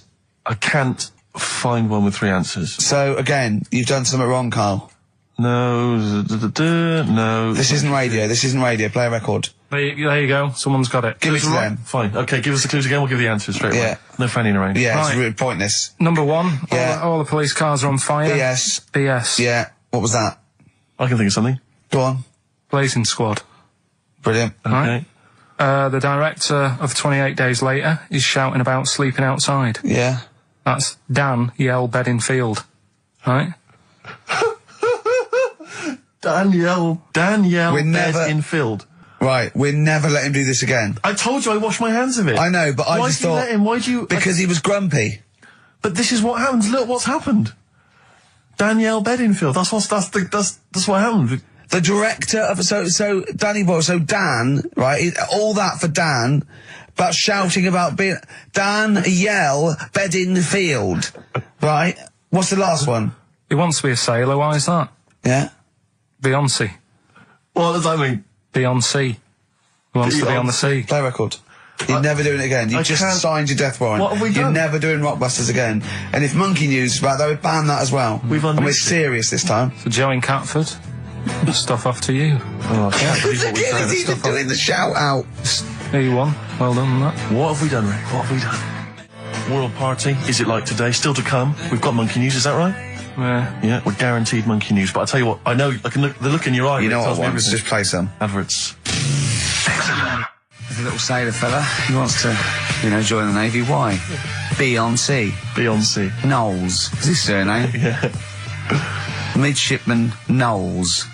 Now, Carl, we're going to do another edition, I think, of Wish You Were Here, because that really cheered you up, didn't it? So, where else you been? Have you been, you've been around Europe, haven't you? You've been to any hot country? You've been to Greece? Turkey? Done Turkey, yeah. Yeah. Been to Turkey. Little fellas. Little midgets working in the canteen in the hotel I was in. Okay. Astley Suzanne as well. Okay. Have you been to Scotland? Once for the Edinburgh Festival. Go on. That's where I looked out in my hotel room, saw a traffic warden putting a ticket on some bin bags. Brilliant. Because they'd gone into the road. So that's Turkey, Scotland. What about places here? Have you been to the West Country where we? Have you been to my neck of the woods, Bristol? I haven't been. What else is around there? Bath. Been to Bath. Yeah. Yeah. What do you make of it? Once you've been, probably don't need to go again because it's sort of old and they don't change anything. Okay. Do you know what I mean? That'll be the Roman spa he's talking about. Right. I think. What about Brighton? Not gay people. Right, okay, thank you. Next week on Wish You Were Here, we'll go to some other places where there are gay people. Fascinating. Brilliant. Another extraordinary insight there. Carl. I woke up this morning, yeah. Feeling fine. It's not a blues song. And I turned my phone on, and it was from Carl, and it went, "Forget it, I've made my mind up." And I thought, wow. What is that? And I Forget phoned him. it, I've made my mind. I went, "Carl, what is it?" He went, "Oh no, it's about the text I sent you last night." I went, "Well, what was it? I just got this text." He went, I was just wondering, I was thinking last night." He said, "Supposing you had to have your hands removed." Sure. Right? And the doctor said, "Well, you can either have them stay like that with stumps, or I can sew feet there. What would you have?" And I was bleary-eyed, and I went, "The stumps." He went, "Yeah." I went, "All right." He went, "Yeah." And then what was his follow-up text to that? And then I got the text, it was obviously before it, and it went, and it was like quite serious. What would you do if surgery not doing with your hands? Would you have stumps or the feet? Right? Now the way, when I said he's made his mind up, and I went the stumps, he went, "Yeah." I think secretly he decided on the feet, but was too embarrassed to tell me. There's a little bit of what would you do? Because But why did you think of this? Why did you think of this? Girlfriend's away, right? Yeah, no, that's not why you start thinking bizarre surgery I'll tell you now, devices. right? I'll let you into my little mind, right? Last night, I had some beans on toast, right? She was away. It's good already. She was away, so you had some beans on toast. She went wild. Yeah. Right. Now, I was stood up. I live on on a high street, right? So I'm washing up. I'm looking out the window. First thing that had my attention is I can look into other people's flats, right? Yeah. And it was weird how all these different lives were going on. I was watching them, and everybody had the telly on and was watching Volcano, right? Which was on last night. Right. And I thought, oh, that's weird, right? I can see them all watching it. And it was like a little Chinese lad who was dancing around in some underpants. And then there's a little old woman who lives downstairs who was reading a book, and she's always reading a book every night. And it's like, I have a better life than her. And then there's like some sort of bouncer who's always getting ready to go out late at night with all the black on. He looks like a bouncer. So I was watching all this life going on. I thought, did you witness a murder while you were doing this? Yeah. It was like that sort of Sliver film where that bloke had loads of tellies watching people's lives. So that was going on in my mind. And then I was washing up, and I picked up the plate, and I thought, oh, it's amazing, isn't it? The human body, the way you can just sort of, I want to pick that up, and you do. Yeah. And the way your hands work, right? Yeah. You've got 5 little digits, but it's just the right amount to do to do what you've got to do, right? So I'm cleaning the plate. Sorry, Carl. Stop. It's just the right amount. Might be one of the most genius things I've ever heard said. I would love David Attenborough to phone you up and say, Carl, how do I word this about the evolution of the mammalian front limb? Just go, I'll just say it's the right amount. But it is. One of course extra it would is. get in the way. Yeah. And one less would just make it that little bit more tricky when picking up a bit of a slippery dish. Sure, or buying gloves. Yeah. You said you had some stuff. Yeah. What have we got? I love the fact that, whereas I was a little bit slow, Carl there leapt into action to keep this show afloat, keep the pace up. Go on. Right, well, Carl, are you hungover as well, or? I'm just a bit annoyed because I'm with you. Do you know what I mean? He hasn't got much to do all week. You're having a laugh. What? What angers me is I kind of hope that maybe I could have quite a long career in radio, and I sort of feel like I don't know, the word sinking ship. Those words spring to mind. But because it feels like, I mean, Carl, you're just a chancer anyway. You weren't even supposed to be on air, and we've made you into something of a household name, and that's cool. Household name. And Ricky's already a celebrity. He's got it stitched up. He's got corporates. He's got voiceover work. But I've got nothing. I'm running on empty. I'm not nothing. I've got nothing. I'm sort of dependent a bit on this. Yeah. Financially. And go on then. What and you two are sort of bringing it down, really. Right. Do you reckon I can get my own show, Carl? Carl. Tell them what I did out there with a bit. No, Carl, tell them how funny I was out there with a bit in that a minute ago. So anyway, come on, I'm bored of this. I tell you what. will we tease them with what we've got coming up next? Yeah, Carl, tease us after the next record. I think we've already got them for 2 hours. Yeah, we've hooked them, Carl. Don't worry, this is textbook radio. What's this? Baby on board. Yeah. Doves. Caught by the River on XFM 104.9.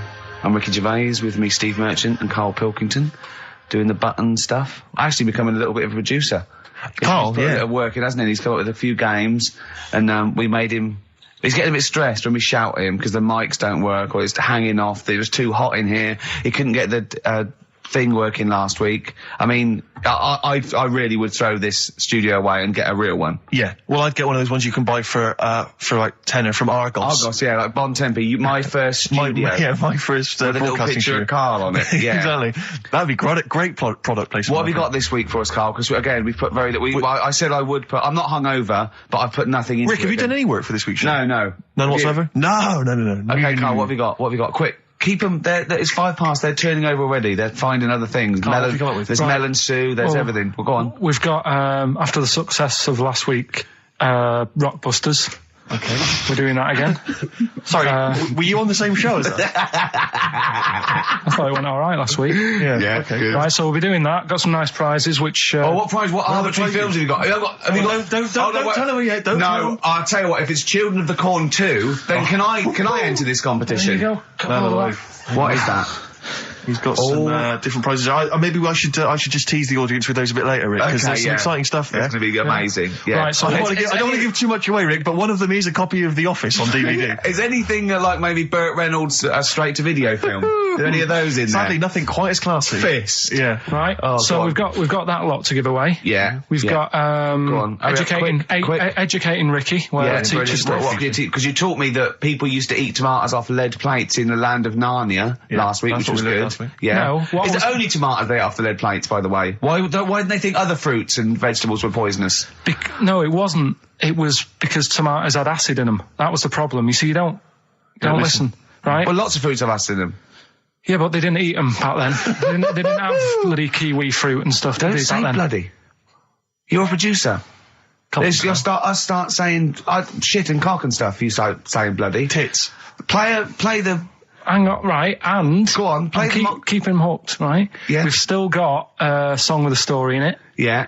You don't want to play Babushka, do you? He doesn't like the idea of Babushka. I told him that was a story. Yeah. And he doesn't like it. A devil went down to Georgia. Someone sent in. You know, he's looking for a soul to steal. Yeah. Doesn't like it. Why don't you like that? Do you know the song?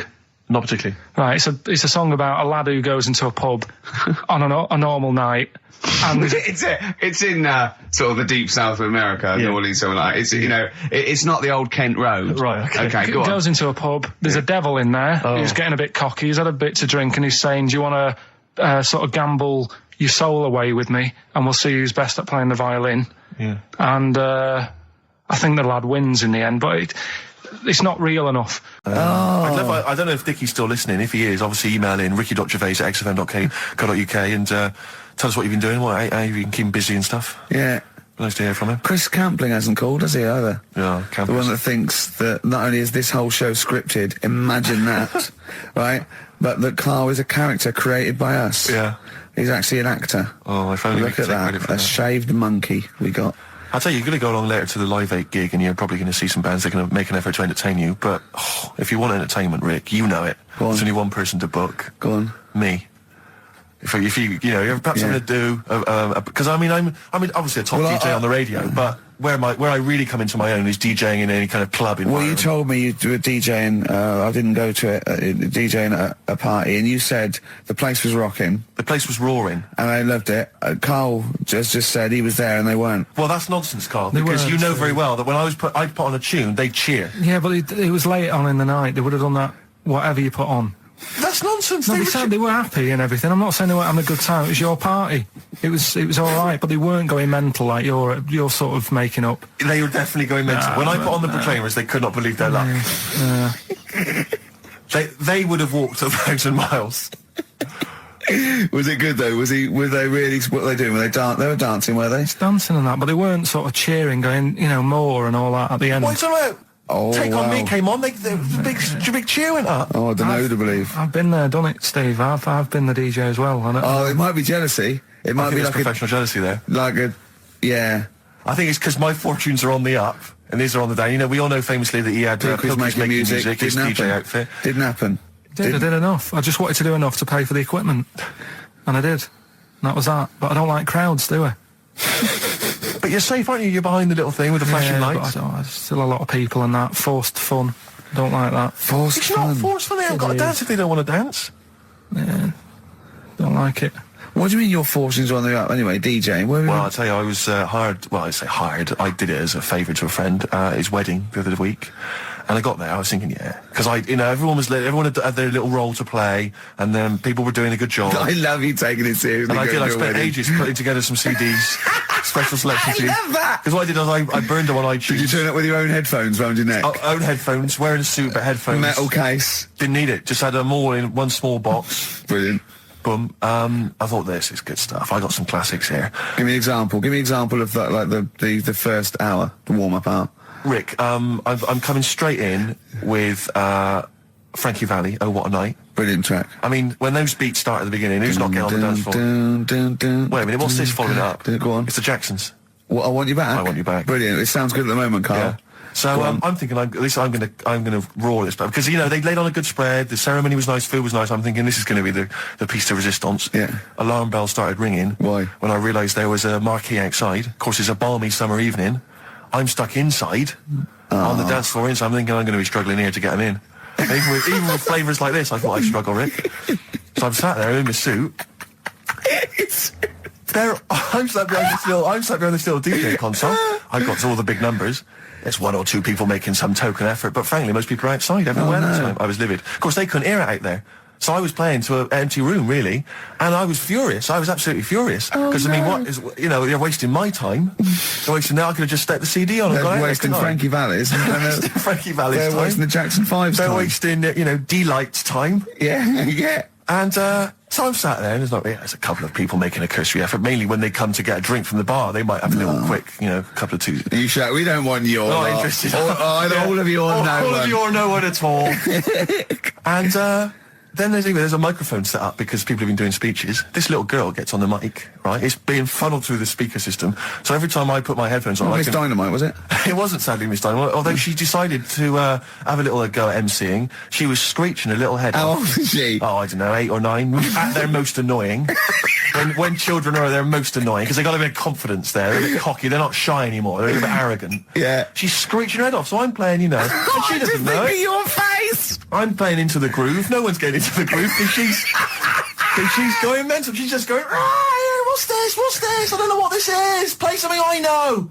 I'm thinking I haven't got any bloody DJ Otsu or Crazy Frog. I'm not going to play what you... So she's just screeching along, ruining it for everyone. I say everyone, there was no one there. So me, she was ruining it for me. I bet you were really I'm angry. furious. But of course as well, every time she screeched, it went through my headphones. So of course and then her dad comes along, right? And I'm thinking, all right, he's seen what's just imagine happening. you in your suit, sweating, getting annoyed at someone ruining your set that no one's listening to. I think, her dad's coming over. He's going to put pay to this. He's realised that, you know, she's causing a disturbance. He comes over there, joins in. No. Sits her on his lap. He's just saying, hey, she's having a whale of a time. I'm thinking I'm furious. I'm thinking it's his responsibility to shut her up. He's not going to do anything. What can I do? I can't step in. No. And I know very well that if I interfere, he's going to say, oh, well, she's enjoying herself and no one's dancing anyway, and we've just got into a fracas. Yeah. And I didn't want to start a fight. No. Because I don't know, but he'd have knocked you out, wouldn't he? Someone would have got knocked out. And I'm not saying who it would have been, but, you know, but to bear in mind, Rick, there would have been 2 of them. And, so I didn't want to get into a fight with him. And, anyway, so I'm playing. Anyway, so my friend came along. He realised what was happening, and I didn't have the guts to unplug the microphone because he'd have known. You see. Yeah. So I got my friend to do it when she had her back to me. So he pulled the plug out. The microphone went dead. She went, "What's going on?" I went, "I don't know what you're talking about." I said, "I don't know." She said, "Where the microphone's at?" I said, "You must have broken it." I don't know what's going on. Someone will probably make you pay for that. Anyway, at least we shut her up. That is great. But it really went from bad from worse. And you know, there's that thing when you panic, you start panicking, so you're putting on a lot of flavours that you would have saved till the last hour. What are we talking? Boom, boom, shake, shake. Exactly, you're throwing him in early. Love Shack's coming on way too soon. Really? Oh, Love Shack before 11. It's heresy, but I had to do it. But anyway, in the end, I made the bride go and get some people in. I said, look, it's your special night, all right, and they're going to enjoy this. I'll be honest, love, this is a washout, and it's up to you exactly. to turn this wedding around, or I'm walking. I'm walking, and I tell you, they're going to have a sour memory of this evening, unless you bring some people in. Get everyone in dancing. So she got him in at the end, Brilliant. And I'll tell you this, Carl. I mean, I don't know what you say, but they were loving it. They were absolutely loving it. A bloke came over and said, "Have you got Amarillo?" I said, "No," but I put on something even better, Delilah. Wedding crowds always go for Delilah. A song, of course, about old man killing his wife. But it always goes down very well, strangely, at weddings. They get into a sort of hokey-cokey thing. They went berserk for it. And I was following it up with, I had the monkeys, I had all sorts going on. Brilliant. Of course, you know what happens. What? I'm going great guns. People are absolutely loving it. They're rocking it. I throw in, I had something cracking on at the end. Come On Eileen, of course, was on. People were going berserk for it. Which is unfortunate because the bride's name was Eileen.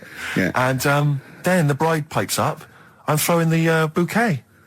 So they all traipse off outside again. I was furious. Oh, no. I plugged the microphone back in. I said, "What are you doing?"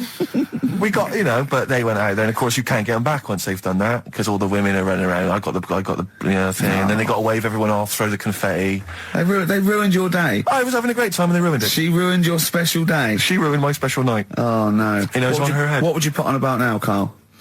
What if I was DJing? Yeah. Probably about a world party. Go on. Interesting.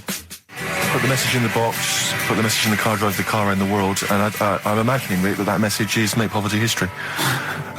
That's world party, put the message in the box. Yeah. Can I just say quickly while I think of it, we get a lot of emails from people, a lot of texts saying, can you send a big shout out, stuff like that. I've just looked at one now, Scott and Julie in Australia listening, they want a big shout out, big shout to them.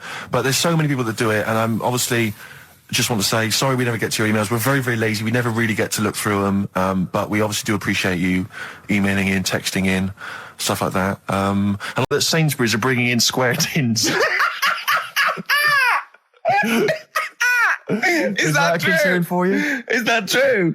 Apparently so. Why? Don't know. Like it's easier to stack. This is what the guy in the Sun has said. That should be interesting. That should be his comment on Sainsbury's are bringing in square tins. Is that should be interesting for meatballs.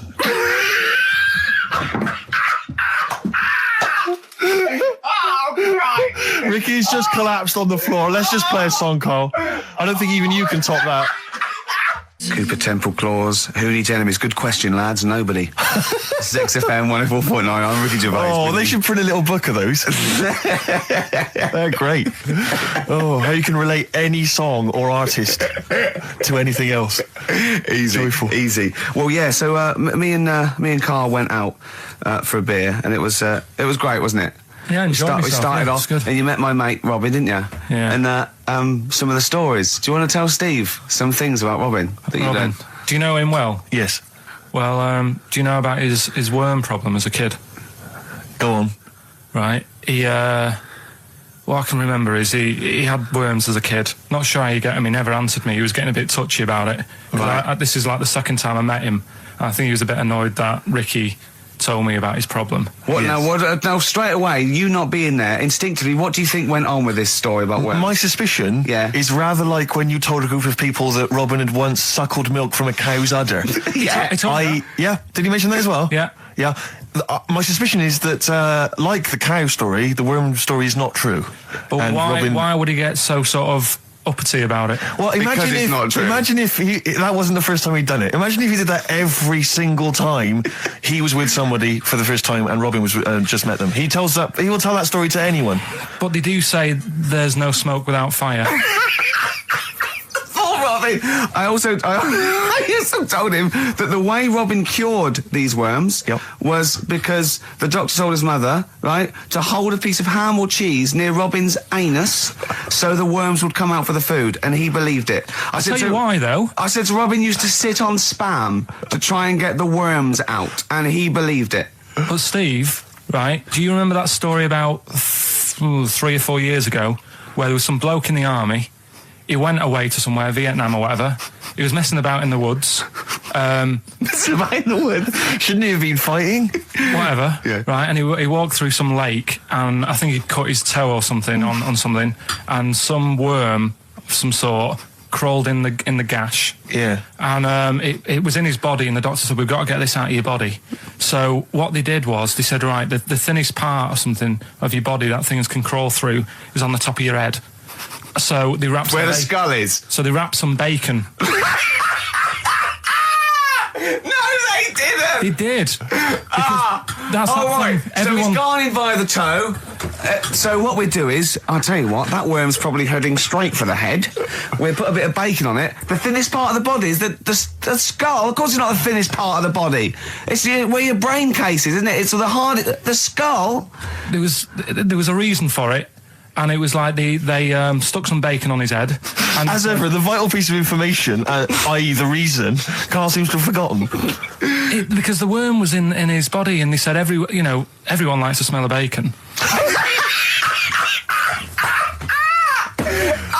Including worms. Even a Vietnamese lake worm. They love bacon. Remember last week when I said about the little fella with the bone with no brain, and you were proved wrong? No. Please. No. We were saying it wasn't a little fella. We were saying it was a stillborn child. It wasn't a little fella. You're changing it now. You weren't having any of it last week. Right, hang on a minute. I'm getting confused. There was a Vietnamese snake that went inside of a soldier. A little, like, maggot or some sort that you have to get out of your body because it causes problems. Yes, and so in order to get it out of the body, they strapped bacon to his head. Yeah. That is great. This doctor... And did that work? I think so. They had a picture of him smiling. Oh, God, what, the worm or the bloke? The bloke. Oh, dear. Honestly, I hope someone knows the story. Right. It was about 3 years ago, I reckon. Okay. And, yeah, it did work. G.I. Bacon. So this is why the worm burrowed out of his head to get the bacon. Get to the bacon. Right. That's great. So this is why when Robin was telling his story, I was a little bit disappointed if it wasn't true. Right. Because in a way... You know Robin's never been to Vietnam.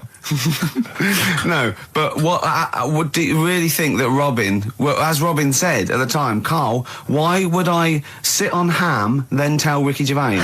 It's a very good point. Because if he was a kid, you do daft things like that as a kid. Right. See, it's the telling Ricky Gervais, though. Yeah. And then, oh, bless him. Okay. And then anyway, Robin left, and I tried to chase him, but he got away. He knows that and then we had a few pints, and then Carl embarked on some of the greatest stories ever told. Can you tell the story about your dad? Let me run it by. I haven't spoke to him all week, so let me run it by him. Okay, play records. Because, what we got? We've got one of Steve's tunes. Yeah, well, bizarrely enough, this comes from the Teachers 2 soundtrack, the soundtrack to the current TV series. There's a slight whiff of nepotism in the air. Yeah. Rick, would you like to explain why? Well, that's why you're doing it. My girlfriend worked on it. But you were going to play this anyway, weren't you? Well, I was, actually. Bizarrely enough, I was going to play some I Am Clute, and this is from, as I say, the Teachers soundtrack. This is called To You. It's a good track. That's I Am Clute, and a track called To You from the Teachers soundtrack. That's also got, I noticed the Electric Soft Parade, The Hives, Star Sailor, Feeder, Turin Breaks, Mercury Rev on there. It's a good little collection. Lovely. Carl has just had confirmation. He's looking smug because someone phoned up and went, it is true. It's a Laogai chi worm. To have good songs. Me and Steve are working I'm pressing the buttons. I'm paid to press the buttons. That's what I'm doing. Has every CD started on time? Then why would they give you Monday off if you just paid to press the buttons? Don't get every other Monday off, do I? So have you stopped doing that now, have you? Well, yeah. Why? Because there's work to do in that. I'm not moaning about it. Let's get on with it. Right, Scrooge, right, is the film that I'm in. Thought I'd do a Christmassy one. Okay. Right? Yeah. So get people in the Christmas mood and that. Yeah, you have got people in the Christmas mood. You're like Santa visiting them. Right. So... It's you in the film Scrooge? Yeah. Which version of Scrooge? The old one. Is it if it's just you moaning with bells, I'll be annoyed. Right, that is essentially Scrooge. yeah. Right, Scrooge, listen to this, and then there's some question at the end. All right. And you can win some stuff from that. Yeah. All right. Yeah.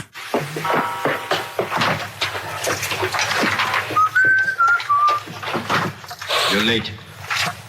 Only 20 minutes. What do you mean by coming in here this time of day? I've just been doing some Christmas shopping, haven't I? Probably do some more shopping on Monday, because it's my day off, isn't it?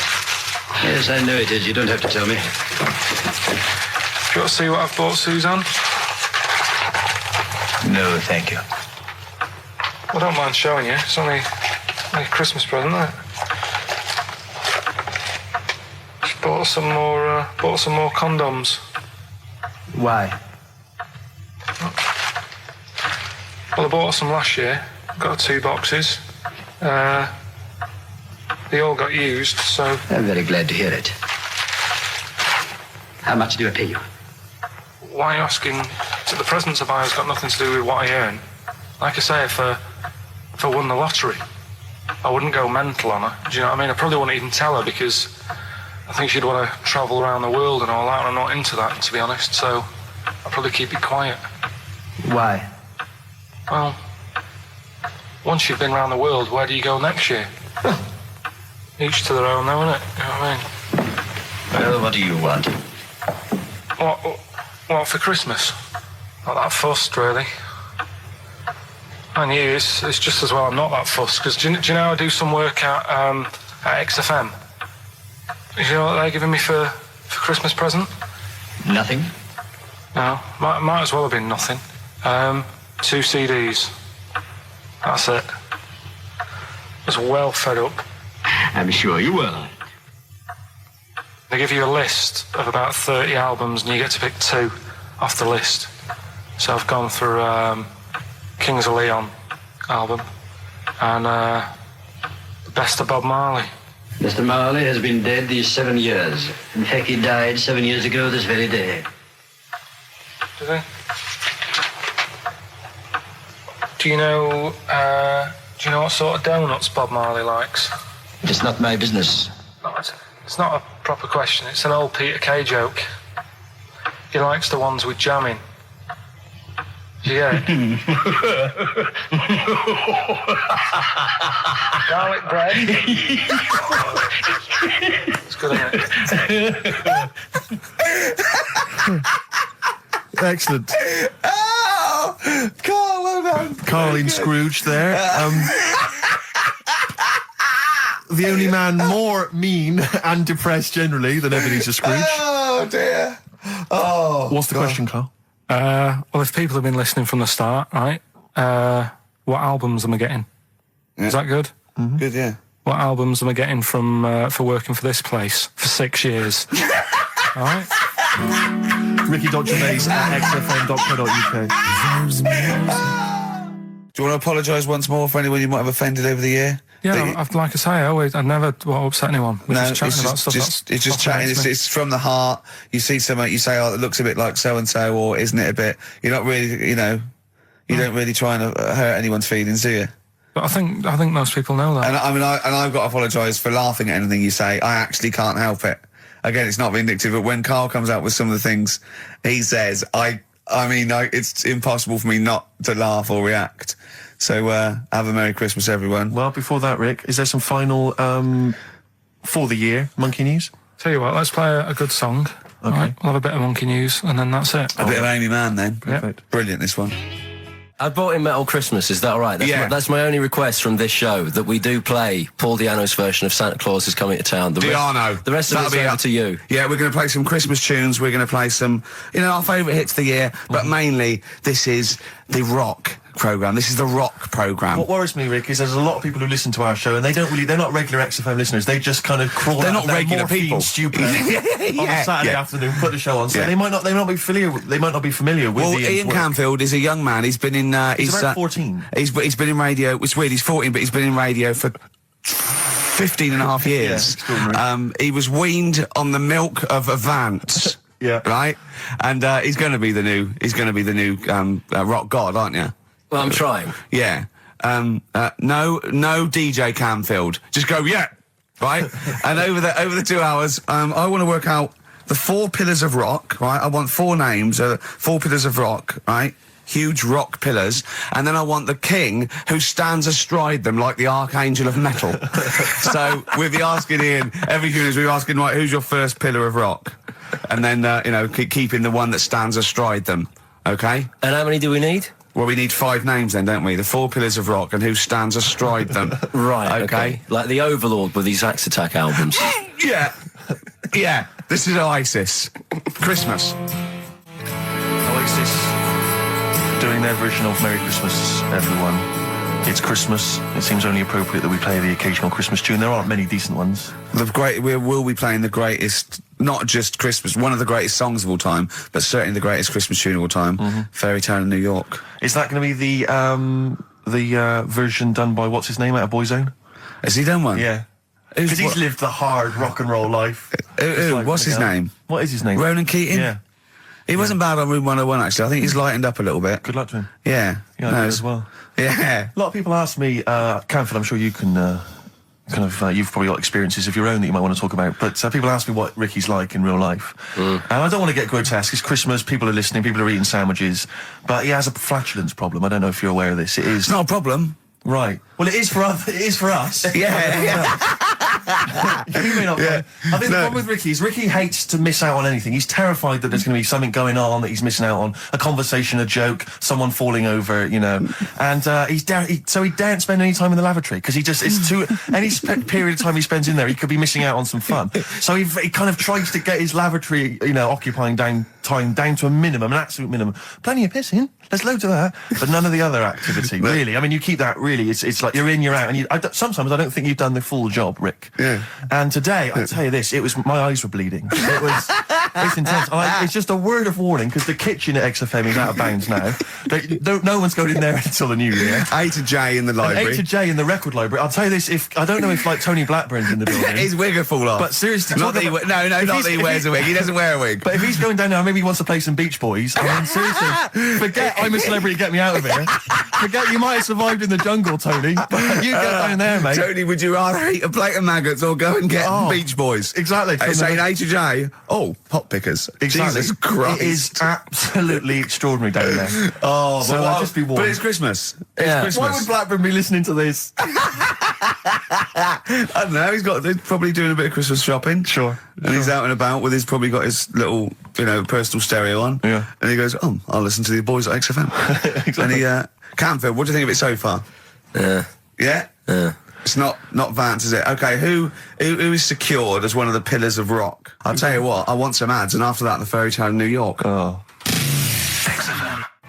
The Pokes, featuring Christopher Cole and Fairy Tale of New York. Brilliant. On XFM. Tell me that. Why did the giraffe, what's that rubbish about the giraffe getting a long neck? I said, well, it didn't try and get a long neck. It was selected because, anyway, I went into evolution for him, and he said, but why would evolution do that? I went, well, you think that evolution didn't do anything. There's not this consciousness, there's not this will that a giraffe has to stretch its neck to reach the leaves. One had a long enough neck to survive and pass it in. He was going, yeah, but why did evolution... this isn't. But by the way, this isn't the most stupid thing. This is warming up. This is about 8:45. Sure. Right? He said, "Why didn't evolution make a giraffe good at carpentry so it could build a ladder?"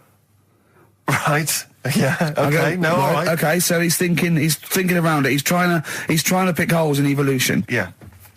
We get on to, I said, well, things are, I said, we can see the speed of evolution in lower life forms like bacteria, viruses, they evolved. That's why soon we won't have an antibiotic that can kill some certain bacterial strains. And he said, and this is about 11:30, then I said, I'm going to bed, right? He said, in the future, they reckon that you'll be able to wake up and eat a yogurt you can have a chat with. I don't know what that means. Let's put a song on, right? No, and we'll come back to it. So you're going to explain that? Yeah. You've got an explanation? The Verve and Sonic on XFM 104.9.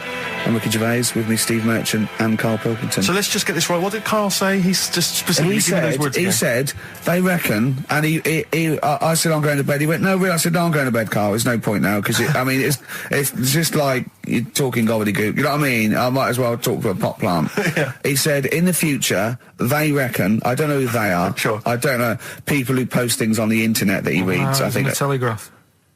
Anyway, complete the sentence. They reckon that in the future you'll be able to wake up. I love it. There's always a little scenario, an embellishment, like this little. Oh, hello, darling. It's your yogurt. Hello. You'll be able to wake up and eat a yogurt you can have a chat with. All right. Well, thanks for that, Rick. I'm looking at you. I'm going to throw that over to Karl. Right. It's when I was away on holiday, right? I don't normally buy the Telegraph because it's too big and that, innit? So, but they were giving it away for free on the plane, so I thought, ding dong, might as well have it. Mm-hmm. And I saw a couple of things in it. I thought that would be interesting.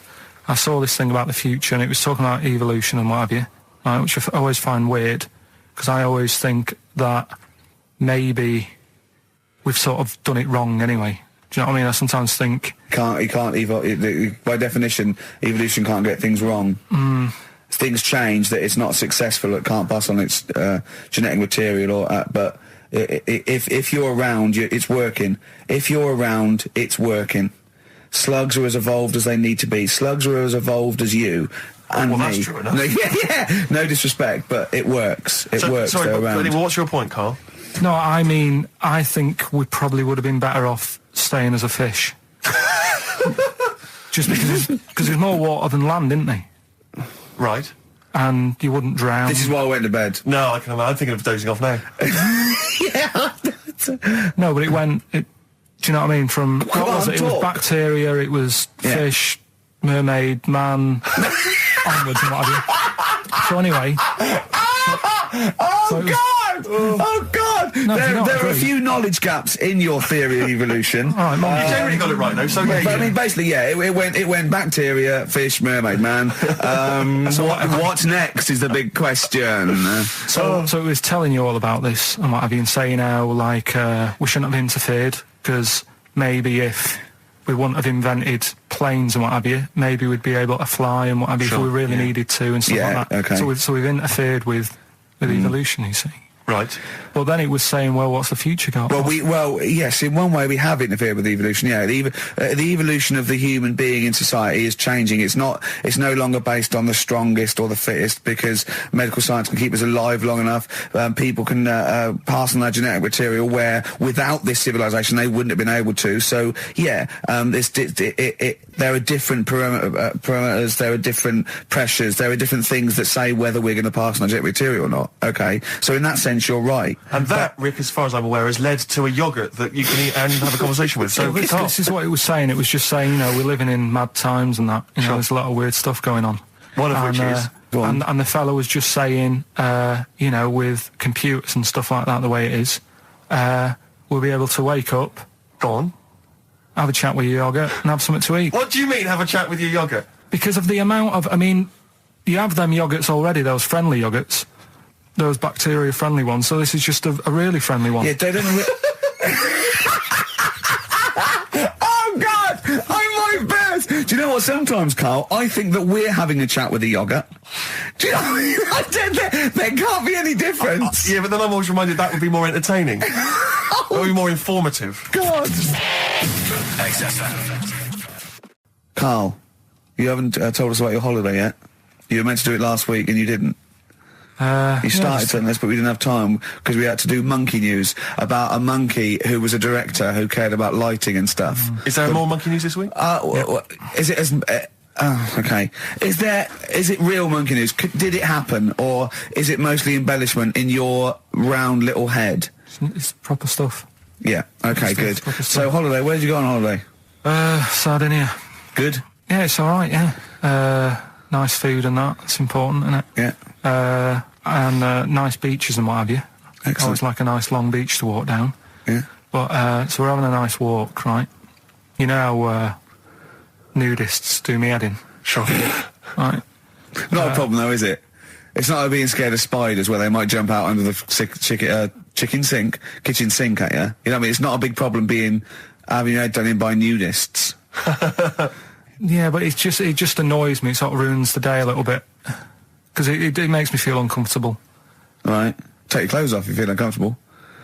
It's much more relaxing. Yeah, but well, anyway, right. So I'm walking along the beach, right? Lovely long beach, what have you? You know, watching the sea, picking up shells and that. And what are you wearing? What's your natural beach club? When he says picking up shells, I imagine he's on all fours going, yeah, like that. You know what I mean? Looking at things, just like washing his nuts in the sea to get them tasty. Yeah, going into the sea and then kind of shaking himself so all the water flows off. Yeah. I've just got, you know, flip-flops on, pair of shorts, and like a little light shirt. Sure. Mm. So anyway, walking along, and Suzanne goes, "Oh look," right? And there's this woman, German, I think, coming out of the... How can you tell she was German? Underarm hair? I'll get to it. Forget the underarm hair. She came out, it looked like she was smuggling seaweed. I'm going to burst! Oh, God! And the funny thing is, right, she... Smuggling seaweed! Oh, God! She was a bit hairy down there, was she? Mental. I felt bad because I hadn't had a shave for 2 days, right? Looked at her, it was ridiculous. She might as well have kept her trunks on. It was just like she was wearing furry trunks, right? So anyway, so I'm walking along. So, yeah, go on then. So Suzanne's like, "Oh, look," and I'm like, "Oh, not again," you know, because every time we go away, there always seems to be one of these. Is she by herself, this woman? Well, the weird thing was, she was with her husband, right, but he had shorts on, he was happy, right, but every time, like, because I walked past her, and he sort of ran off, because he's embarrassed. Do you know what I mean? There's nothing normal about it. What can he do? He can't go, "All right, mate," because he knows it's odd, right? How old was he? Sorry, how old was she? It's hard to tell when someone hasn't got clothes on. Sure. You know what I mean? They always look older, don't they, when they haven't got clothes on anyway. But I'd say she was about 40, 41. Okay. Right. So I walked past, and the annoying thing is, she got there on a bike, right? No clothes on, little pair of boots next to the bike. So if you can wear boots, just pop some shorts on. You know what I mean? That takes more effort for me, putting boots on. But put the shorts on, right? So anyway, so the husband kept running off, I walked past, and I'm getting annoyed because I'm saying, well, we've got to walk past them again on the way back. I like the fact they're scuttling away when Carl walks past. Like when you lift up a bit of sort of iron sheeting in the woods and loads of mice run away. Yeah. It's like whenever Carl goes, that nudists run away. Yeah. Oh, right, okay. So we sort of come walking back and what have you, and you know, I have another look and what have you, and he runs off again. Why are you another look if it offends you so much? Oh, you might as well just have a look. You know what I mean? It's just putting it on show and what have you. But the interesting thing was, I just wondered whether the husband... Because if the husband were nude, you'd looked at his tackle. Because remember, when you went to see those two strippers, and it was a woman and man, and they whipped their shorts off, you said you looked at his tackle first. I think any bloke would. Wow. You would. You just check it out. It's natural, isn't it? You just go, oh, right.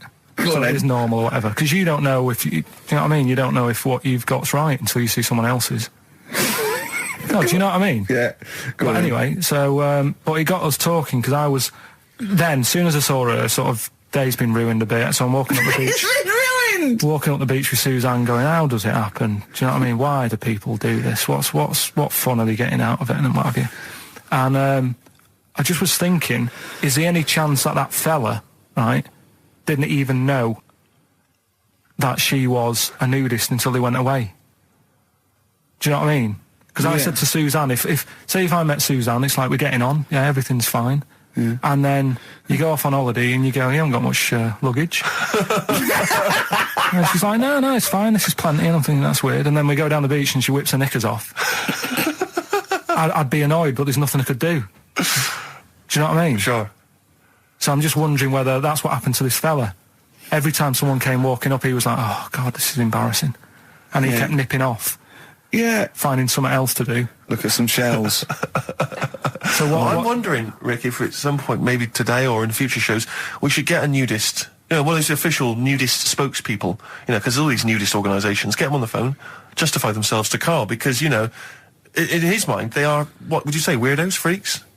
I don't quite get it. I was reading something in one of the supplements last weekend, and some journalist went round to some, whatever you call it, some resort or whatever for nudes and that. And it's Were just... they playing volleyball? Well, the only thing was, bowls. Your point was more that weren't you interested in why swearing people find it offensive? Yeah, a little bit. Because that seems obvious to me. Because you were saying yesterday that you never understood why people find it offensive, weren't you? That's right. Yeah. But I know. Well, carry on. Yeah, but that's what I was saying to you, why you can't do it on the radio, because people find it offensive for some reason. I don't agree with it, but some people do. Yeah. I'm saying everyone swears. Bleep it out, I would. Bleep it out. Bleep it out, that's my theory. But you say that everyone swears. Not everyone does swear. I don't know why you've got this in your head, that everyone swears. I'm convinced everyone. What? Everyone? Like, you know, religious people, religious leaders? Jesus. I bet Jesus swore. Right. What's your evidence for that? No, I'm just thinking, I mean, things are better now than they were back then, right? Right. He's wandering about in his sandals, getting pebbles stuck in there and stuff, and that's annoying. Nails in his hand, that must have hurt. What I'm saying is... That's offensive. No, it's not, though. That's blasphemous. No, but what I'm... Don't laugh at the crucifixion. Play a record. I'm not laughing at that, though. That is terrible. I'm just saying... No, you can email in, if you want to complain. Carl... Yeah? .pilkington@xfm.co.uk. Wasn't offensive, though. I'm just saying it's a fact. When you stub your little toe... You let out a little effing and jeffing. And what do you think is he some effing and jeffing? So the kind of ancient Hebrew version of effing and jeffing. Ooh. It's like... I know. Once, right, I was talking about this in the week, actually. We had this, teacher, and he must have been sort of 60 then, right? And we're all about sort of like 12. We had to do French. You had to put your thing on the booth, and it was I've told you something. Le chat est you know, and all that, right? And répété, cats on the wall, right? He'd repeat it in French, and of course everyone was going F, C, just for fun. And he heard this, and he listened back to all of them, and he realised it goes, and he went mental. He went, I don't believe this. Do you know how much these cost? He was going mad, he was going red and bursting like Carl was earlier, and it was like, I can't stand this anymore. Anyway, he picked up an exercise book, he said, look at this exercise book, look. And, I won't say the kid's name, he went, so-and-so, look, oh look, he's put, and, I'll change his name, Smithers. He went, oh look, he's put Smithers in his shit. He goes, he's got Clever on this side, he's put Smithers in the London shit, that's good. right? And he went berserk. He went, oh look, he's drawn a picture of a penis with wings, and he's written underneath, Dicky Bird. He went, is that clever? He went, do you want me to put a piece of paper up so you can come and write swear words and draw ladies' genitals all day? And I went, like that laughed. He went, I'm glad you think it's funny, Mr. Gervais. And he stormed out. Oh, God. Yeah. And did he ever come back? No, but we put the bit of paper up for him and said, look what we've done, you sir. That's a fanny. Yeah. There's some knobs. Good. Just talking earlier about teachers, weren't they? Have you got any amusing anecdotes about teachers or anything around that subject? I didn't go to school that much. Go on. When I did, it was, I was telling Suzanne about the other day how, you know, she goes out with me now and she thinks I'm great. She's lucky what she's got. So. No, she's done well. Yeah. Right? But I was the sort of kid who she would have hated at school because I never had, like, a pen. Oh, yeah, I know what the sort you are. Never a pencil case or any stuff? I'd start off the term, I would, and have, like, you know, a brand new carrier bag with my stuff in. Brand new carrier bag, classy. And, well, you got to have somewhere to put the stuff you've nicked from Woolworths in, haven't you? Right, so that'd be there, but then by the time, like, a couple of weeks down, I'd put my pen down, I would have lost it, and then I'm sort of going around saying, can I borrow a pen? You didn't try sticking it up your nose, it's not still lodged up there. It's not, no. But the funny thing with, like, you know, you were talking about teachers and stuff. Were you disruptive? Were you a disruptive kid? Were Not you really. Causing trouble? No, not really. No, he wouldn't cause trouble. He was terrified of the boss here, wasn't he? No, it's not that. It's just that, what's the point in winding people up? I find it quite annoying if people do that. So I don't wish it up on anyone else. Why'd you wind Steve up then? Sometime? I don't wind him up. You do. You have done, but no, come on, let's not argue. We were getting on well then. Come on, Carl. And like the teachers, because I'd lived on this estate, right? Loads of stuff used to get nicked and go missing and what have you. Blackboards. And their way, like the telly and the video, really? and stuff like that, and the projector thing and all that. So the way they used to try and find it, right? My little conspiracy, because you know I'm good at them. Yeah. What they used to do is set your own work and say, right, draw like a bird's eye view of your house, right? But draw everything you've got in your house in it as well. So if you've got, I don't know, if you've got anything in the loft, make sure you draw it. Right. So kids would come in with overhead projectors. Well, that was the idea, I think, behind guns. it. Yeah.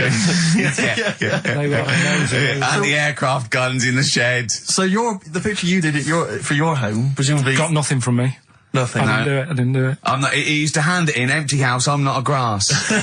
Yeah. And nor the illegal immigrants living in the kitchen. Just a picture of your Auntie Nora. Yeah. What's that? Is that? Have you been stealing tennis balls? Yeah. No, that's not a split tennis ball. That's my Auntie Nora's. But what about all the stuff? Didn't you have to draw all the stuff that your father had nicked? All this, you know. Listen, because I remember years ago. Do you know Dr. Steele? Do I know Dr. Steele? Yeah, on he does. Is he a superhero? The one on Richard and Judy. Right. What's he, a psychiatrist or the resident doctor? He just pops in and is that the sort of like the suave sort of? He's not that suave. I know what you mean. Just a normal doctor fella. Sure.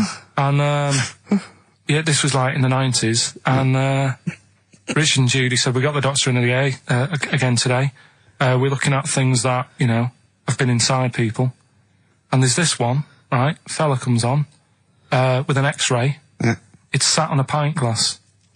It's sat on a pint glass? Yeah. That's what... He hadn't had it. Sat on a pint glass. I remember that story that was published about the bloke, and this is the excuse he gave to a doctor when he had to go and have something removed. It was a bottle of sort of HB sauce or something up his...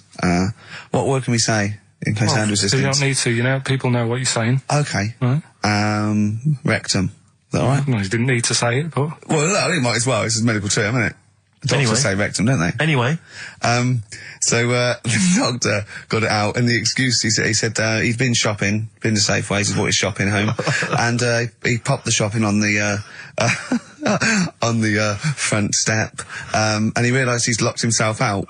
So he started to shimmy up the drain pipe, but his trousers and pants fell down while he was climbing, and he slipped and fell on the HB sauce bottle, right? And that was the note thing, right? And the doctor had put at the bottom on his notes, this would be somewhat more believable if Safeway sold their HP sauce with condoms already attached. Well, I would be bizarre. Why did he put a condom on it? No idea. To use it again on his chips. So he didn't just buy it to have a quick, you know. Yeah. He thought, well, I don't want to waste HP sauce. Sure. I mean, I use it up the arse, then I got on the chips. Safe sauce. I always practice safe sauce. Always have safe sauce. Used to work for a magazine when I lived in Bristol, and I remember the editor said to me once. He said, "Oh, we got half a page to fill. Do the usual. Phone up a hotel and ask them what the weirdest objects they've ever found left behind in a hotel room are." This was something they did every year. They just they would phone up the local hotel, and I found out. I can only remember 2 of them, but they have stuck in my mind. These were found. I think it was the Marriott Hotel in Bristol. Yeah. They were found by cleaners. A chicken. A live chicken? Yeah, a live chicken in a hotel room. And that was just left behind. And, a false leg. I mean, I don't know who leaves behind a false leg. I mean, presumably you'd notice if you didn't have your false leg, because you'd be lying on the floor. But I just remember, well, yeah, I don't know where else you'd find those 2 objects, except perhaps Paul McCartney's farm. But I've always thought to myself, who left behind a false leg? Maybe the chicken pecked it off. Yeah, well, possibly. The person with it just like went and goes, so much different, I keep falling over. Yeah. I don't know why, and where's my chicken? Yeah. She probably called later and said, did the cleaners find chicken and false leg? I'll check. Yeah. 104.9. That's the song I think that single-handedly keeps Shane MacGowan in gin for another year. It must do well though, but I'm sure it does. I absolutely love it. I still love it. I saw it on Top of the Pops too. And it's just brilliant. I mean, he wasn't great at miming, but it didn't bother me. Sure. He was miming to a different song, probably. Yeah, in his head. It was great. I had a little visit in the week, Rick. I think you missed out. A little Christmas visit from, I know he's a friend of yours. He's a friend of the nation. Go on. TV illusionist Darren Brown. Oh, yeah. Yeah, he's bought a new pad. Yeah. And he just came around to tell me about it. Yeah. And it's interesting because... Somewhere to keep his guns. Exactly. And he... I can never know kind of how much, you know, he's just playing with your mind, experimenting. But he was telling me about the place, and apparently... So he loves you? he's got a B-day in the house. Now, we were discussing B-days because... Never understood that. I've never got my head around it. To this day... He's not meant to. Well, no, but I've never... I don't think I've ever met anyone who's used a B-day. Oh, Darren Brown does. He's known as the cleanest arse in Modern Magic. Yeah. I think, Rick, I was the subject of a Christmas con in the week. What, you mean you bought something for £4, then saw it for £3.90 as you walked home? That would make me livid. Because I've seen you really livid. I'm absolutely furious. When I bought my PlayStation, I saw I could get it for £5 cheaper down the road. I was absolutely fuming. And you'd already walked to about 19 places, I remember. I actually left you after about an hour. Yeah. No, I do. I'm furious because I got to get a bargain. I hate feeling that I'm being ripped off. Yeah. And I'll tell you this, I'm loving online shopping. Oh, the savings I'm making, Rick. Really? It's crazy. Really? Getting 15, 20 quid off some things. Is it really? Oh, amazing. But these things, I might point out, are like Jaguars and, Mitsubishi cars. Exactly. Yeah, but it's worth shopping round. No, this was not so much a con. It was a con, but it wasn't so much one of those, just a missed bargain. Yeah. Doorbell rings, answer it. It's a couple of girls. They must have been 13 or 14, maybe. Now, I've always had a problem with teenagers. I'm intimidated by teenagers. In case they call you a dork or something. Well, I mean, I told you before, I was walking down the street once, and there's 2 guys coming towards me. I mean, real losers. Do you know what I mean? Glasses, the spots, greasy hair. Do you know, really pathetic. And I was sniggering to myself. I was thinking, look at those losers. And as I passed them, I heard one of them look at me and say to his mate, look at that geek. I was furious. I was thinking, I'm allowed to call you a nerdlinger, but gee, I don't expect it back. I was really... furious and like upset, and so as I say, these teenagers are at the door, and they were quite aggressive, quite aggressive girls, and they had a piece of A4 paper, and they went, "We're doing a sponsored thing." Yeah. But I didn't quite catch what it was they were doing that was sponsored. I think they sort of fudged it. They went, "We're doing a sponsor." Oh yeah. And I went, right, and they went, "Do you want to sponsor us?" Boy, they picked on the wrong person. I was a bit intimidated. I don't know why I said no. I was worried maybe it was part of some kind of, hidden camera show, Yeah. And so I said, yeah, all right, I'll sponsor you. So they handed me this form, and I always thought you were supposed to have quite an official-looking form for any sponsorship thing. But this was literally a piece of A4 torn out of a notebook. It was the back of a Gareth Gates poster. Exactly. And, with some blue tack on it. Yeah, well, and I looked at it, and I didn't really absorb it, but it had things like, Mrs. Jones, Mrs. Smith, you know, £5. And then no one's actual address, just Finchley Road, you know, nothing too specific. So I wrote my name on and put down £3. 'Cause a lot of people were giving £5, but I thought, you know, I'm not made of money, it's Christmas. I've got to buy gifts and stuff. So I gave him a £5 and asked for change. Well, I gave him £3. I said, I'll sponsor you for £3. Best of luck. And they went, can we have the money? And I said, well, aren't you supposed to do the thing? And the woman the girl just looked at me, she just went, no. So I gave her £3. But what difference did it make? Well, I'm assuming, though, that it's not going to any charity. It's no sponsored thing at all. But then I'm not being funny. The charity that it's not going to, you wouldn't have given to it anyway. It's true enough. So all that's happened is you're £3 down. But I'm £3 down. Yeah, but if it would have gone to charity, it'd be £3 down. The fact that it hasn't gone to charity doesn't matter because you wouldn't have given it to charity. Yeah, but if it had gone to charity, Rick, I'd have felt a little bit superior, a little bit smug. That would have kept me going for another 6 months. Whereas now it's just gone to a couple of weeks off the street, you know, who are scamming people, possibly old people, Rick, and that's who I feel sorry for. They've not got a great deal of money. That's why I'm not worried about myself. I've got a bit of cash, but about the old people. Yeah. Although you are £3 down, which probably still hurts, doesn't it? It's still stinging. That's why I just like to tell you now, get off my chest. It's Merry Christmas. Thing, yeah. Just be careful. If you're living up in North London, be careful. There's 2 girls that are going around. I expect, you know, they might come to your door. But they might be wary. Be genuine. No, I don't think so. No. They were common. They were very common. Do you know what I mean? Was the giveaway things like, you know, Santa Claus had given £10, Exactly. Tony Blair had given £1? Yeah, I know what you mean. Yeah, I think you were conned, mate. Yeah. Right. Won't get fooled again by The Who. Ian, I'm going to ask your expert opinion. Is that not one of the greatest rock songs of all time? Yeah, if you'd have played the proper version of it. I know, but it's 6.5 minutes, and we usually do, but we just thought, you know, it's Christmas, people want to, you know, have him and more Jonah Louis. Yeah, but we could have played like the full 8 minutes rather than making the show sound like strolling round your local Asda with the Christmas songs with a little bit more racism. That to me sounds like fighting talk. You want a rock challenge, Canfield. You can't handle the truth. Tell me what that song is. Don't know about it. It could sound like he's saying something to do with bell ends. Well, yeah. What? Heaven forbid. What? You think he meant that? Did he? Probably. No. That's The Darkness on XFM 104.9. Bell end. Yeah. What other rude words are there? Cock. Yeah, that is rude. Yeah. Especially at Christmas. Especially at Christmas, yeah. It's a time for families. I know. Now listen, time for family. Now, Ian. Yeah. Who is your fourth? We need a lead singer in this mega group, the monoliths of rock. Who we got? Lemmy, Keith Richards. We've got Keith Richards on guitar. We've got Lemmy on bass. Yeah. We've got Keith Moon on skins. Right. Some terminology coming out there. Yeah. Who's doing the Vox? Who's given Golden Tonsils Award? Robert Plant. He's gone for Plant. He's gone for Plant. A lot of trad names there. There is the group. The lineup is Moon, Lemmy, Richard, Plant. Okay.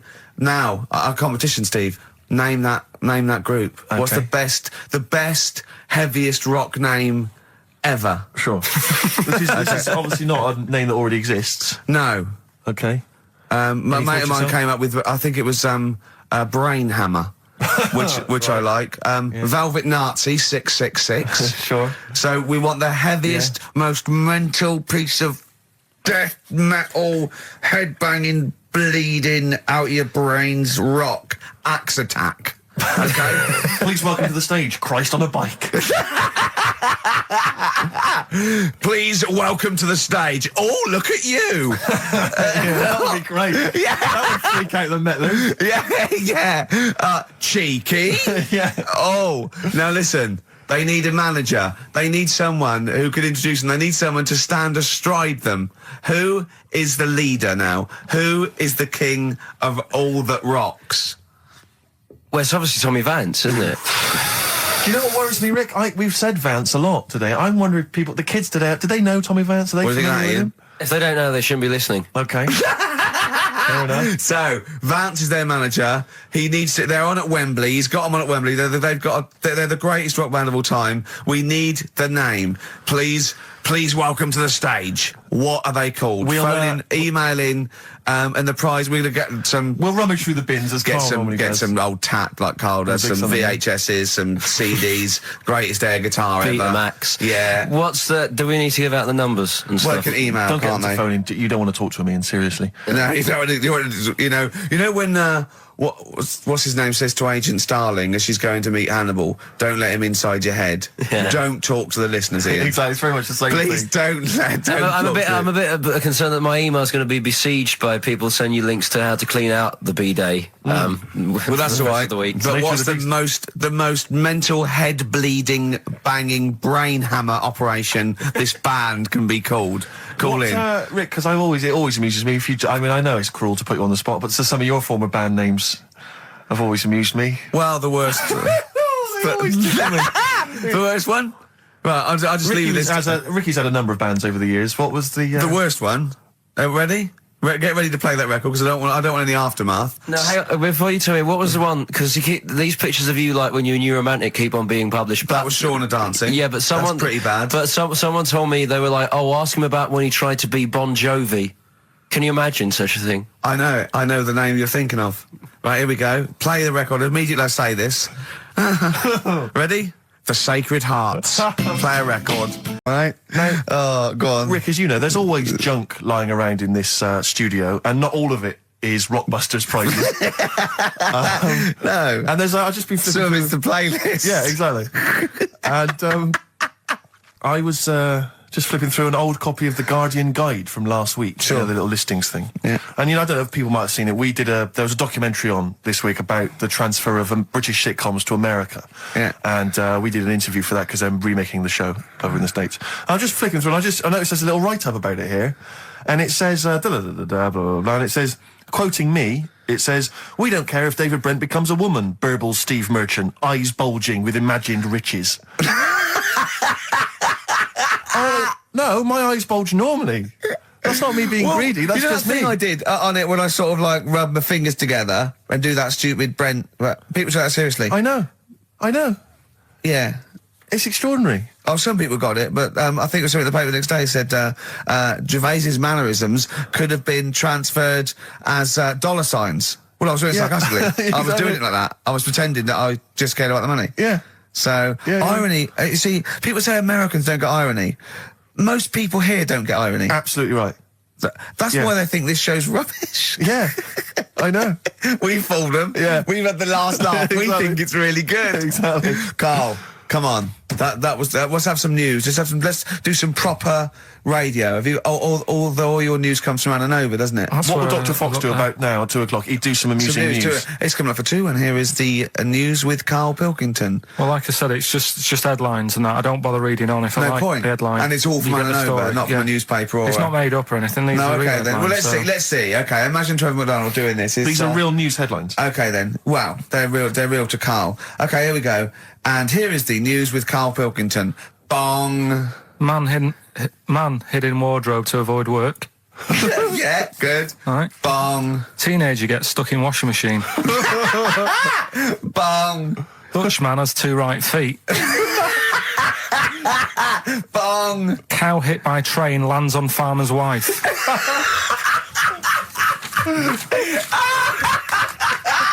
That is the real news to you, isn't it? That's brilliant. I was just thinking the cow flying through the air. Yeah. And the wife going, "Oh no. Yeah. Oh dear."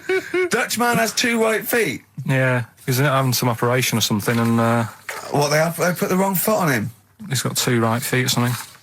Well, maybe it was only a right foot that was available. Good dancer. Yeah. Oh dear. Well, in real news, I was I followed that thing with it was that fella that got into the palace when Bush was there. Right, an undercover journalist. Yeah. I mean, it would have been a problem if he was a terrorist, but it's sort of like, and as the palace said, all our tests are to expose terrorists, not journalists. Yeah.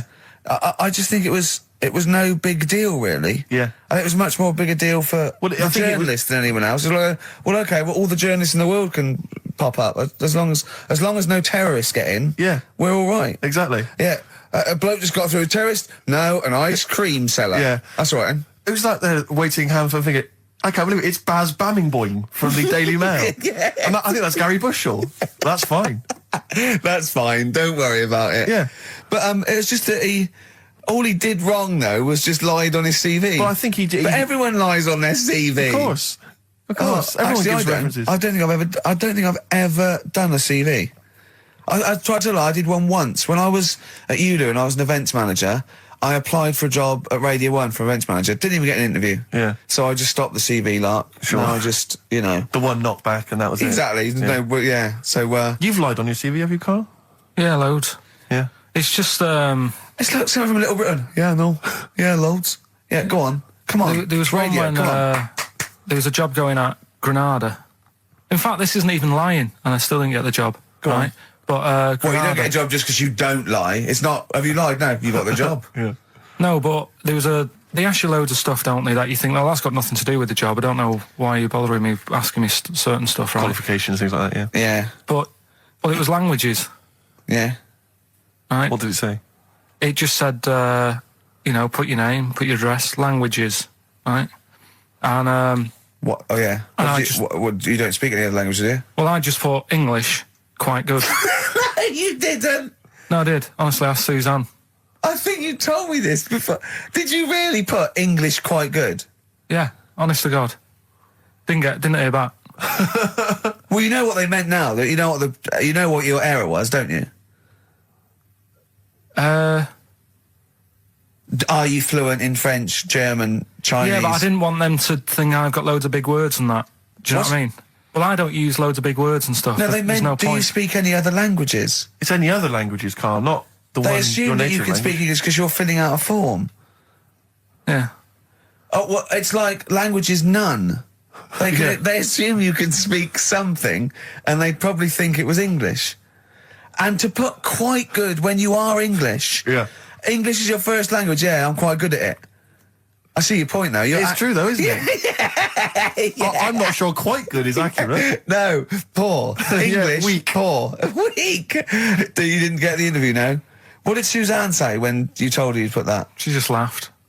It was too late. It was too late to do anything. How's her hair? Don't talk about it? She's off today, so... Is it alright, is it? Oh, she's listening, you mean? She's at home today. But it's probably alright now, isn't it? Because a bad hair day, it doesn't last. But it'll be nice. It'll be nice, not today. You're scared of her, aren't you? No. I mean, I don't want to... You've learned your lesson that, you know, you can't talk about people like that because it upsets them. Well, plus I can't do it all now because we're doing Pulp Fiction later and it sort of involves her head. So... Brilliant. So excellent. There's me thinking that you're being considerate. Yeah. All worried about... Where's the one? Oh! What? Not like the Shadow that got fed up and started pushing kids off bikes? Rick, I think you're referring to stuff that no one made sense of last week. Yeah, exactly. I don't think we should refer to last week. Let's play Mock Turtles, Can You Dig It? And then we'll come back and we'll talk about that. I've come to the conclusion, Rick, we should never refer to stuff Carl said in the past, because it would just take too long to explain. Okay, alright, that's fair enough. Foo Fighters. All my life on XFM 104.9, I'm Ricky Gervais, with me, Steve Merchant, and of course, Karl Pilkington. Ooh, have we got a show for you today? What have we got planned?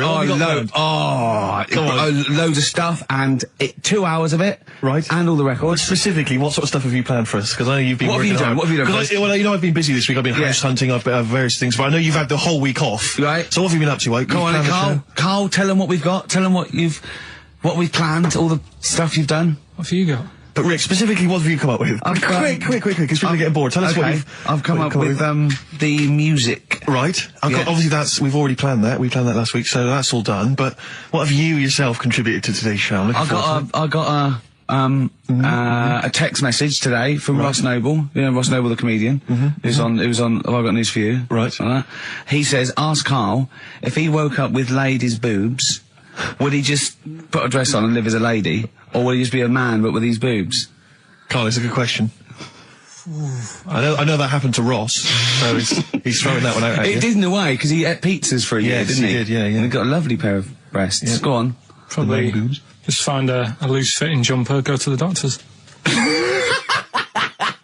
What would you say to the doctor? How would you explain this phenomenon to the doctor? So you'd be happy with this because you believe in shite, like no.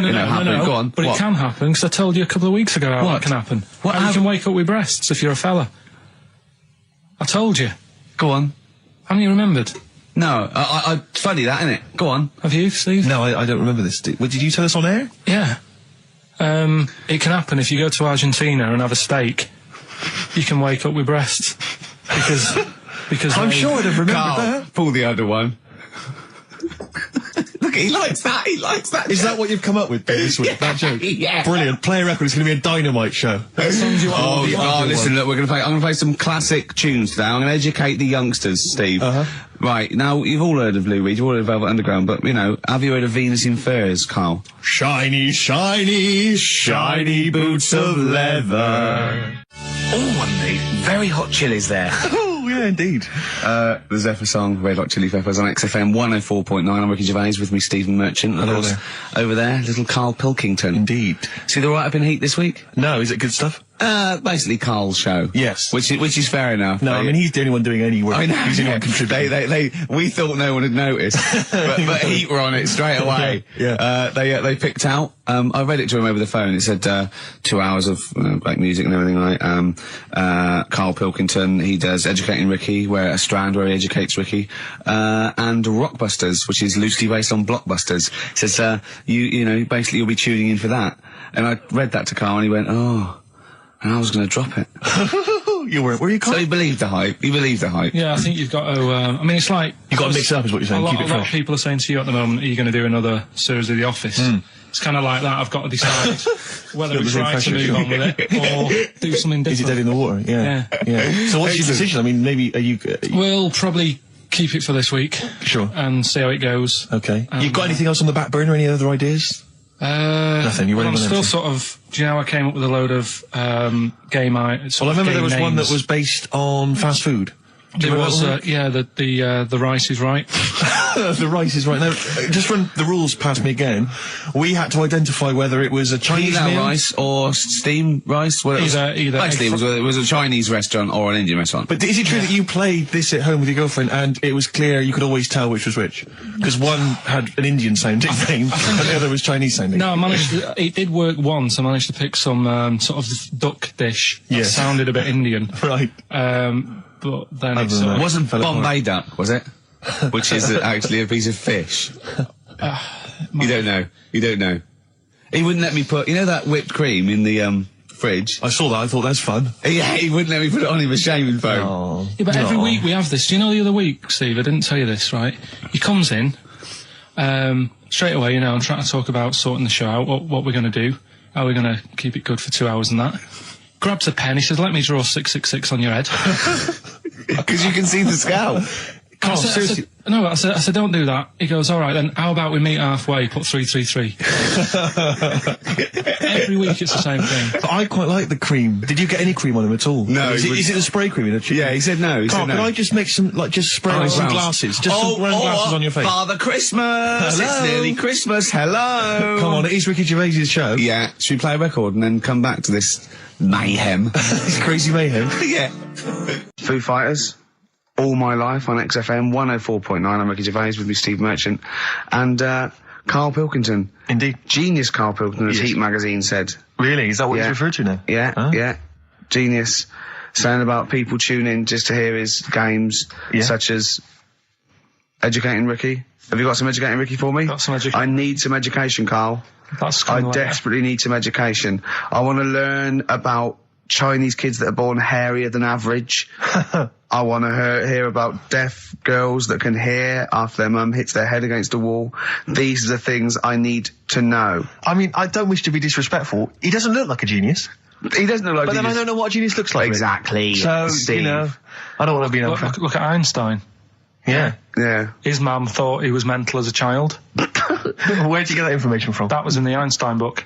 Well, it was in the Einstein book, then it's presumably true. Which Einstein book is that? His Theory of Relativity? The big book of Einstein stuff. Oh, yeah. Yeah, the big bumper book of Einstein stuff. It's for a coach trip, and you have to fill in E equals MC1 squared, 2 fish, or 3 hello, and then it's multiple choice, and you fill it. It's great. Did his mum think, A, he was a genius, B, mental? Most people go for A, but it is in fact B. She thought he was mental at the age of 28. Oh, Karl, you never let me down. You never let me down. So have you got Educating Ricky for me? We've got Educating Ricky coming up. We've got Rockbusters. We've got Rockbusters. Great as seen and talked about in Heat. In Heat magazine. It's got really tough this week now. We're not messing about anymore. Right. They did tests on the brain and it worked out that they've got something smaller in the brain. The gay ones have got something in the brain that makes it smaller. And they said, right, well, that's probably how it's going to work on males, on like males and females and like humans. So you took from this that gays have smaller brains than straight people? No, there's something in the brain. Right, go on. So if someone's saying, you know, oh, I'm a gay, or they're not sure or whatever, they will now be able to find out. So you can go to the doctor and to find out if you're straight or gay. Is there any gay in my brain? Let's have a look. Do. You've got a little bit of a gay in you, yes. A little bit of gay in there. Yes, you've got the, you've got a little bent cell there. Well, that's why they did it, anyway. I don't understand how they could differentiate which was straight and which were gay to begin with, before they then gave it to the scientist. Wasn't that what the scientists figured out? How could they tell? There's one theory that it's genetically determined. There is one. There is a theory that's genetically determined, but I don't think it's as easy as pulling a sheep's brain apart and finding a little pink sort of like blob in there and going, like, we've taken the guy out and now he's going to go and shag some ewes. I don't think it's that straightforward. Although homosexuality does occur at a similar sort of rate in animals, I think. Yeah. Yeah. So you do that, didn't you? So that's that one. I mean, I just like the idea of the farmer figuring out which is straight and gay. Well, that one's wearing quite a camp-looking neckerchief. Yeah. So I'm thinking maybe he's gay. Is that? Yeah. I love the fact they can. That one's a big fan of Sophie Ellis-Bextor. Yeah. They would. They put on ABBA and see which ones dance. Exactly. That's how they. Which one? Yeah. Well, I put on like Barbara Streisand and see which ones sing along. It is rubbish. What did I find out? Did you just say that is rubbish? No, I found out other stuff in the week that didn't make the top 3. Wow. We haven't even had to. This must be mediocre stuff. This must be really bad. Yeah. Or it might be dubious. Go on. We've got to think proactively now. We've got to sort this out. See, there's always other things going on in my mind when I'm in that pub quiz. For me, it's just a little bit of fun. Sure. It's a night out. Do you know what I mean? Suzanne enjoys it. Yeah. Bit of a get-together. We have a chat beforehand. Yeah. We have a bit of fun. Yeah. But there was other things on my mind. Well, Carl, I could do that here. I don't have to lose a tenner. Wait, what were you thinking during the quiz then, when the questions were coming out? What were you thinking of? Well, what it was, right, just before the quiz started, I had to go to the toilet, right, because the rule is, right, people who don't go to it, once it starts, phones off, no more toilet. They take it dead serious, don't they, right? Yeah. So, I went to the toilet. Now, I'm not being out of order here, it just got me thinking, right? I went to the toilet. The gay fella in there, right? There was a gay fella in there? Gay fella in the toilet. Now, how could you tell? How did you know? Just typical, you know, everything about it, right? Everything about it, right, yeah. Oh. What, large handlebar moustache, leather cap. Butt plugs, amyl nitrate. Could I just say that these views do not reflect the views of the management of XFM or me and Steve. Or most of the people in this country. Go on, Carl. What's your problem? Yeah, but this is what I'm worried about, really. But this is why I only got Danny Minogue right. Right? Because this was floating around my mind. Went to the toilet. Big gay icon, now, isn't she? Go into the toilet. They have like men's cubicle and they have women's cubicle. Yeah. Now, without sounding out of order, is it wrong for me to think gay men should have their own little cubicle? Go in. They should have their own. Well, not cubicle. You mean an actual toilet, I suppose. When I was at the urinal, normally, you know, there's a fella there, and then you go, all right, and there's no pressure. But I couldn't go. I was thinking, should I wait? If I go into the toilet, it'll look obvious.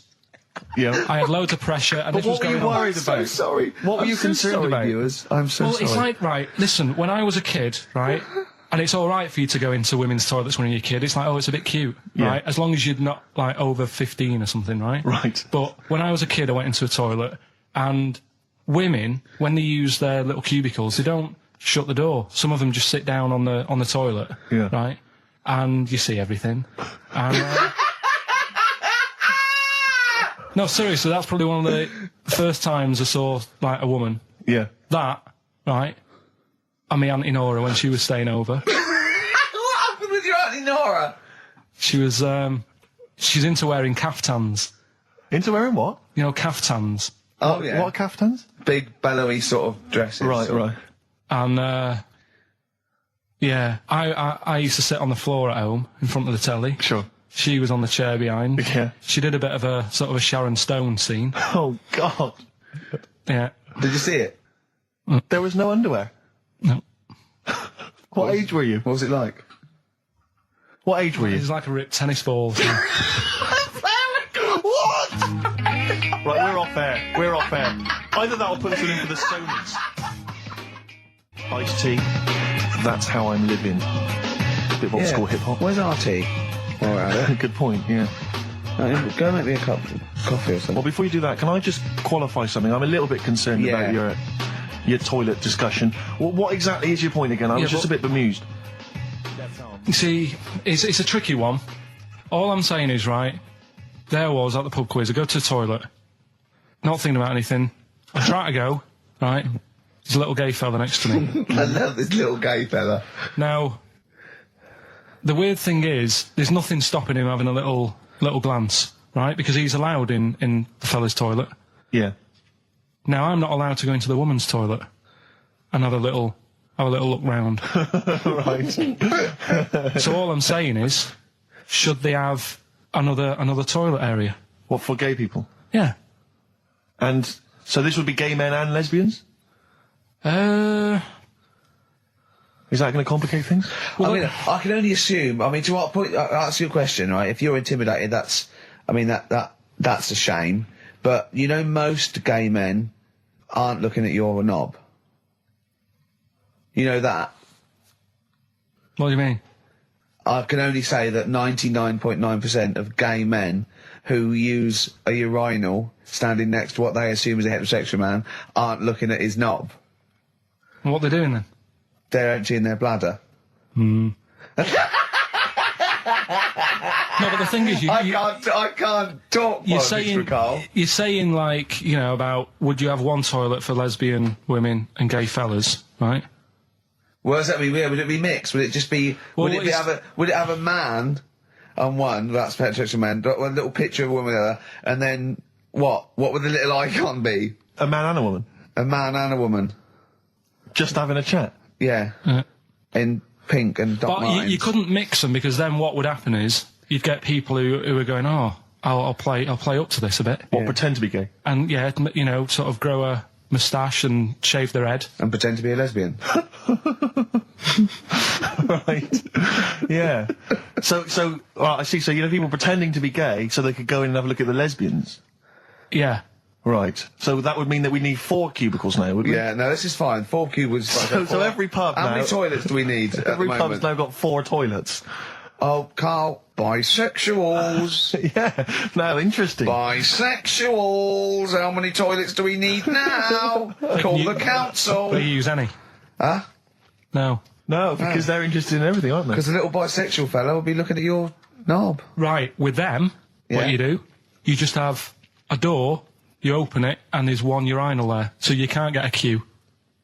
They have to sort of wait. I just thought that. Well, why can't there just be a thing between the urinals, so no one can look at anyone else's knob? Wait a minute. Just to go back to Ricky's point, what stops, even if we've got the toilet for gay men, what stops the gay men who want to have a look at your willy going in the regular toilet and pretending that they're straight? Most men don't wear gay across their head. Exactly. They don't have a tattoo. There's no branding yet in the British house where they have to declare. So we're going to have to expand this. So we've all got to carry identity. Do you know cards. you can see a gay, can you? Coming a mile off. No? No, I'll just hold it in next time. No. Can you tell gay men? Do you know a gay man? I'd say probably if you did if you lined some people up and said point them out, I reckon I'd get. But hold on, we're not talking about people dressed in leather with the arse cut out and an handlebar moustache. Yeah. We're talking about the everyday, non-seen. Of course. Yeah, but I mean, suppose I put you in a room and there was 10 naked men, right? Yeah.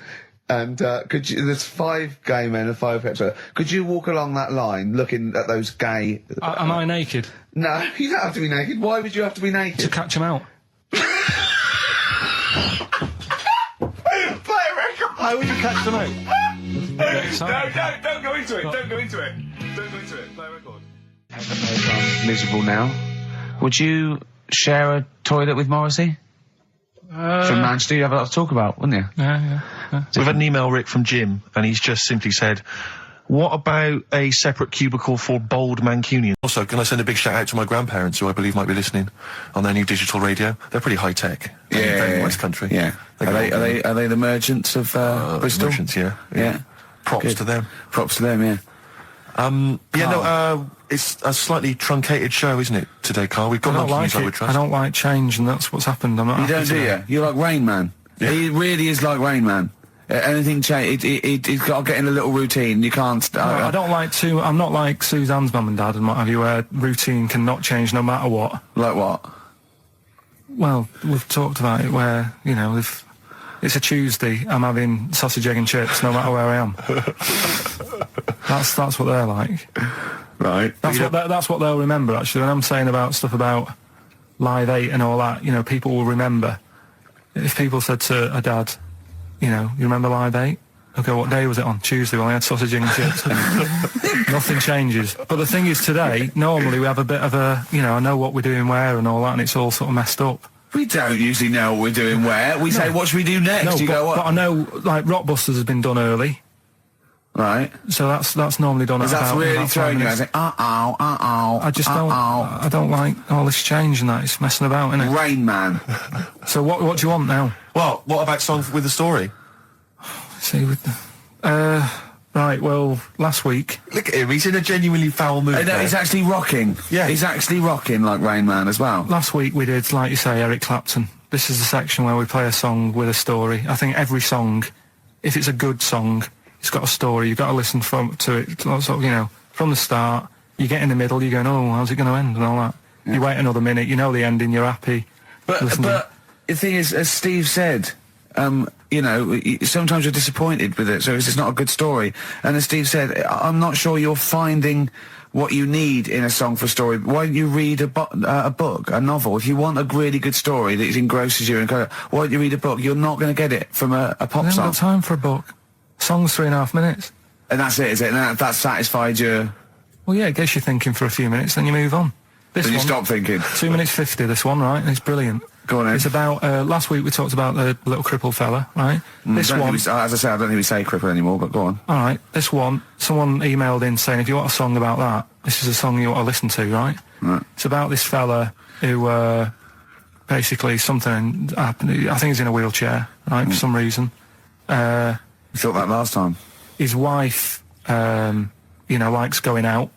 She doesn't take him with her when she goes out. Right. Is it Ruby, Don't Take Your Love to Town? Yeah. Brilliant song. Well, just play it then? Yeah, great song. All right.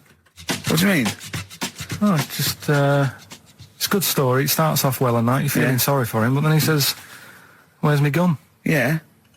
Because she's a slut. Why? Because she's going off. Yeah, but what does he expect her to do? What? Just because he paralysed his legs fighting for his country, presumably in the Vietnam War, it says that crazy Asian war. So he's gone, he's fought for his country, he's taken a bullet, he's come home, he can't walk, he should be a hero, and then his wife's going out putting it about downtown. Why do I never meet women like Ruby? XFM. Forever Lost. The magic numbers on XFM 104.9. Well, the concert's kicked off, Steve. Yeah, I'm a bit annoyed that we're still here, really. Let's try and wrap this up quite quickly and then shoot No off. one's listening anyway. Nah, we could talk about anything. Well, we do. Yeah, true. It makes no difference to We us. could do a lot more swearing than we normally do. We could do even more. Yeah, and we might take it for granted the people that know who we are, know who you are, know who Karl is. Sure. Now, if you know, if you're a regular, then you know exactly who we are. But for those of you who don't, I'm Ricky Gervais. Ricky Gervais, a BAFTA award-winning actor and writer. Steve Merchant, all those. A friend of yours. Yeah. And this is the important thing. Karl Pilkington. Absolutely. Our producer. I say producer, he was the bloke who was lumbered with a job. When I said, listen, I used to run the desk in the old days when I was like, I used to press the buttons and run the desk and everything. And now I said, listen, I've been on the telly. I do not press my own buttons. And Karl said, well, I don't really work weekends. And they went, well, you do if you want to keep your job. Absolutely. And we were lumbered with him. And then we discovered that he's not just a little dork, a little manky sort of idiot. He's got nice shirt. He's got, you know what I mean? He's got something else. Absolutely. He's got He brings another dimension, yeah. Yeah, and he started having a little chat, and we discovered that he had quite a lot to say. Well, I think you're absolutely right, and I think I was wondering we should maybe play another tune. I just wish we could maybe tape the bits we're not on air, just because that's when Karl comes into his own. Yeah. He just said to me, I don't know what I was doing, I was sort of like pottering around, dancing around, doing something annoying probably, and he just looked at me, I looked around, he was looking at me, and I looked back, and he went, have you ever used a Y-front properly? Genius. It's a great question, because the answer's definitely no. Definitely no. Does anyone use their Y-front properly? And by that, I mean, get your winky out of the little sort of slot provided, as opposed to like put it to one side or pull them down or whatever. Has anyone used a Y-front properly? I don't think I've ever done it. I don't think I've ever done it. I've never seen anyone in a toilet doing it, Rick. You should be looking. I wish I hadn't said that. I caught you. Really? Yeah. That's actually how you prove people are gay. Yeah. Get them into this conversation. Yeah. Yeah, it's a trap. Yeah, it's a trap. It was the trap. Yeah. I'm not gay, by the way. Yeah. You didn't prove I was gay. I double bluffed you. Yeah. As I knew the old gay trick. I thought it was the old gay lord say no thing. That is another method. Yeah, there's innumerable methods of doing it. That's how Oscar Wilde was caught. Yeah. Yeah. What happened there? Well, the judge went to him. Did you see that film last night? Gaylord Say No, and he went no, and they went take him away. Yeah. Take him down to the cells. Yeah, take him to Reading. It is true. That is true. It originated in America. Yeah. So many of these things do. It's a brilliant point, Karl. I'd like to hear from anyone listening who's, and I mean, well, they'll just lie, wouldn't they, I suppose? Yeah. I don't even use sort of flies. No. Usually. I sort of pull my Y-front, my sort of tracksuit. That's why I wear sort of like elasticated waistbands all the time. Exactly. Just sort Speed. of like... Yeah. Yeah, you got to get in there with the minimum of effort. Yeah, and out. Sure. Often I won't shake. No, oh no. To my detriment, because it often leaks out a little bit later, doesn't it? Ever been out on a date with a girl where it's just trickled down your leg and you wish it hadn't, and you're thinking, what if she gets my trousers off later? She might smell or see it. What? What? I don't know. I don't know what I said there. Right. We used to sort of like come in and when we discovered Karl early on, we just thought, this is comedy gold. Just let him speak his mind. But then we started thinking, we can't follow him now. Yeah. So I remember Steve going, look, we've got to come up with some stuff. We need to chat. If anything we've got to say to each other, we've got to say that in the first 20 minutes, and then you just unleash Karl. Yeah, because it's just you can't follow him, and he's off on one. And they have stories of upbringings with bizarre creatures that lived in Manchester that were half human, half bat and frog and things. I'd love to take him back to Manchester in some kind of TV documentary. You know, when Karl went home. And just wander back, maybe try and find the amphibian twins or whatever those people were. They weren't. Yeah, so there was two boys, both had big heads and webbed feet. They weren't related. They didn't hang around with each other. That was all the information we had. I went, why not? He went, that would have been too obvious. Yeah. Like they look at each other across a room and go, you think if I'm coming to see you just because we're a similar species? Yeah. You're mistaken, mate. Yeah. You make your own friends. One starts to walk over there, one shakes his head and just mouths too obvious. Yeah. Don't do it. Too obvious. Out of one of his mouths. Yeah, that's what they're expecting. Yeah, don't do it. Don't do it, Webby. Yeah, but anyway, he'll be back shortly, I'm sure. He phoned me. His dad's ill. His dad's in hospital, so Karl went back to sort of look after his mum. And he was so sweet. He said, I'm back, I'll just drive my mum around. He said, so unbegrudgingly, he just went, it's like old times. And I said, sorry to hear that. And he went, that's all right, yeah. I think it's going to be fine. And I said, how was your holiday? He went, yeah, we're good. Except it were a nudist beach, didn't tell me. I went, of course it was. I went, what do you mean? He went, well, sitting on the... I don't know why they have to do it. I don't know why they have to do it. Why do they have to do it? He went, Suzanne said they think there's nothing wrong with it, like being a transvestite. Right? I went, I love the fact that your girlfriend has to tell you what's wrong and right in the world. And he went, well, we're walking along the beach, fella coming towards us with knob out. I went, what's going on here? Right? And he said, and because it wasn't all nude, he's walking round, he's stark naked, and he wants the freedom of that, but he's got a big rucksack on his back with his clothes on just to get changed. He went, so what's the point in that? Right? And I went, he should just carry the book. He went, what, and covered it up? When he went, oh yeah, good idea. See? He went, but I wasn't happy. He says, and that was the first day, so we didn't go there again. I just imagine his little face. Yeah, just going, all right, gobsmacked. That's out, yeah. That's out. What's that doing out? Why has he got his out? I imagine Karl sort of dressed in a suit. in a sort of safari suit, done right up with a cravat. I'm not undressing. I don't want people seeing the flesh. That's for you, love, and no one else. But I love the fact that as this girl goes, Carl, they don't think there's anything wrong with it. They're just happy that way. and he in his own mind just goes, like being a transvestite. He knows there's nothing wrong with that. I'm always a little bit suspect about people who like walking around nude. I think you meant transvestite. No, nudists. What? Hold on. Can you be a naked transvestite? What are you then?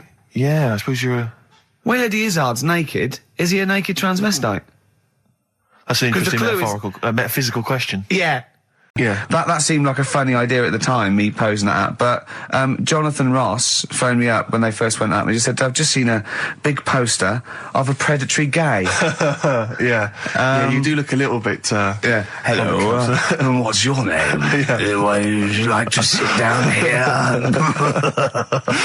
And then you're in the background. And also, I think the funny thing about having you as a partner, I mean, the only good thing, is that, you look weird and tall, like too freakishly tall and lanky. But in that one, no, because your background and you're smiling, you don't look as weird as you do in real life, or as freakishly tall. So it sort of ruins it a little bit for me. Look at Pilkington. Look. Pilkington, what are you doing? He's not listening. He's just opening a packet. What are they? McVitie's. See, we should mention them. We get some free ones if anyone at McVitie's are listening, because we're not getting the perks of this. Nothing. I'd say I'm not getting anything. I really got in this game for the ladies, for the money, for the voiceover work. Certainly, I'm seeing hide and hair of that. But you're not getting the voiceover work because Jethro's getting all the parts that you might get. Yeah, sure. Yeah. Okay, Rick. Yeah. You were the voice of what? The drink driving campaign? You sound like a man who was run over in a drink drive incident. I mean, dear. It's like you don't drive. I didn't get any money for that, did I? Oh, did I? I can't remember. It's like, I mean, I don't drive, well, that's good, I don't drive. No, it said don't drink and drive, so I've chosen just to drink. At least I can formulate sentences using the English language, and I'm not getting the voiceover work. The English language of the 14th century. Well, it's better English language and English language. Rather than whatever kind of Middle England language you speak, the language of the hobbits. All right, Carl. All right. See, you're eating a biscuit. I can't believe it. Are you bored with this already? Do you know what? MTV called me last week. They called me again yesterday and said, when can they come down to do they're coming down next Saturday, by the way, to do a little screen test for you. They're going to sort of just film you with a little camcorder. You said this. They're going to film you.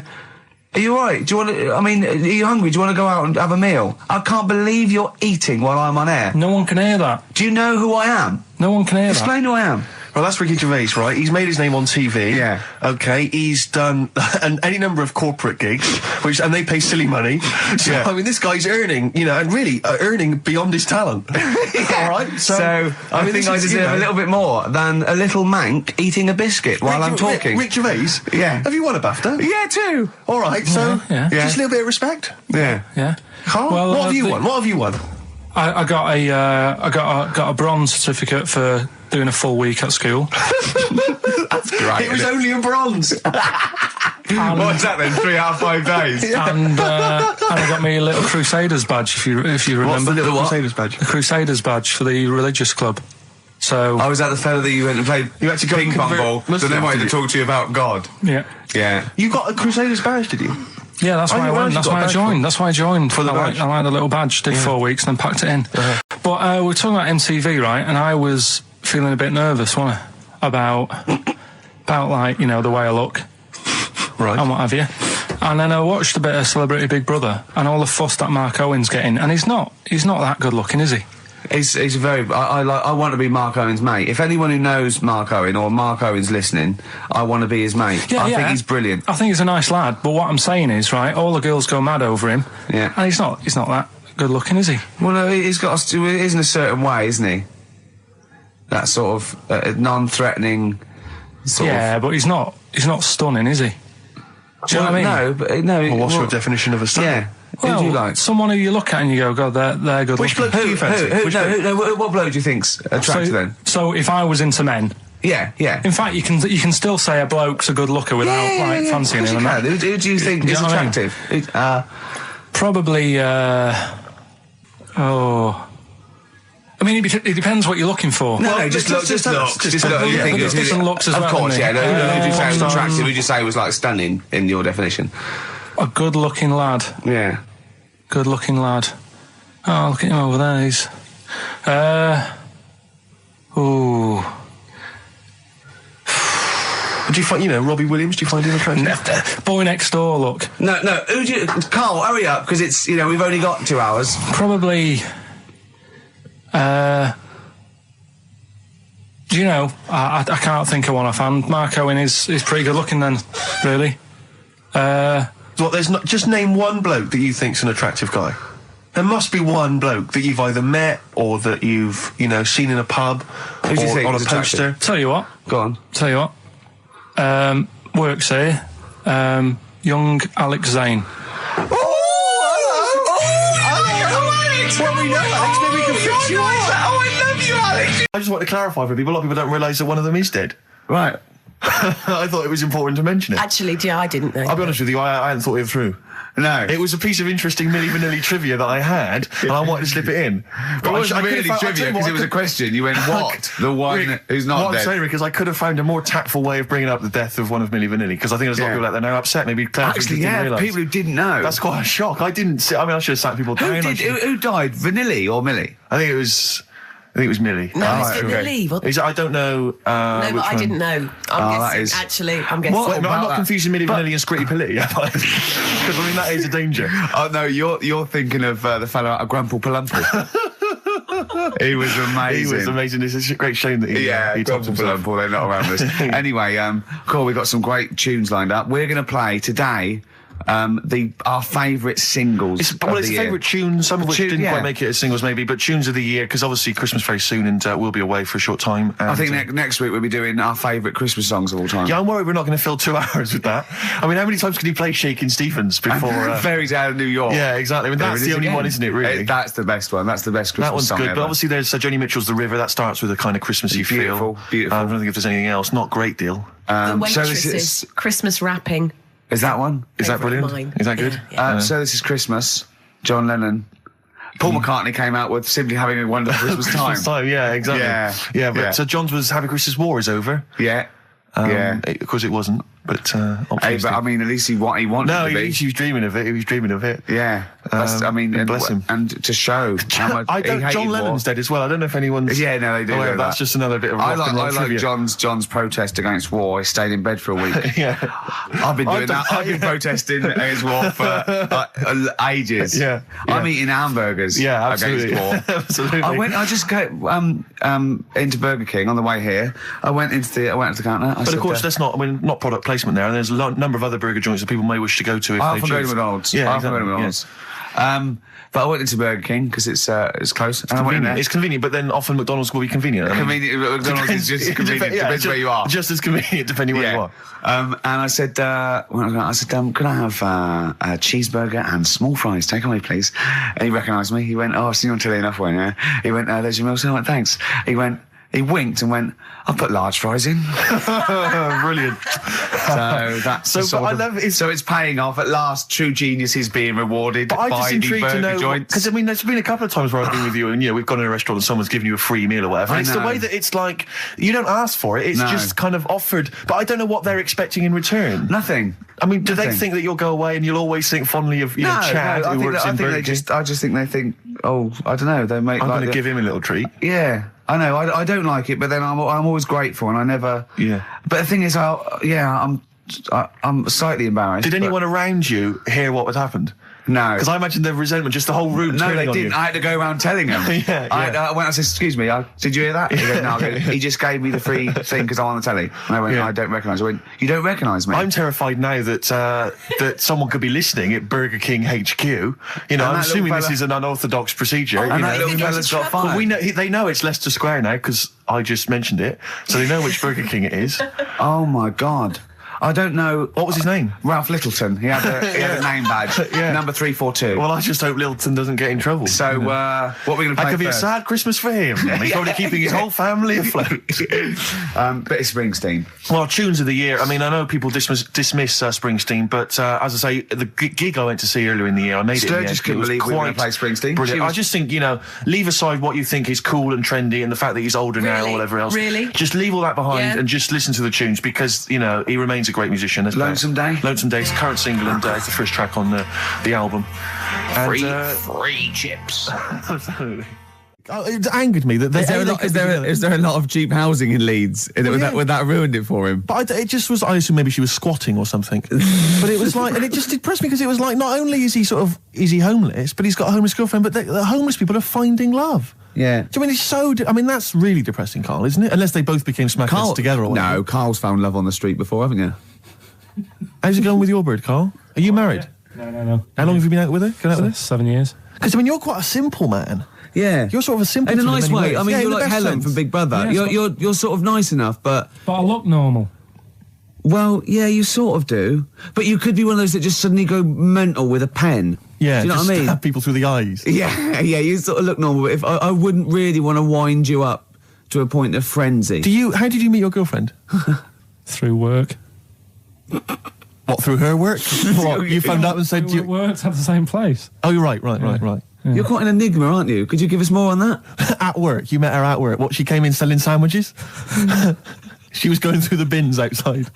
What do you mean you met her at Why are work? you having an attack on me? You're the one who's sad and lonely.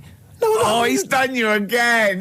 Yeah, but what I thought was interesting was I just scratched at him and he just went mental. Yeah, no, it's like a bear caught in a trap. It's funny, isn't it? You'll never learn. No, I was just interested to find out what the story was because it might be a really romantic story. Well, it's not.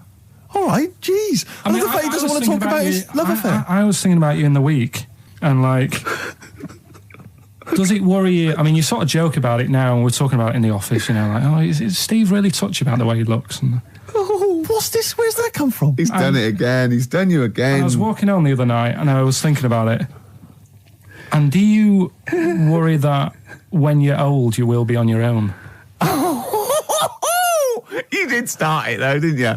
Well, Carl, I'm glad you brought this up. because I mean, for me, a lightweight, frothy entertainment show on XFM on a Saturday afternoon is exactly the place where I want to discuss the desperate, lonely future that's inevitably coming my way. Oh, God. I'll tell you what will cheer you up and forget all that. A bit of Embrace. Oh, one of the most hated bands. What are these fellas doing?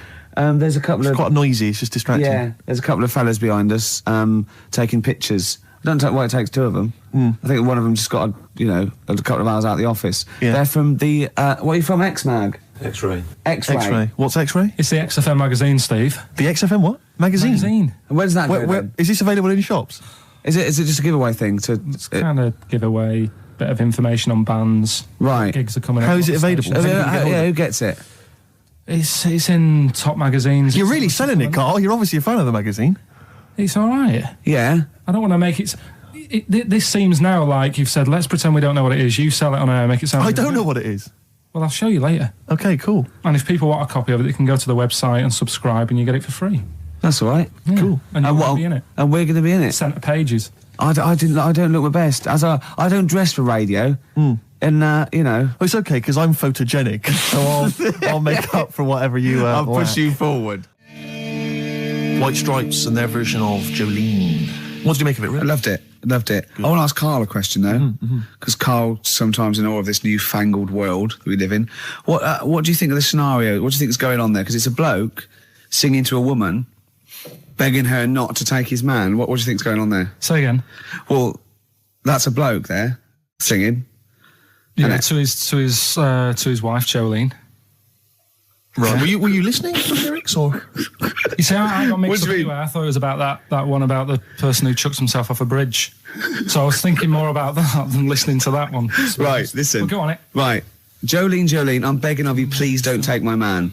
You flaming locks of auburn hair, even though you can, don't. He's all I've got. You're a beautiful woman. Don't take my man, because I can't compete with you, right? Yeah. What do you think's going on there, though? Because, it's Dolly Parton singing it. We know what's going on. They're fighting over the same man, aren't we? Yeah. What do you think's going on when a bloke singing it to Jolene? What do you think of the scenario there? That's one of them names, isn't it? That could be a bloke's name. It's like Leslie. Oh, Christ. Okay, sorry, it was a... I wish you'd not asked him that question. It's so exhausting. I love him. Do ants sleep, Carl? Which bird's got a cock? Swan. Swan. Okay, nice one. Listen, I want to play that song for various people who've emailed and phoned in saying they want requests. We don't really play requests on the show. We'd like to mention them anyway. Matt Barr, Magic Thighs. That's not Matt Barr's Magic Thighs. No. That's Matt Barr and Magic Thighs. Yeah. Kieran in Dublin, Stuart in Hackney, Lisa and Alison in Crouch End, and Glenn in Crystal Palace, who was phoning up with a nice message earlier. All of you, thanks for listening and thanks for enjoying it. Sorry I didn't play your requests, but tune in next time. It'll be fun. Anyway, I just all I wanted to say, really. Here's Tragic. What's tragic? What did you want me to say about that song? Just your opinion. Your own opinion was fine. In fact, your own opinion is better than anything I could really hope for. Without doubt. Whenever I ask you a question, you constantly surprise us. Yeah, it's wonderful. So only ever carry on telling the truth, carry on saying exactly what's on your mind, and I think this could become a great... You're like a man who was frozen in Victorian era and has been reawoken and he's kind of discovering the world. Some things make sense, other things don't. It's beautiful. As opposed to one that was made in a castle in Victorian times, like Steve. Oh, that's just... Oh, I've joined in with Carl. I can't believe it. I'm sorry. On my side. Yeah, no, it was irresistible though, wasn't it? I'm really sorry. Yeah. It was Carl, it was you that worked out the maths and worked out I was 28. Because they just worked out I'm 27. You are 27. No way. Yeah, I asked you, didn't I? And I said... But what I sort of questioned was, I said, well, if you're 27 today, that means last week you were 26. Well done, yeah. That's irrelevant. So therefore you assumed that I must be 28 then? Yeah. Whereas I assumed you were using, your knowledge of maths, such as it is. I wouldn't do that. No, sure. Wow. I actually got lost in that conversation because I genuinely didn't know what he meant would mean last week you were 26. I don't know what that meant. I don't know what it meant. Wow. Well, it is Steve's birthday. But he would have been 26 last week. Sometimes you genuinely frighten me because it's those staring eyes. There's nothing behind him. It's this little bald head. Looks like Davros looking at me. Genuine fear on his face when he enters into a conversation with another human being. What bit don't you understand? If he's 27 today, he would have been 26 last week, and he doesn't look 26. He didn't look 26 last week.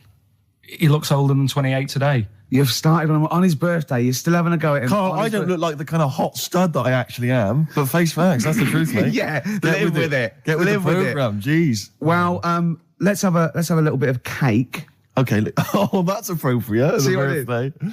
But you mean the band, don't you? Yeah. Not the cake. You haven't actually bought a cake, have you? Got anything at all? Anyway, the winners, Carl. I think you took some answers. Tim and Neil. Well done, Tim and Neil. Are they going together or are they? No, two separate. Lucky people. Yeah. I don't think your heart's in it anymore either, Carl. I was all right today, but Steve's really dragged me down. Well, let's. Wait a minute, I just need to know why. No, do you know, people are being miserable around you? Yeah. I was full of beans when I came in. Yep. Yeah, but you got to remember last week you were really miserable and that really wound me up. Yeah, because he was devil to do stuff. Because he'd been let down and they were worried about the next show. You were in a terrible mood. Yeah, look at me like you were. Songs. I wasn't going off and lying on the settee, looking ill, talking in that voice. Oh, he's done you again. I said just now, being quite friendly. Carl, Steve. Carl, have you ever tried to get into the Monarch for free? Because I'll be honest, mate, it's not going to happen for you. Come out with me, mate. You got a quid off. All right? When you can get in places in Camden for free. Yeah, I'm all right, yeah. Oh, yeah, he's done you. Right, now it's time for Song for the Lovers. Now, this is one of my favourite songs of all time. You'll know this song better done by... That was nearly a sentence. Oh, come on, that was nearly a sentence. What's his name? Glenn Campbell. It's Galveston. Oh, yeah. This is the man who wrote it. This is the original. This is Jimmy Webb. Oh, yeah. With Galveston. From what I can work out, I think it's about a bloke who goes off to the Vietnam War and he's missing his bird. And I've brought it down, haven't I? I've brought it down a tone by saying bird. It's a beautiful song. It was irony. Just play it. Galveston. It's beautiful. Yeah. This is the reason, because actors are often quite handsome people, but yet they're always quite obnoxious. We are. No, I mean, they're normally quite obnoxious, Rick. Again, you're a good example of that. And yet, I think it must be the small man complex. That's what makes them so obnoxious and so kind of desperate for attention. Didn't realise it before. Steady on. Because of course I tower above everyone. You do, don't you? I'm, for people who don't know, who are listening, I'm 6'7" tall. That's high. Yeah. That's and for people who've never seen him, he doesn't hold it well. It's not like he's a sort of handsome athlete, is it, Carl? He's a bit of a, what do you call him? Carl, don't answer it. No. Don't get drawn into that. You know the game he's playing. No. Do you know yesterday when you were in the office? Yeah. You did a little move, and it reminded me of Blakey. Oh, I hate you, Gervais. Oh, I hate you, Pilkington. That's stance. Yeah, but even he held it a little bit better, didn't he? Because he was a man, you know, he had a big coat and everything, and a peak cap. But, yeah. I can't believe you. Like, I've not suffered enough from being freakishly tall. Now, two of my best buddies, live on radio, are just... It's not just the height, though, is it? It's the posture and the face and everything. But it's got your places, hasn't it? No? What do you mean it's got me places? I think people give you a bit more of a chance in your career and stuff, 'cause it's like... What, yeah, stacking shelves? Because I can reach to a high level. Muse, Plug-in Baby on XFM 104.9. Rick, Gervais, go on. Well, yeah, but I know you guys are laughing about the height thing, and for those that have only just tuned in, I am 6'7" tall, which is tall, and that's big, and I pride myself on it in a way. You know, I've worked hard, I've not smoked, I ate well, you know. Yeah. It's an accomplishment, but obviously I didn't have much involvement in it, I just am. And it's a curse because mainly the problem is that you can't get stuff, you can't get clothes, you can't get shoes, you know. Yeah, he's size 14 feet. Yeah, but it is genuine, and I don't know, I mean, it costs a lot to buy a pair of size 14 shoes, and if you were genuinely poor, I don't know how you'd afford to be tall, because the clothing costs more, everything costs more. I've seen this in comics, that you'd actually go to school in a barrel. Wearing a barrel. With just braces, it'd just be a barrel, and you'd have sort of flip-flops, and you'd take a mule with you. They all had a mule, didn't they, the poor people? People always think, like you'll be in a pub or something, and people just think they can talk to you about it. They just think, hey, you lanky, it's just like, because it's like they But that really annoys you, doesn't it? Well, it annoys me because it's like they think I should be proud of it. Like, well, exactly, but they don't think that this is not a disadvantage, this is not a disability, is it? You're taller than most people. It might get a disability. No, if you were 8'3", it'd be slightly disabilitating, you would, but... Disabilitating? What? Disabilitating? Yeah. No, you're a medical man, aren't you? But, no, the point is, it's a disabilitating because when you go on public transport, like if you're on a coach... yeah. The only place I can sit on a coach is that seat... On the driver's lap. Either on the driver's lap or that seat at the very end. Yeah. You know, which sits into the aisle. Yeah. That's the only place I can sit. Well, you stand up, some sort of kids at the back waving at drivers. You could drive it from the back. Here he comes, watch it. Were you a tall baby? Oh, Mr. and Mrs. Merchant, you've given birth to a basketball player. Look at his dribble already. Were you a tall baby? Babies aren't tall. Oh, at what point did you suddenly, like, Jesus, nothing fits me? Well, it didn't happen overnight, Carl. Let's do a little graph. How tall were you at 5? Oh, I don't know. 3 foot. 3 foot. How tall were you at 12? 6 foot. 6. What are you really? I don't know, do I? How do I remember? I don't remember this. Well, when did teachers start calling you freak boy and lanky? They didn't. It wasn't Didn't they? So much. It was no. You went to a funny school. I went bowling with him once. So I'd never been bowling before, and he'd been once before. And he went, "Let's go to this bowl." We went to a bowling alley, right? And you have to wear these special shoes. Now they're sort of like pointed things anyway, and they're multicoloured, sort of red and green. They look pretty weird. And the woman said to me, "Oh, what size?" I said, "Oh, 8. She went, "Yeah." "So what size are you?" He went, 14. She went, 14. He went, "You probably haven't got them."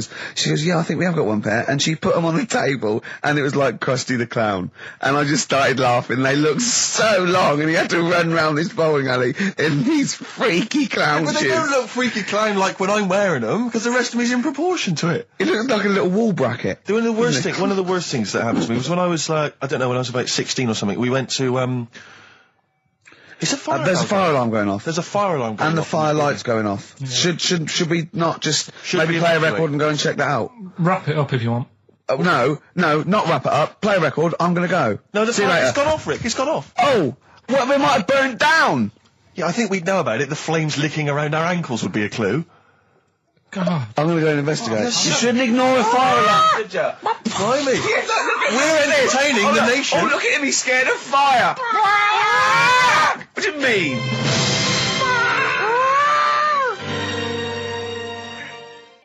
The Lars, and there she goes. What a great start to a show.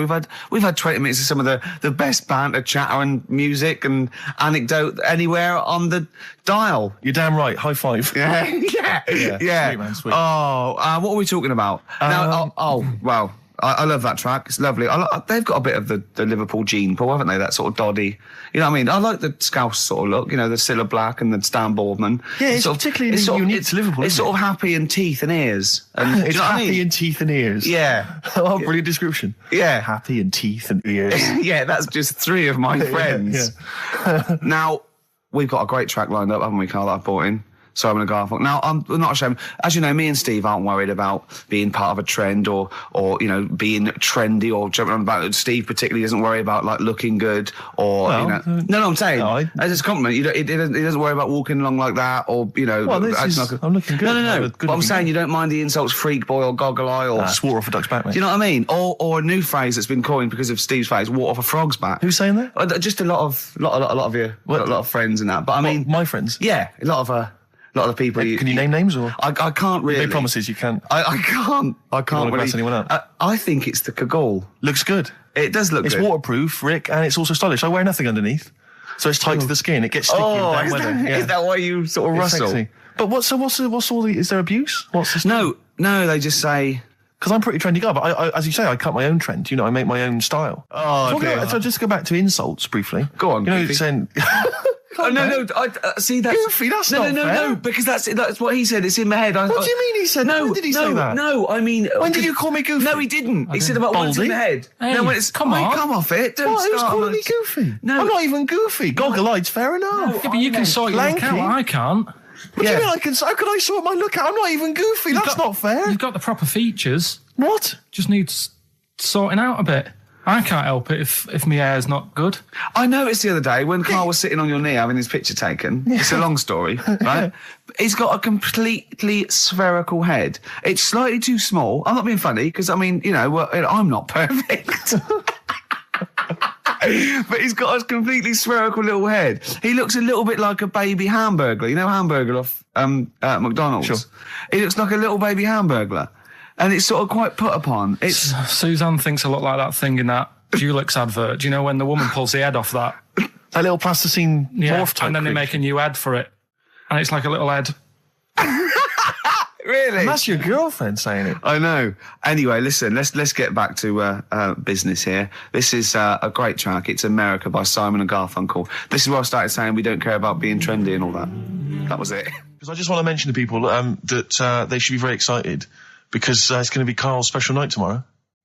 You excited, Carl? Oh, yeah. Oh, this is, me and Steve, because we were nominated, we get a guest. For the BAFTA Awards. And it doesn't say guest, it actually says, partner. So I'm taking my partner, and Steve's taking Carl. Yeah. But what Carl doesn't realise is you will have to pretend you're his partner, otherwise you wouldn't be able to. We'll have to hold hands when we go on the red carpet. Is this really your partner? It's not just a guest.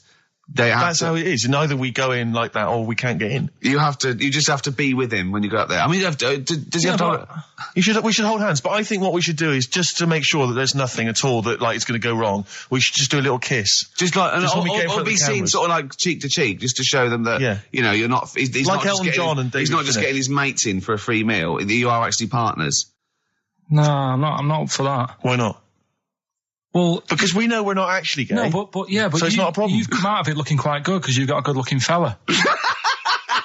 But I meant to look like, I mean, I'm not gay, but if I was, I don't think I'd go for your thing. Oh, he's done you, Steve. It's turned on you again. I cannot believe we were trying to get him. Wait a minute. I have got the cream of London's totty phoning me up, trying to get an invite to the BAFTAs. Yeah. Right. We have very graciously asked you if you would like to come along. Well, that worries me even more. That you've got women calling you up.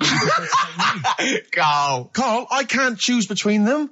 If I let one of them down, they're gonna destroy them. They'll be ruined. Their lives will be ruined. It's better for me to take you and not, ruin the lives of any of those poor women. When he told them he was taking you, it was like a scene from Graceland. There was just like there was weeping. They were crying. Like it was horrible. Hundreds of them, and really? He just went. And I got upset. He just had to say, "Look, just chill out, bitches," didn't you? I did. I just said, you're all my hoes, but I can't choose between you. So I'm taking Karl. You know, he could get you a discount frocks. No, I had a letter from the people that there's an organisation. No, listen, Karl. There's an organisation that sponsors the BAFTA Awards in terms of clothes and fashion. They sent me a letter. They said your partner. They've not specified the sex. They've said your partner can come along and choose an outfit. Now I suspect, by the look of it, it is a woman's outfitters. I'm thinking we could get you a lovely trouser suit. Well, it may look feminine, right? But I think people will be fooled. It'd just be a little bit roomy in the hip and probably narrow on the shoulders, but you're a bit skinny. Why didn't you take it? Because it's a lot of an insult. And maybe just some pearls as well. Be lovely. Wouldn't you? I haven't got anything sorted to wear yet. See, you're slagging me off. You're likely to end up going in a tracksuit. Yeah. I'm going out today. I've never bought a suit since I was like 11, right? I went to my brother's wedding. That's the last time I wore a suit. No, but it's like how when I went to the BAFTAs with you and I wasn't really enjoying it, you were I like... can't... He's what? No, you didn't are tell such us an this. ungrateful... There are so many people. You're like a little charity case. You're like... Oh, I had chicks queuing up around the block. You'd usually have to. Someone like you would have to write to Jim or Fix It or Esther Ranson to get them to meet us sort of people. And now it's on your doorstep. I'm amazed that you didn't enjoy it. Why didn't you enjoy it? You got to walk down the red carpet. You went in. There was George Best, one of your footballing heroes, was there. A load of other big names. You sat there in prime position. You came backstage with a load of other big names. Hey, you had a lovely bit of grub. You were filming this thing for the DVD you were making. That's you, a cameraman on our DVD. And yet you think, now you look grumpy because you had a couple of pints and I can't believe So tell us why you didn't enjoy it, because the ceremony, what didn't you enjoy about that? It was interminable, wasn't it? Far too long. Wasn't it awful? 3 boring. hours. I'm sorry. I thought you were going to say something. Really?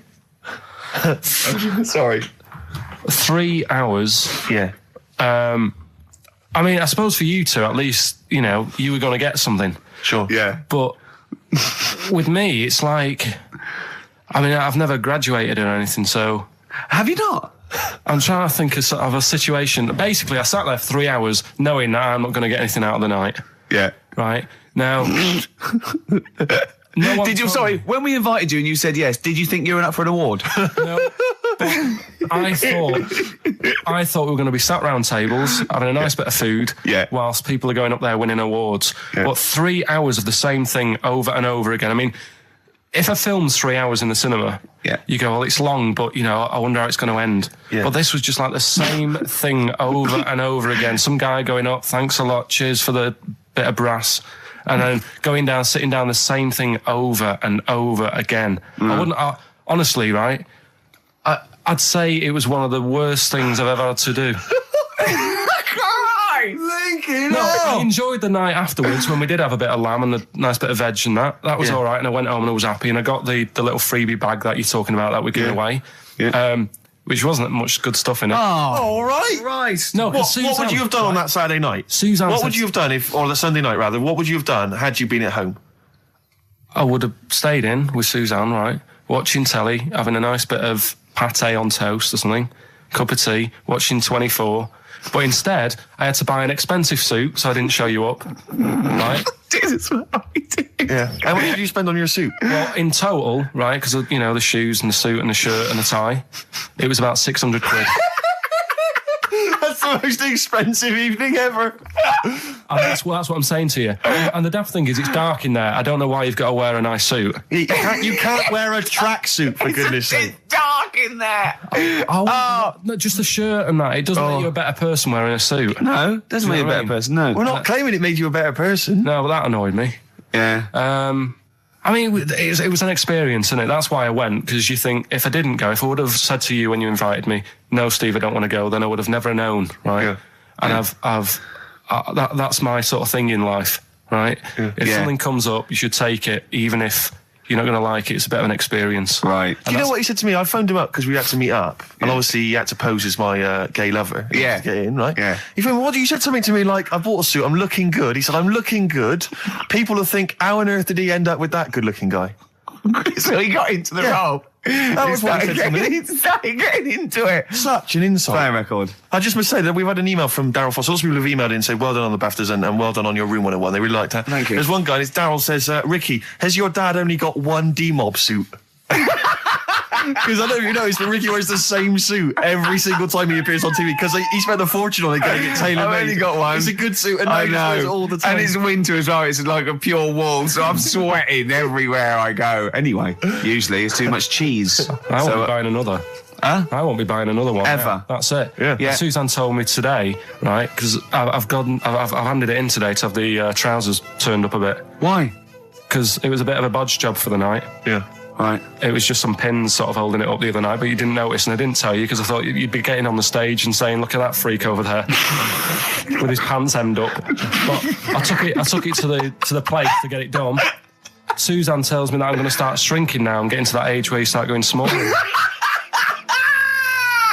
I'm going to give you this here. I'm now handing over my mobile phone to Steve to read the... You can see it's from Karl at the top, but just read it out as you scroll down. Just read it out loud. Is this a text message from... Yeah, this is a text message to me from Karl. Read it out.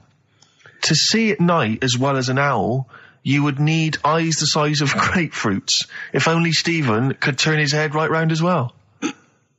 Karl, I can't believe it. What upsets me most, Karl, right, is not the fact that you've been slagging me off behind my back. It's the fact that you've got the cheek to come on here and moralise because you failed to get me tickets and make a dream come true. You've come on here trying to pass the buck and say that it's a health and safety problem, when in actual fact it's a Karl Pilkington problem. Do that. I got it in the bin. I'm devastated. You know, and then let's play a record. I'm upset. I should have eaten this banana. What's the number? It's 08700 800 1234. But if it's sold out, Steve, it's sold out. Karl, you know our mate Johnny? He's a Doctor Who fan. Yeah. Do you remember? He bought the Doctor Who magazine, and he went to the toilet, and Steve got post-it notes and put geek on every page. And Johnny opened it on the tube, right, and it had geek and everything. And Johnny bought in the new Doctor Who magazine, I think this week's or this month's, right? And they've done the perfect Doctor Who fan, right? What the geek is, right? And it looks exactly like Steve. All right, don't ever go, Rick. It does. And he went, and I'm going to try and put it on the website. It's amazing. It's got your hair, glasses. It stands like you. It's sort of dressed like you, and it's only. It's hilarious. And he was. I mean, I'm insulting you now. It sounds like an insult, but if you'd see it, you'd laugh. Steve, I'm flabbergasted. But also, you don't like spending money, right? He's mean and weird looking. Valentine's Day. Are you sort of, you know... You've got to love him now, haven't you? What are you happier with? The fact that no girls like you enough, right? This is really mental. Or are you happy because you don't have to spend any money on a card for someone? A little from column A, a little from column B.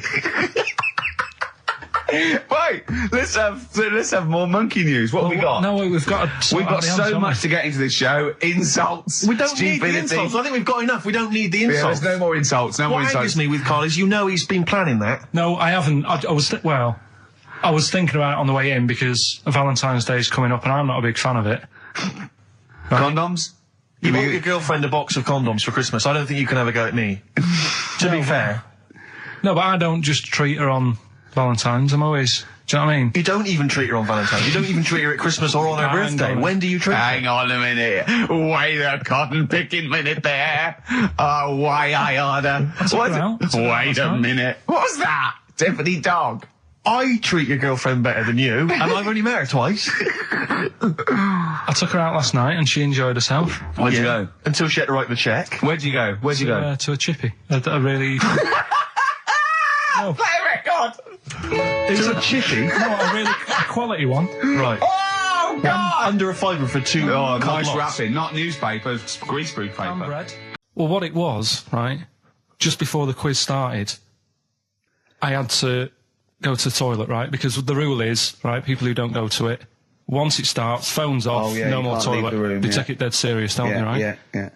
So, I went to the toilet. Now, I'm not being out of order here, it just got me thinking, right? I went to the toilet. The gay fella in there, right? There was a gay fella in there? Gay fella in the toilet. Now, how could you tell? How did you know? Just typical, you know, everything about it, right? Everything about it, right, yeah. Oh. What, large handlebar moustache, leather cap. Butt plugs, amyl nitrate. Could I just say that These views do not reflect the views of the management of XFM or me and Steve. Or most of the people in this country. Go on, Carl. What's your problem? Yeah, but this is what I'm worried about, really. But this is why I only got Danny Minogue right. Right? Because this was floating around my mind. Went She's to a the big toilet. gay icon, Now, isn't she? go into the toilet. They have like men's cubicle and they have women's cubicle. Yeah. Now, without sounding out of order, is it wrong for me to think gay men should have their own little cubicle? Call in. They should have their own. Well, not cubicle. You mean an actual toilet, I suppose. When I was at the urinal, normally, you know, there's a fella there, and then you go, all right, and there's no pressure. But I couldn't go. I was thinking, should I wait? If I go into the toilet, it'll look obvious. Yeah. I had loads of pressure, and But this was what were going you on. worried about? I'm so sorry. What were you concerned about? Viewers? I'm so sorry. It's like, right, listen, when I was a kid, right, and it's all right for you to go into women's toilets when you're a kid. It's like, oh, it's a bit cute, right? As long as you're not, like, over 15 or something, right? Right. But when I was a kid, I went into a toilet, and women, when they use their little cubicles, they don't shut the door. Some of them just sit down on the toilet, right? And you see everything. And,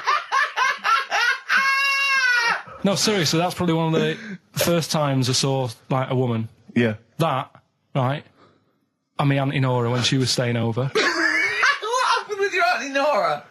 She was, she's into wearing caftans. Into wearing what? You know, caftans. Oh, yeah. What are caftans? Big, bellowy sort of dresses. Right. And, yeah, I used to sit on the floor at home in front of the telly. Sure. She was on the chair behind. Yeah. She did a bit of a sort of a Sharon Stone scene. Oh, God. Yeah. Did you see it? There was no underwear? No. What age were you? What was it like? What age were you? It was like a ripped tennis ball. What? Right, we're off air. Hello, is there a fire? Oh. Hello. Did he have a moustache, the fireman? Oh. Yeah, do the jingle. We've come up with a new one, haven't we? The freak, say chic. Cheeky freak of the week. Right, well, couple of bits. I don't know which one to use as the main feature for this week. It's not good, is it? Well, there's been another one born. What? Little kid. Who on? 4 eyes. Insult. Just a guy who wears glasses. Come on. 4 eyes, 2 noses, 2 mouths. That's weird, isn't it? This bloke, did he also have 2 heads, 2 bodies? Sort of born sort of slightly separately? He wasn't stood next to a mirror? No. It's weird, that, isn't it? That's all you've got. I love that. That's weird. That. Imagine the doctor said that. Well, Mrs. Parks, kid's got 4 eyes and 2 noses. Weird, isn't it? Any clues? Any clues? So that's it. That's all the one. information. Well, I'll tell you what, that shouldn't be the main one. Okay, I've answered your question. Like I say, what's the idea of this feature? What do I say all the time? Don't know. I always say, think about it. Think about what that would be like. Okay. What? Giving birth to him? No. Being, I think it's a girl. Being like her. 2 mouths. 4 eyes. What would that be like? Mad, innit? I don't know what this feature is. I don't know. Where did you go on holiday? Sardinia. Good? Yeah, it's alright, yeah. Nice food and that. It's important, isn't it? Yeah. And nice beaches and what have you. Excellent. Always like a nice long beach to walk down. Yeah. But, so we're having a nice walk, right? You know how, nudists do me head in? Sure. Right. Not a problem though, is it? It's not like being scared of spiders where they might jump out under the kitchen sink at you. You know what I mean? It's not a big problem having your head done in by nudists. Yeah, but it just annoys me. It sort of ruins the day a little bit. Because it makes me feel uncomfortable. Right. Take your clothes off if you feel uncomfortable. That's much more relaxing. Yeah, but... Well, anyway, right, so I'm walking along the beach, right? Lovely long beach, might be you know, watching the sea, picking up shells and that. And what are you wearing? What's your natural beach club? When he says picking up shells, I imagine he's on all fours going, yeah, like that, you know what I mean, looking at things. Just like washing his nuts in the sea to get them tasty. Yeah, going into the sea and then kind of shaking himself and all the water flies off. Yeah. I've just got, you know, flip-flops on, pair of shorts, and like a little light shirt. Sure. So anyway, walking along, and Suzanne goes, "Oh look," right, and there's this woman, German, I think, coming out of the. How can you tell she was German? Underarm hair. I'll get to it. Forget the underarm hair. She came out. It looked like she was smuggling seaweed. I'm gonna burst! I'm going to burst! Oh God! And the funny thing is, right? She. Smuggling seaweed! Oh God! She was a bit hairy down there, was she? Mental. I felt bad because I hadn't had a shave for 2 days, right? Looked at her, it was ridiculous. She might as well have kept her trunks on. It was just like she was wearing furry trunks, right? So anyway, so I'm walking along. So... yeah, go on then. So Suzanne's like, "Oh, look," and I'm like, "Oh, not again," you know, because every time we go away, there always seems to be one of these. Is she by herself, this woman? Well, the weird thing was, she was with her husband, right, but he had shorts on, he was happy, right, but every time, like, because I walked past her, and he sort of ran off, because he's embarrassed. Do you know what I mean? There's nothing normal about it. What can he do? He can't go, "All right, mate," because he knows it's odd, right? How old was he? Sorry, how old was she? It's hard to tell when someone hasn't got clothes on. Do you know what I mean? They always look older, don't they, when they haven't got clothes on anyway. But I'd say she was about 40, 41. Okay, right. So I walked past, and the annoying thing is, she got there on a bike, right?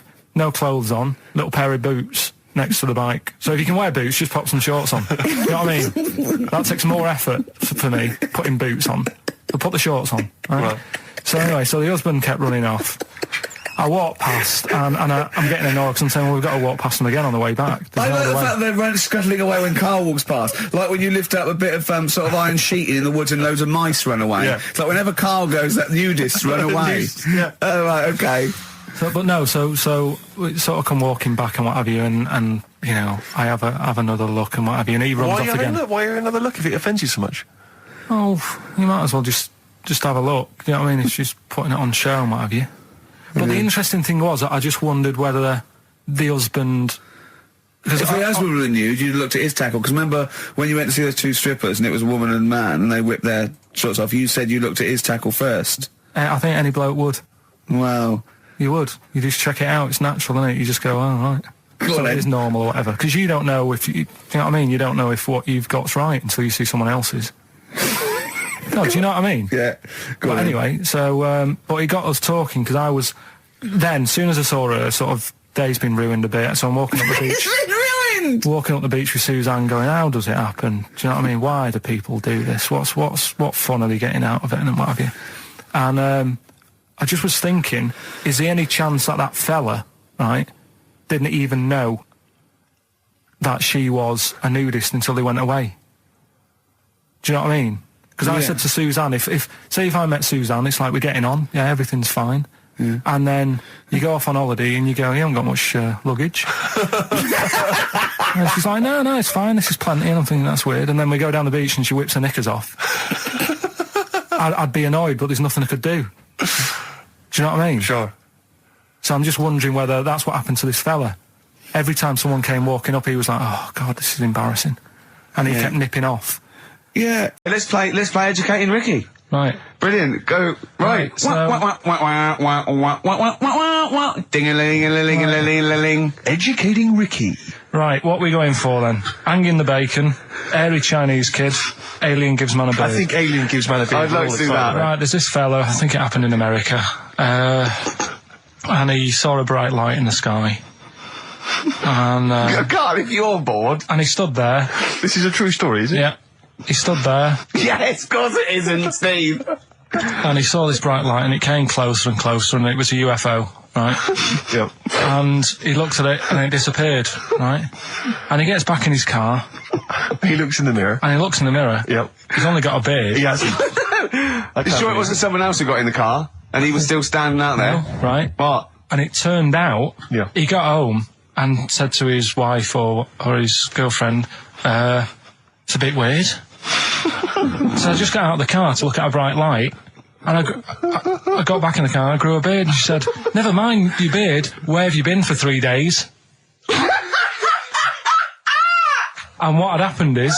He passed out because he was pissed. No. The UFO had taken him for 3 days. Yeah. But he'd only thought that he'd only looked at it and it went away. Yeah. But what had happened is he took him and he grew a beard because he hasn't had a shave. Right, okay. I mean, was Will Smith or Tommy Lee Jones anything to do with this at all? Did you see this on a video maybe and thought it was an educational film? No, it's from a book that some kind person sent in to me. Here. Can I just ask again, just again, I'm just throwing this right back at you. Do you think there's any other possible answer here? Right? A man is absent for 3 days from home. He's grown a beard. The length of time that it could take to grow a beard, lest we forget. What if he hadn't actually seen a bright light in the sky? What if he was lying? What if he was lying? He'd got knocked unconscious. He'd had a car crash. Just lying. No, just lying. Or he was just lying. Yeah, he'd been on a bender, getting pissed for 3 days. And that with was his his mates. excuse to his wife. And they went, Dennis, what are you gonna tell your wife? Well, wait a minute. Wait a minute. She's not going to believe I was out with you, lads. Just say you're only away for a minute. No, I wasn't away from it because of the beard. Oh yeah, look, it looks like you've been out for 3 days. Well, we have. That's exactly right. Okay, we've got to cover that then. Alien abduction. Great one. Okay, let's try that. Do you see? That's a little scenario there that could have been played. So, when you say educating Ricky, what have I learnt from this? Never listen to you again. That's all I've learnt so far. Never listen to you. Yeah, we'll add a little bit more in here, right? Well, no, what do you mean add a little bit more? We'll add a bit more to this what I'm educating you about. Go on. Right. There's only a law in America that says if you touch a UFO, you're going to get done. Now, why would they make a rule? I don't know that... Do you know, like, all their rules have a code? Carl, I genuinely do not know what you're talking about. Right. Do you know, like, how here... Do you know what... I have no idea. Right. Okay. Do you know, like, over here... I'm listening to Capital and these headphones. I got Foxy on yesterday. Right, let's bin that. No way, it's great. No, I want to hear about Airy Chinese Kid. Let's play a tune. Okay, play a tune. Come back with Airy Chinese Kid, definitely. Some doors. Yeah, I just thought I'd go back, take it back to the 60s. This is a tune that a friend of mine sent me. If you touch a UFO, you get done. Soul Kitchen from the Doors. Shambles today, this. David Bowie, Slow Burn. Quite a Eno trilogy feel about it. Lodger and sort of low type. Yeah, but yeah, enjoyable. Now, okay. That's stressful, isn't it? I think we've got things working now. We've had people coming in and out, just shaking their head going, shouldn't have bought that desk. But it's all sorted now, I think. And, you notice how it took about 25 minutes for them to come down as well, though? Do you feel like we're maybe quite low in the pecking order in the building? Definitely. You know, it's like Capital First, Capital Gold. They can shoot off to other sort of pirate stations. People's car radios, then they come back here. Oh, dear. Oh, I had a job at Richard Sounds. Light fitting was buzzing. Now, but we've got, thanks for staying, listening. Right, okay, educating Ricky. What have we got? Airy Chinese Kid, go on. Right, yeah. This is the, I didn't want to do this. What do you didn't want to do it? Well, I wanted to give you three, and I gave you one. It was like the alien man gets a beard or whatever. Yeah, which was total rubbish, so this one should be better, maybe. Hairy Chinese Kid. Right, well, we've talked about airy people in the past.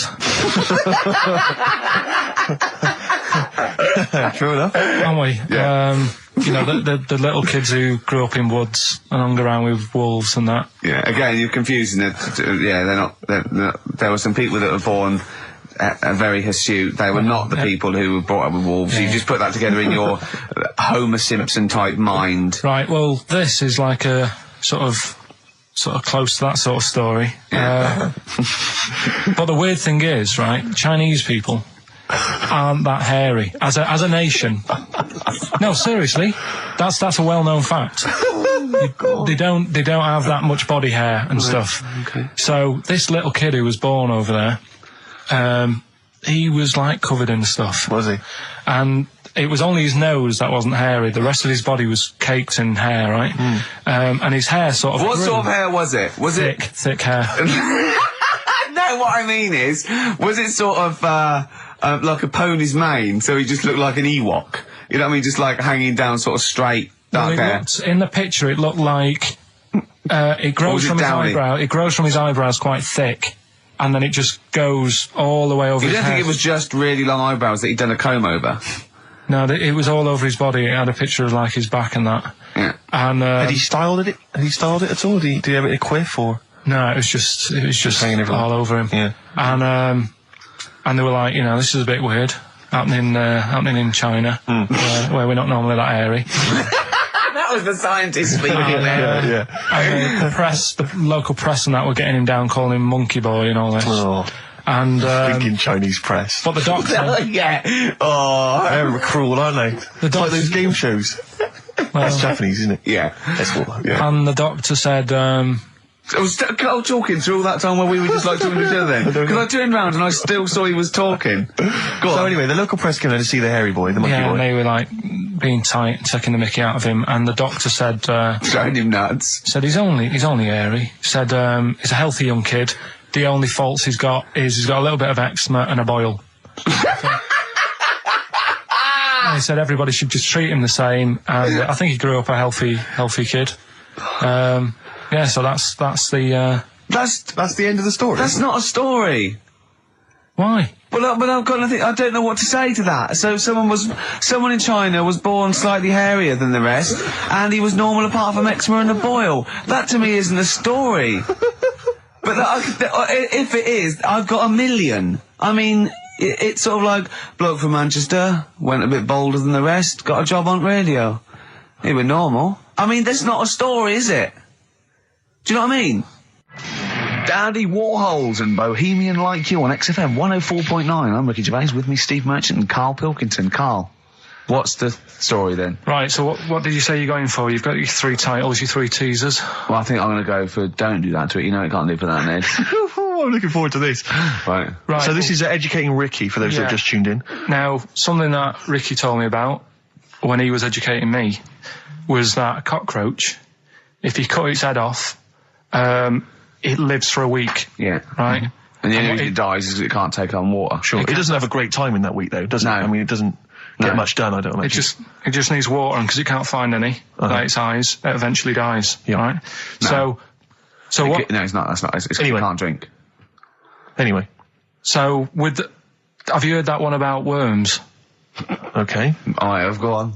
If you cut a worm in half, a lot of people have said in the past that it'll turn into 2 worms. Right. But that isn't actually true. Okay. Who said that? No, it used to be like, you know, kids at school said it on, kids at school and stuff. Yeah.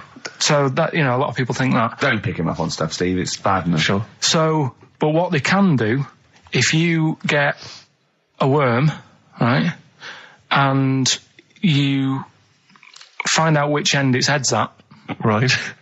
If you you've got its head there at the left-hand side, right, and if you sort of cut it in half, right, but not in half, so there's more of its neck than the tail, if you know what I mean. Yeah. The bit that you've cut off will sort of die, and the rest of the worm will get better. So in a way, you can cut it in half, and it'll survive, but only one half will survive. Okay. Yeah? What have you learned there? I wish you hadn't chosen that one. I know, because it's nothing, is it? Yeah, you know that joke, how would you tell a worm's head from its eye? You put it in a bowl of flour and wait till it farts. Yes. Right? I told my mate that, right, and he went, what if it coughs? Yeah? Yeah.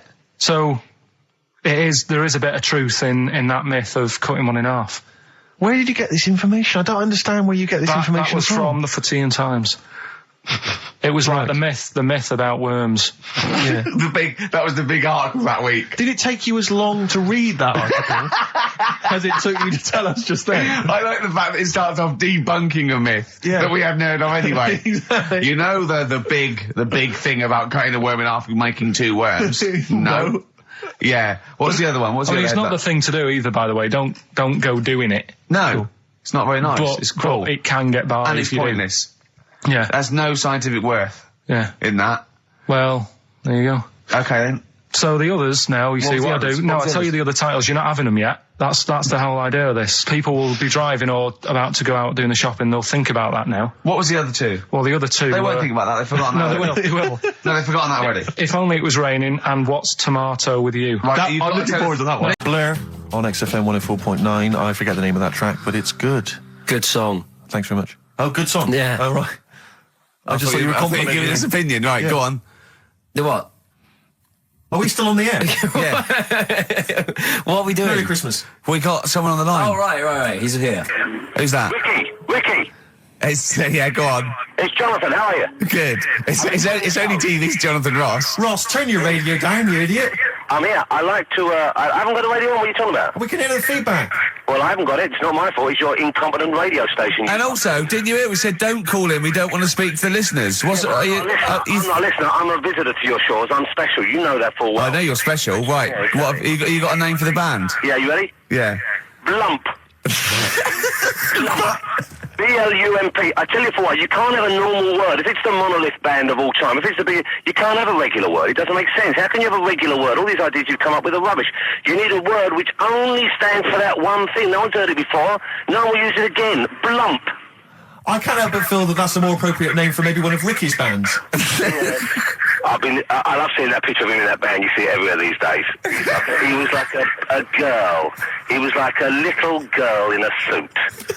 It's like a girl, a little dyke at a wedding. What was that? That's got to be the kettle calling the pot black, surely. Yeah, I've always got nothing but 100% heterosexual. We're not sure about. There's not anything wrong with it. I know that, but look at you. I actually had to get that in. There's not anything wrong with it. I'm Jonathan Ross. Oh dear. I was thinking the other day, right? Oh, yeah?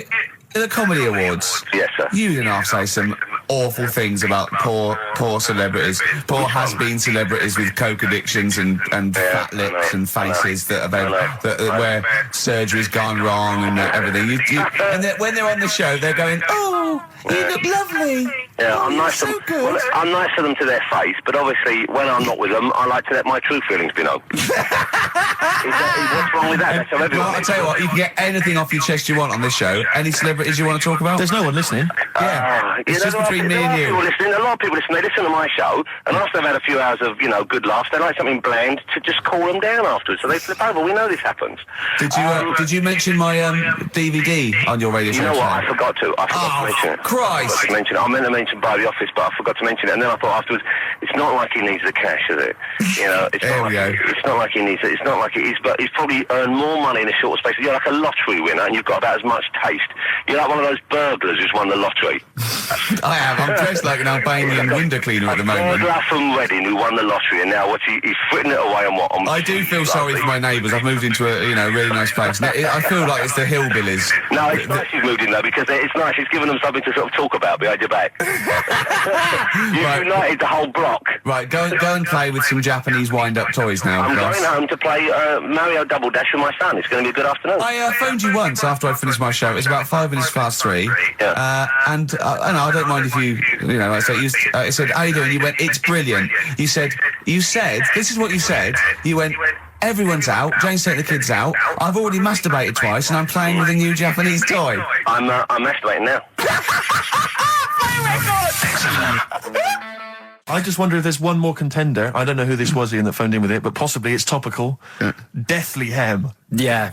Deathly Hem. It's brilliant. Oh, it's Deathly Hem. Please welcome to the stage, Deathly Hem. It's Deathly Hem. Who's that? We've got to give it to I don't know who that was. Oh, well, if you came up with Deathly Hem, email again. Deathly Hem. It's the greatest name for the greatest rock band of all time. Will you please welcome to the stage, Deathly Hem. It's Golden Tonsils. Isn't it? I was going to go see him once at the Camden Underworld about a year ago, and they had this sign up, right, saying that Graham Bonnet, who sung that song, had cancelled, right, and it said, God willing, he'll be performing tomorrow. And just in case you thought he'd cancelled because maybe no one bought any tickets, the doctor's certificate was beneath the cancellation sign. Brilliant. Well, we've sung that a couple of times drunk, haven't we, Ian? At the top of our voice. We have done it. It is the best ever. Yeah. It is. Ben has won whatever you're giving away. Yeah, Ben came up with Deathly Hem. Yeah, Deathly Hem. Yeah. I mean, if you are in a rock band and you're looking for a name and you think you deserve that name, then, write to us. We want to know that you're really heavy, and Ian Camphor would officially hand over the deeds of the name Bethlehem. Deathly Hem? Deathly Hem, yeah. Deathly Hem. They only play at Christmas. You only play, like, big venues at Christmas, and it's all things about, like, fighting, like good versus evil, and God versus the devil. And you got to write songs like that, yeah. Yeah. Deathly Hem on XFM 104.9. Perhaps that the debut should certainly be a concept album based on the Nativity play. Yeah, Nativity, yeah, that'd be just good. the whole kind of Old Testament in kind of rock form. Yeah. With like, it'd be extraordinary. It's the battle for humanity. Yeah. It's called Humanity Manatee, and it's a fight in the ocean of hell. Yes, sure. Yeah. Sure. Yeah. I'd like to see a serpent.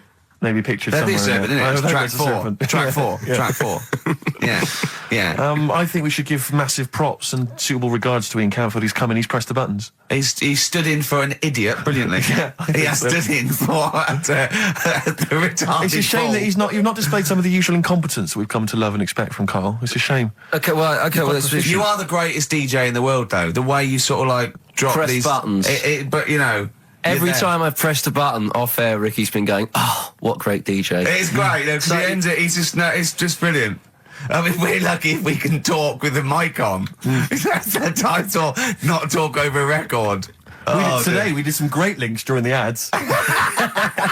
Yeah, and of course, Jonathan Ross masturbating live. On air. Just looking back at some of the highlights of you this don't get that show. on Capital Gold, do you? Like Tony Blackburn getting a call from Fluff Freeman going, "All right, mate, I'm knocking one out." Yeah. Well, have a lovely Christmas. Have a bloody great Christmas. Have a bloody great Christmas. It's the best of next week. Yep. The best of the last few weeks with some tat, you know. Carl's put together. We're back in January. We're playing some of our favourite songs of the year. I'm looking forward to seeing Pilker's tan and pictures from his holiday. Covered in ash from the beach. Yeah. And we're back on the 3rd, I believe. But Ian, do you want to introduce one? This is Ian's choice for the day. Yeah. We'll see you next week in spirit, and then we're back on the 3rd with Pilkers. Over to you, Kampf. Yeah, enough of Jonah Louis. This is Paul Di'Anno, ex of Iron Maiden, doing Santa Claus is Coming to Town. Talking of sleeping, oh man alive, I went to see the last part of the Lord of the Rings trilogy. Why? Well, it's like a family thing now. Every Christmas, my family and I have been going to see the Lord of the Rings, the next instalment. It's like a family thing. What will you do if they keep making them? Oh, I'd say I've wasted now about 10 hours of my life with that tripe. You can never get that back. Never get that back. That's what Peter Jackson owes me. 10 hours now he owes me of my life. It is absolute drivel. Well, I know. We've said this before. I don't want to harp on again about it, but I cannot fathom why everyone is so excited and loves these films so much. Like you say, people review saying it's the best film ever. I think this is the greatest movie I'll ever see. And I don't... It's like they go, oh, but look at all the fight sequences. But Tolkien being up there in literature, like, you know what I mean? It's sort of like Shakespeare. Tolkien. No! Yeah. No. But what is it that he's writing about exactly? I don't know. Little midget fellas who can't get shoes.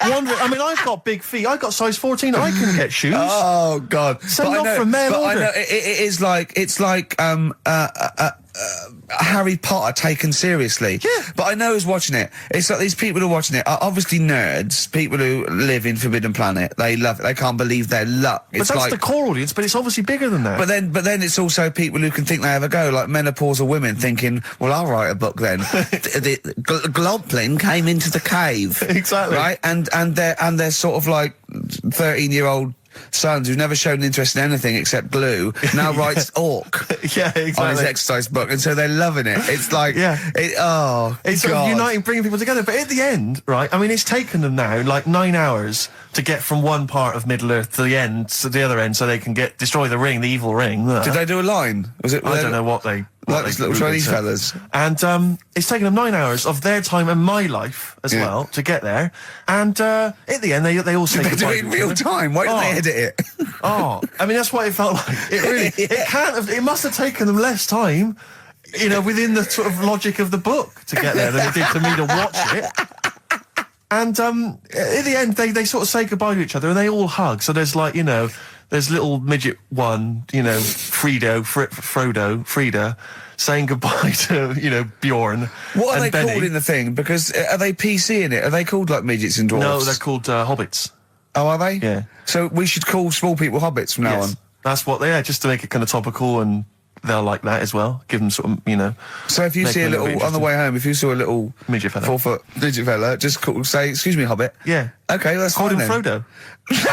Right, Frodo. He'd like it. He'd love it because everyone loves the Lord of the Rings. They love it. No, everyone loves the Lord of the Rings. In yeah. the end, if you ever get to the end, they all hug each other. They say, well, basically Frodo has to say goodbye to all his other little fellas, and so he's hugging us. I don't know how many of them there are, and he's hugging them, right? And it is the most interminable thing I've ever seen. It's like the music's playing. They look into each other's eyes. He hugs them. He hugs. They pull back. They look at each other again. That's like, we'll never see each other again. Then he hugs the next one, and I was just screaming. I was thinking, hug, just one big group hug. Yeah. Then we can get out of like it. an American football team. Exactly. Just go. And then just go off. Knock Not heads. each individual one. I mean, it's dragging on and on and on. And apparently on the DVD, there's like an extra sort of 20 minutes of extra footage of scenes he's cut out. Who's watching this tripe? Who cares? I don't know. I genuinely, have we lost some of our popularity by slagging off Lord of the Rings? I don't care. Screw them. If you love it, if you can't live without Lord of the Rings, screw you. I don't want you as a listener. I can't fathom it. Really, Rick, it's not like I'm trying to be wayward or controversial.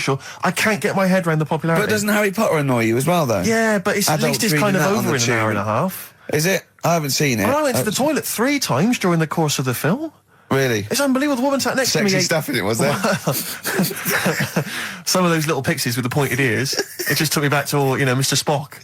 Oh, all those glorious days. But, it really is just... I mean, have you seen any of them? You've not bothered? I've seen one, and it was long, and I thought it was nicely filmed, and I thought, well, okay, I'll just get through it. I even think, it was just a list of, and here come the orcs. Exactly. Right, okay, we see the orcs now. Yeah. But it's like people go, look at the amazing fight sequences, the amazing immense battles. And it's true, he's got thousands of actors and stuff on horses, brilliant. But I'm not impressed by good time management. No. Well done, he's got all those people together, he's orchestrated it, well done. But it's got to be more interesting. My friend summed it up. He said the Lord of the Rings films, they're like the film equivalent of an Enya song. Yeah. And that to me is exactly right. Lots of billowing dresses, slow musical moments. That's good. People riding majestically on horses.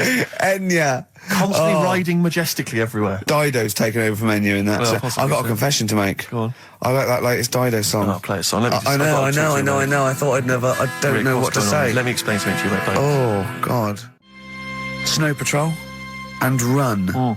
On XFM 104.9. Yeah, not bad at all, not bad at all. So everyone had a good Christmas though, yeah? Really? Carl, even though it was like a little bit Lanzagrotte, it was a nice Christmas.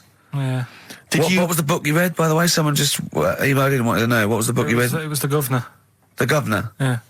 Right, okay. Did you buy Susanna a gift in the end? Which you surprised her with on Christmas Day? Yeah, after that show that we did before Christmas. Yeah. I was walking home thinking, might as well treat her then. Yeah. Went and got her a necklace. Nice. Actually, she said she wanted a necklace, but I didn't know which one, but went and got one. Yeah. And she was happy with that. Yeah. That shut her up. yeah. But, yeah. And did she get you a gift back? She did get me something, yeah. See, we knew she would. Of course she would. Yeah, but the thing is, right, she got me a little Game Boy Advance to take on holiday because she knows I get bored. Lovely. Right? So that was good, but I was like, hang on a minute. I know how much I spent. Oh, and I know how much these are, right? But I was clever, though. When I got to the airport, I bought to get me an extra, bought me an extra game for it. Yeah. Got the value. Of course. When you were growing up, did you wait to ask your mum for sweets right at the counter so the woman would embarrass her into getting you it? What, you mean just slip it in the basket? Well, no, just wait till there's some, a stranger watching before you ask for sweets. Mum, can I have a Kinder Egg? Did you sit in front of Suzanne when it got to Suzanne, can you get me something else? Because remember I spent more on that necklace than you did on Game Boy Advance. And the woman in Dixon's goes, oh, you better get him something else. And she goes, oh, bloody hell, all right then. Nah. She did well, though. You know what I mean? She's done well to keep you, hasn't she? Done well. Because you're such a find. You're quite a catch. Yeah, she must wake up every morning and go, ooh, I am the luckiest girl in the world. Well, she told you that the other night. What? She said the other night how good it is living with me. Oh, yeah. I said to Suzanne, it must be great, because I only see him 2 hours a week and I like to squeeze his little head. You can do that all day, every day. Does she ever squeeze your head? No. No? No. It's like that thing, though, isn't it? It's like when you work in a chocolate factory. You get sick of it, don't you? If it's there all the time. Yeah, she must think, well, I could squeeze that head any time I wanted. It's not worth it. I'll just, yeah. What about your Christmas? My dad, I'm wondering if you're turning into my dad, because he bought my mum a bracelet. He won't mind me talking about this, because he said you'll probably talk about this on the radio, and you're right, Dad, I am talking about it. He bought my mum a little gold bracelet, lovely gift, you know, it was a lovely thing, and she opened it, she loved it, and everyone thought, what a great gift, lovely gift. he wouldn't stop talking about it. He wouldn't stop talking about the gift he bought. He kept on grabbing my mum's arm and showing it to people. Look at that. Look at the gleam on that. The gleam! Steve, look at the shine on that. Look at the gleam there. Look at that. Gleam! And do you know what he said? He said, the great thing about that's pure gold. He went, it's an investment. That's an investment, there. It's gold, you know, it's always worth something I gold. love that when people get a gift and it goes an investment. I love it. But what, not only does it sort of take away any of the romanticism of it, but it was the way he constantly was talking about how great a gift it was I'll that tell he you what, I haven't heard the word gleam for 30 years. Look at the gleam on that. The gleam. Look at that, look at the sparkle on that. And look at that, and it looks like rope. That's what he kept saying, it looks like rope. It looks like gold rope. And he just, and I heard it, he disappeared, we were opening gifts, he went disappear, I could hear him in the kitchen going, think about that's pure gold, that, Elaine, that's pure gold. I might melt that down. Yeah. John, next door neighbour, John, look at that, look at the shine on that. That's great, that's brilliant though. But it's just, it sort of undermine the gift a bit if you keep on droning on about how great it is. If people enjoy giving, that's nice, isn't it? And you got to, you know, what did your mum say? She loved it. She couldn't get a word in edgeways. That's a step up from a jar of coffee, though, isn't it? It is a step up, yeah. That's good. Oh. What about yours? I didn't get my mum and dad anything this time. No, because I'm always treating them anyway. Whenever they, you know, if they need a few quid, if I can help well, them, you are the gift that keeps on giving, Carl. No, but don't just go giving anything just for the sake of it. You know what I mean? Wait for the time that's right, sort of thing. Just because it's Christmas. Because... yeah, I mean, there's no better time, is there, really? No, I just was going to say my mum and dad didn't get me anything, but they did. What'd they get? But, just some money. Mm. But, I'll get them something when the time's right, do you know what I mean? They always need bits and pieces through the year, so... Yeah. I'll look after them. Sure. But, it was weird being away on Has anyone Christmas got caught onto the fact that, you know, they leave groceries in the telephone box near your dad yet? No, that's still going on. Is it? Going on, yeah. Oh, that's fantastic, isn't it? That is just fantastic. So when he needs a loaf of bread, pint of milk, just goes down. Does he ever give that as gifts? Now listen, are we doing the film thing in a bit? Oh. Got more prizes. Yeah. Is it better than Rockbusters? It's all right. I did it in a bit of a rush because I was only in yesterday, wasn't I? Sure. Well, yeah, if you take 3 holidays a year, then there's not enough time for the work. Me and Steve like to, you know, put our priority into, you know, doing the work, coming up with a good product, and getting a holiday when we can. You know, I haven't really. I love a holiday, Rick. You know, I love a holiday. But I don't do the holidays for me. It's for Suzanne, isn't it? She's the one who likes going away.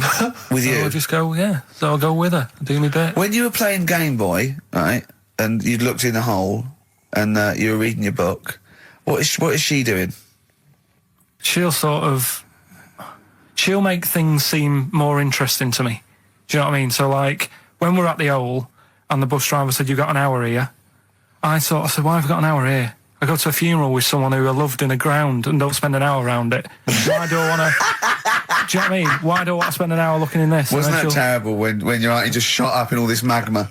Yeah. That was terrible, wasn't it? That was the worst funeral you'd ever been to, wasn't it? But she'll tell you that would make funerals more interesting. If they just... It was a cremation and a burial. Yeah. You just put them in a volcano and they go 2, 3, here they go, whee, up to heaven. I was having a conversation with my flatmate about songs that would be inappropriate to have at your wedding, at your funeral. And Horny, surely is one. It, yeah, was what was we were horny, thinking. really? Yeah, that was the first one we came up with. I'm horny, horny, horny, horny. That was the first one we came up with. Isn't Robbie Williams' Angels one of the... Yes. Biggest and ones. I think Wind Beneath Your Wings. Yeah. I think is apparently quite popular. Oh, yeah. Yeah, I play that on Auntie Nora's. Can't you? Bit of Boston? Yeah. A bit of who? Busted? Boston, more than Boston. a feeling. Right. It's much more than a feeling. Boston, more than a feeling. XFM 104.9. Well... Got some good prizes? Absolutely, yeah, we'll talk about those later. Because, I mean, was it last week that you had the classic? Was it, I can't remember, I'm paraphrasing, Carl, apologies. Something like, I'm here in Texas, I've fallen in a puddle, and my knee has got wet. Yeah. Wet Knee Houston. Whitney Houston. Yeah. And also, it was last week when there was a little bit of confusion over the one for Holly Valance. Right? Of course. I don't think it was confusion, I think it was your error. Yeah. No, it wasn't. And it was Holy Valance, and you meant Pelmet.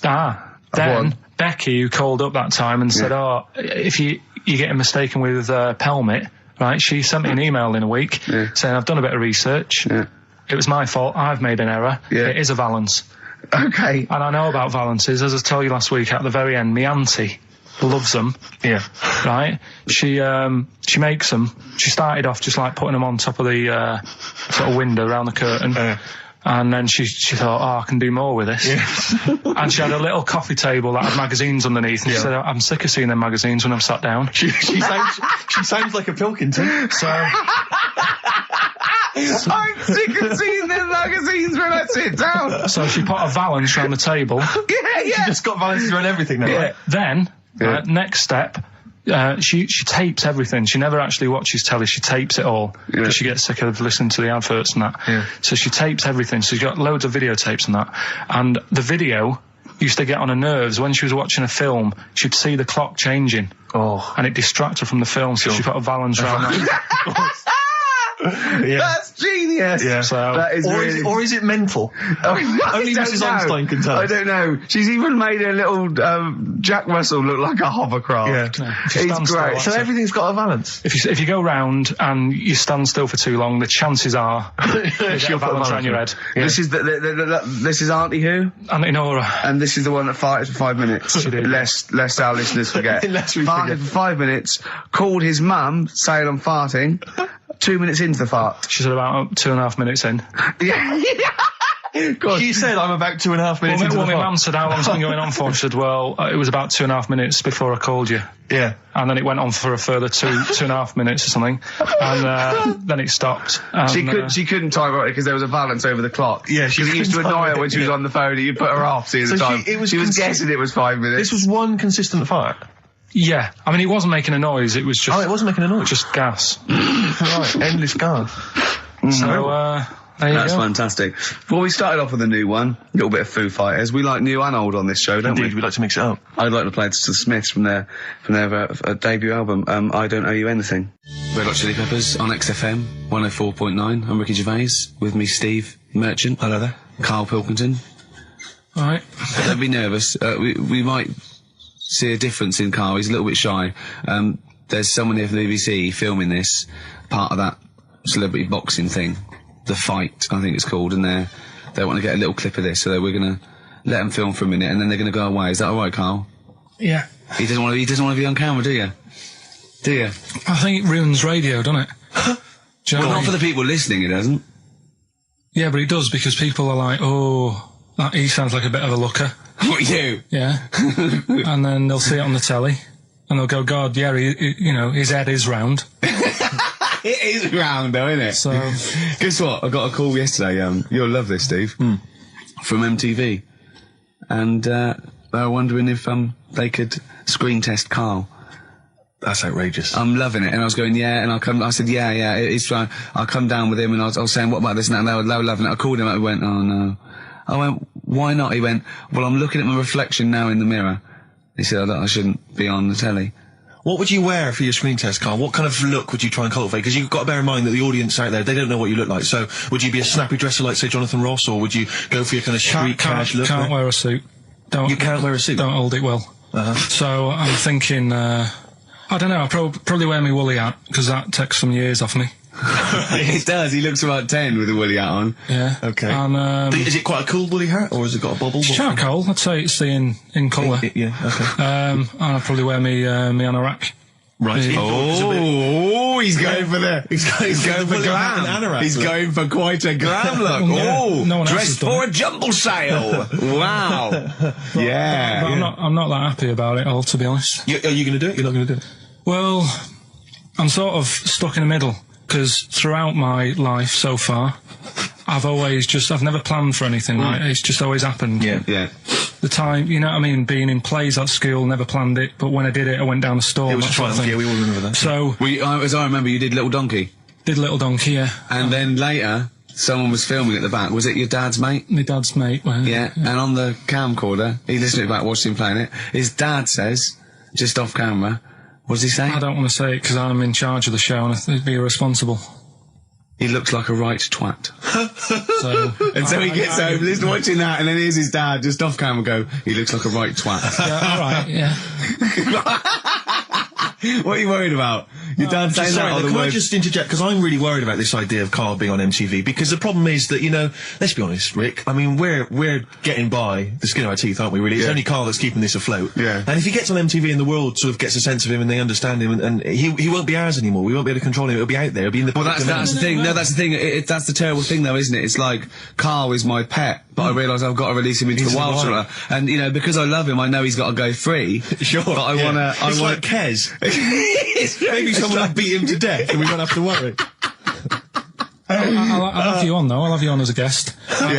Which gets me on to something we've got coming up today. Oh, yeah, he's got a new idea. Yeah. Right. Do you know, like, I've talked about ghosts, and we had that good discussion the other week walking to Piccadilly Circus Station, and I was telling you about ghosts, and you were saying, Karl, don't be an idiot, and all that. Spoke to a woman in the week, done a little interview with her. You've done a little interview? Done a little interview, 2 minutes or so, with a woman who's got ghosts in her house. So I look forward to hearing that later. That sounds brilliant. Coming up later. Well, I'm going to play a classic tune now. I've just gone straight for it. I've gone for the jugular. This is Ziggy Stardust by David Bowie. Oh yeah, the smooth indie sound of Richard Ashcroft. The Science of Silence on XFM 104.9.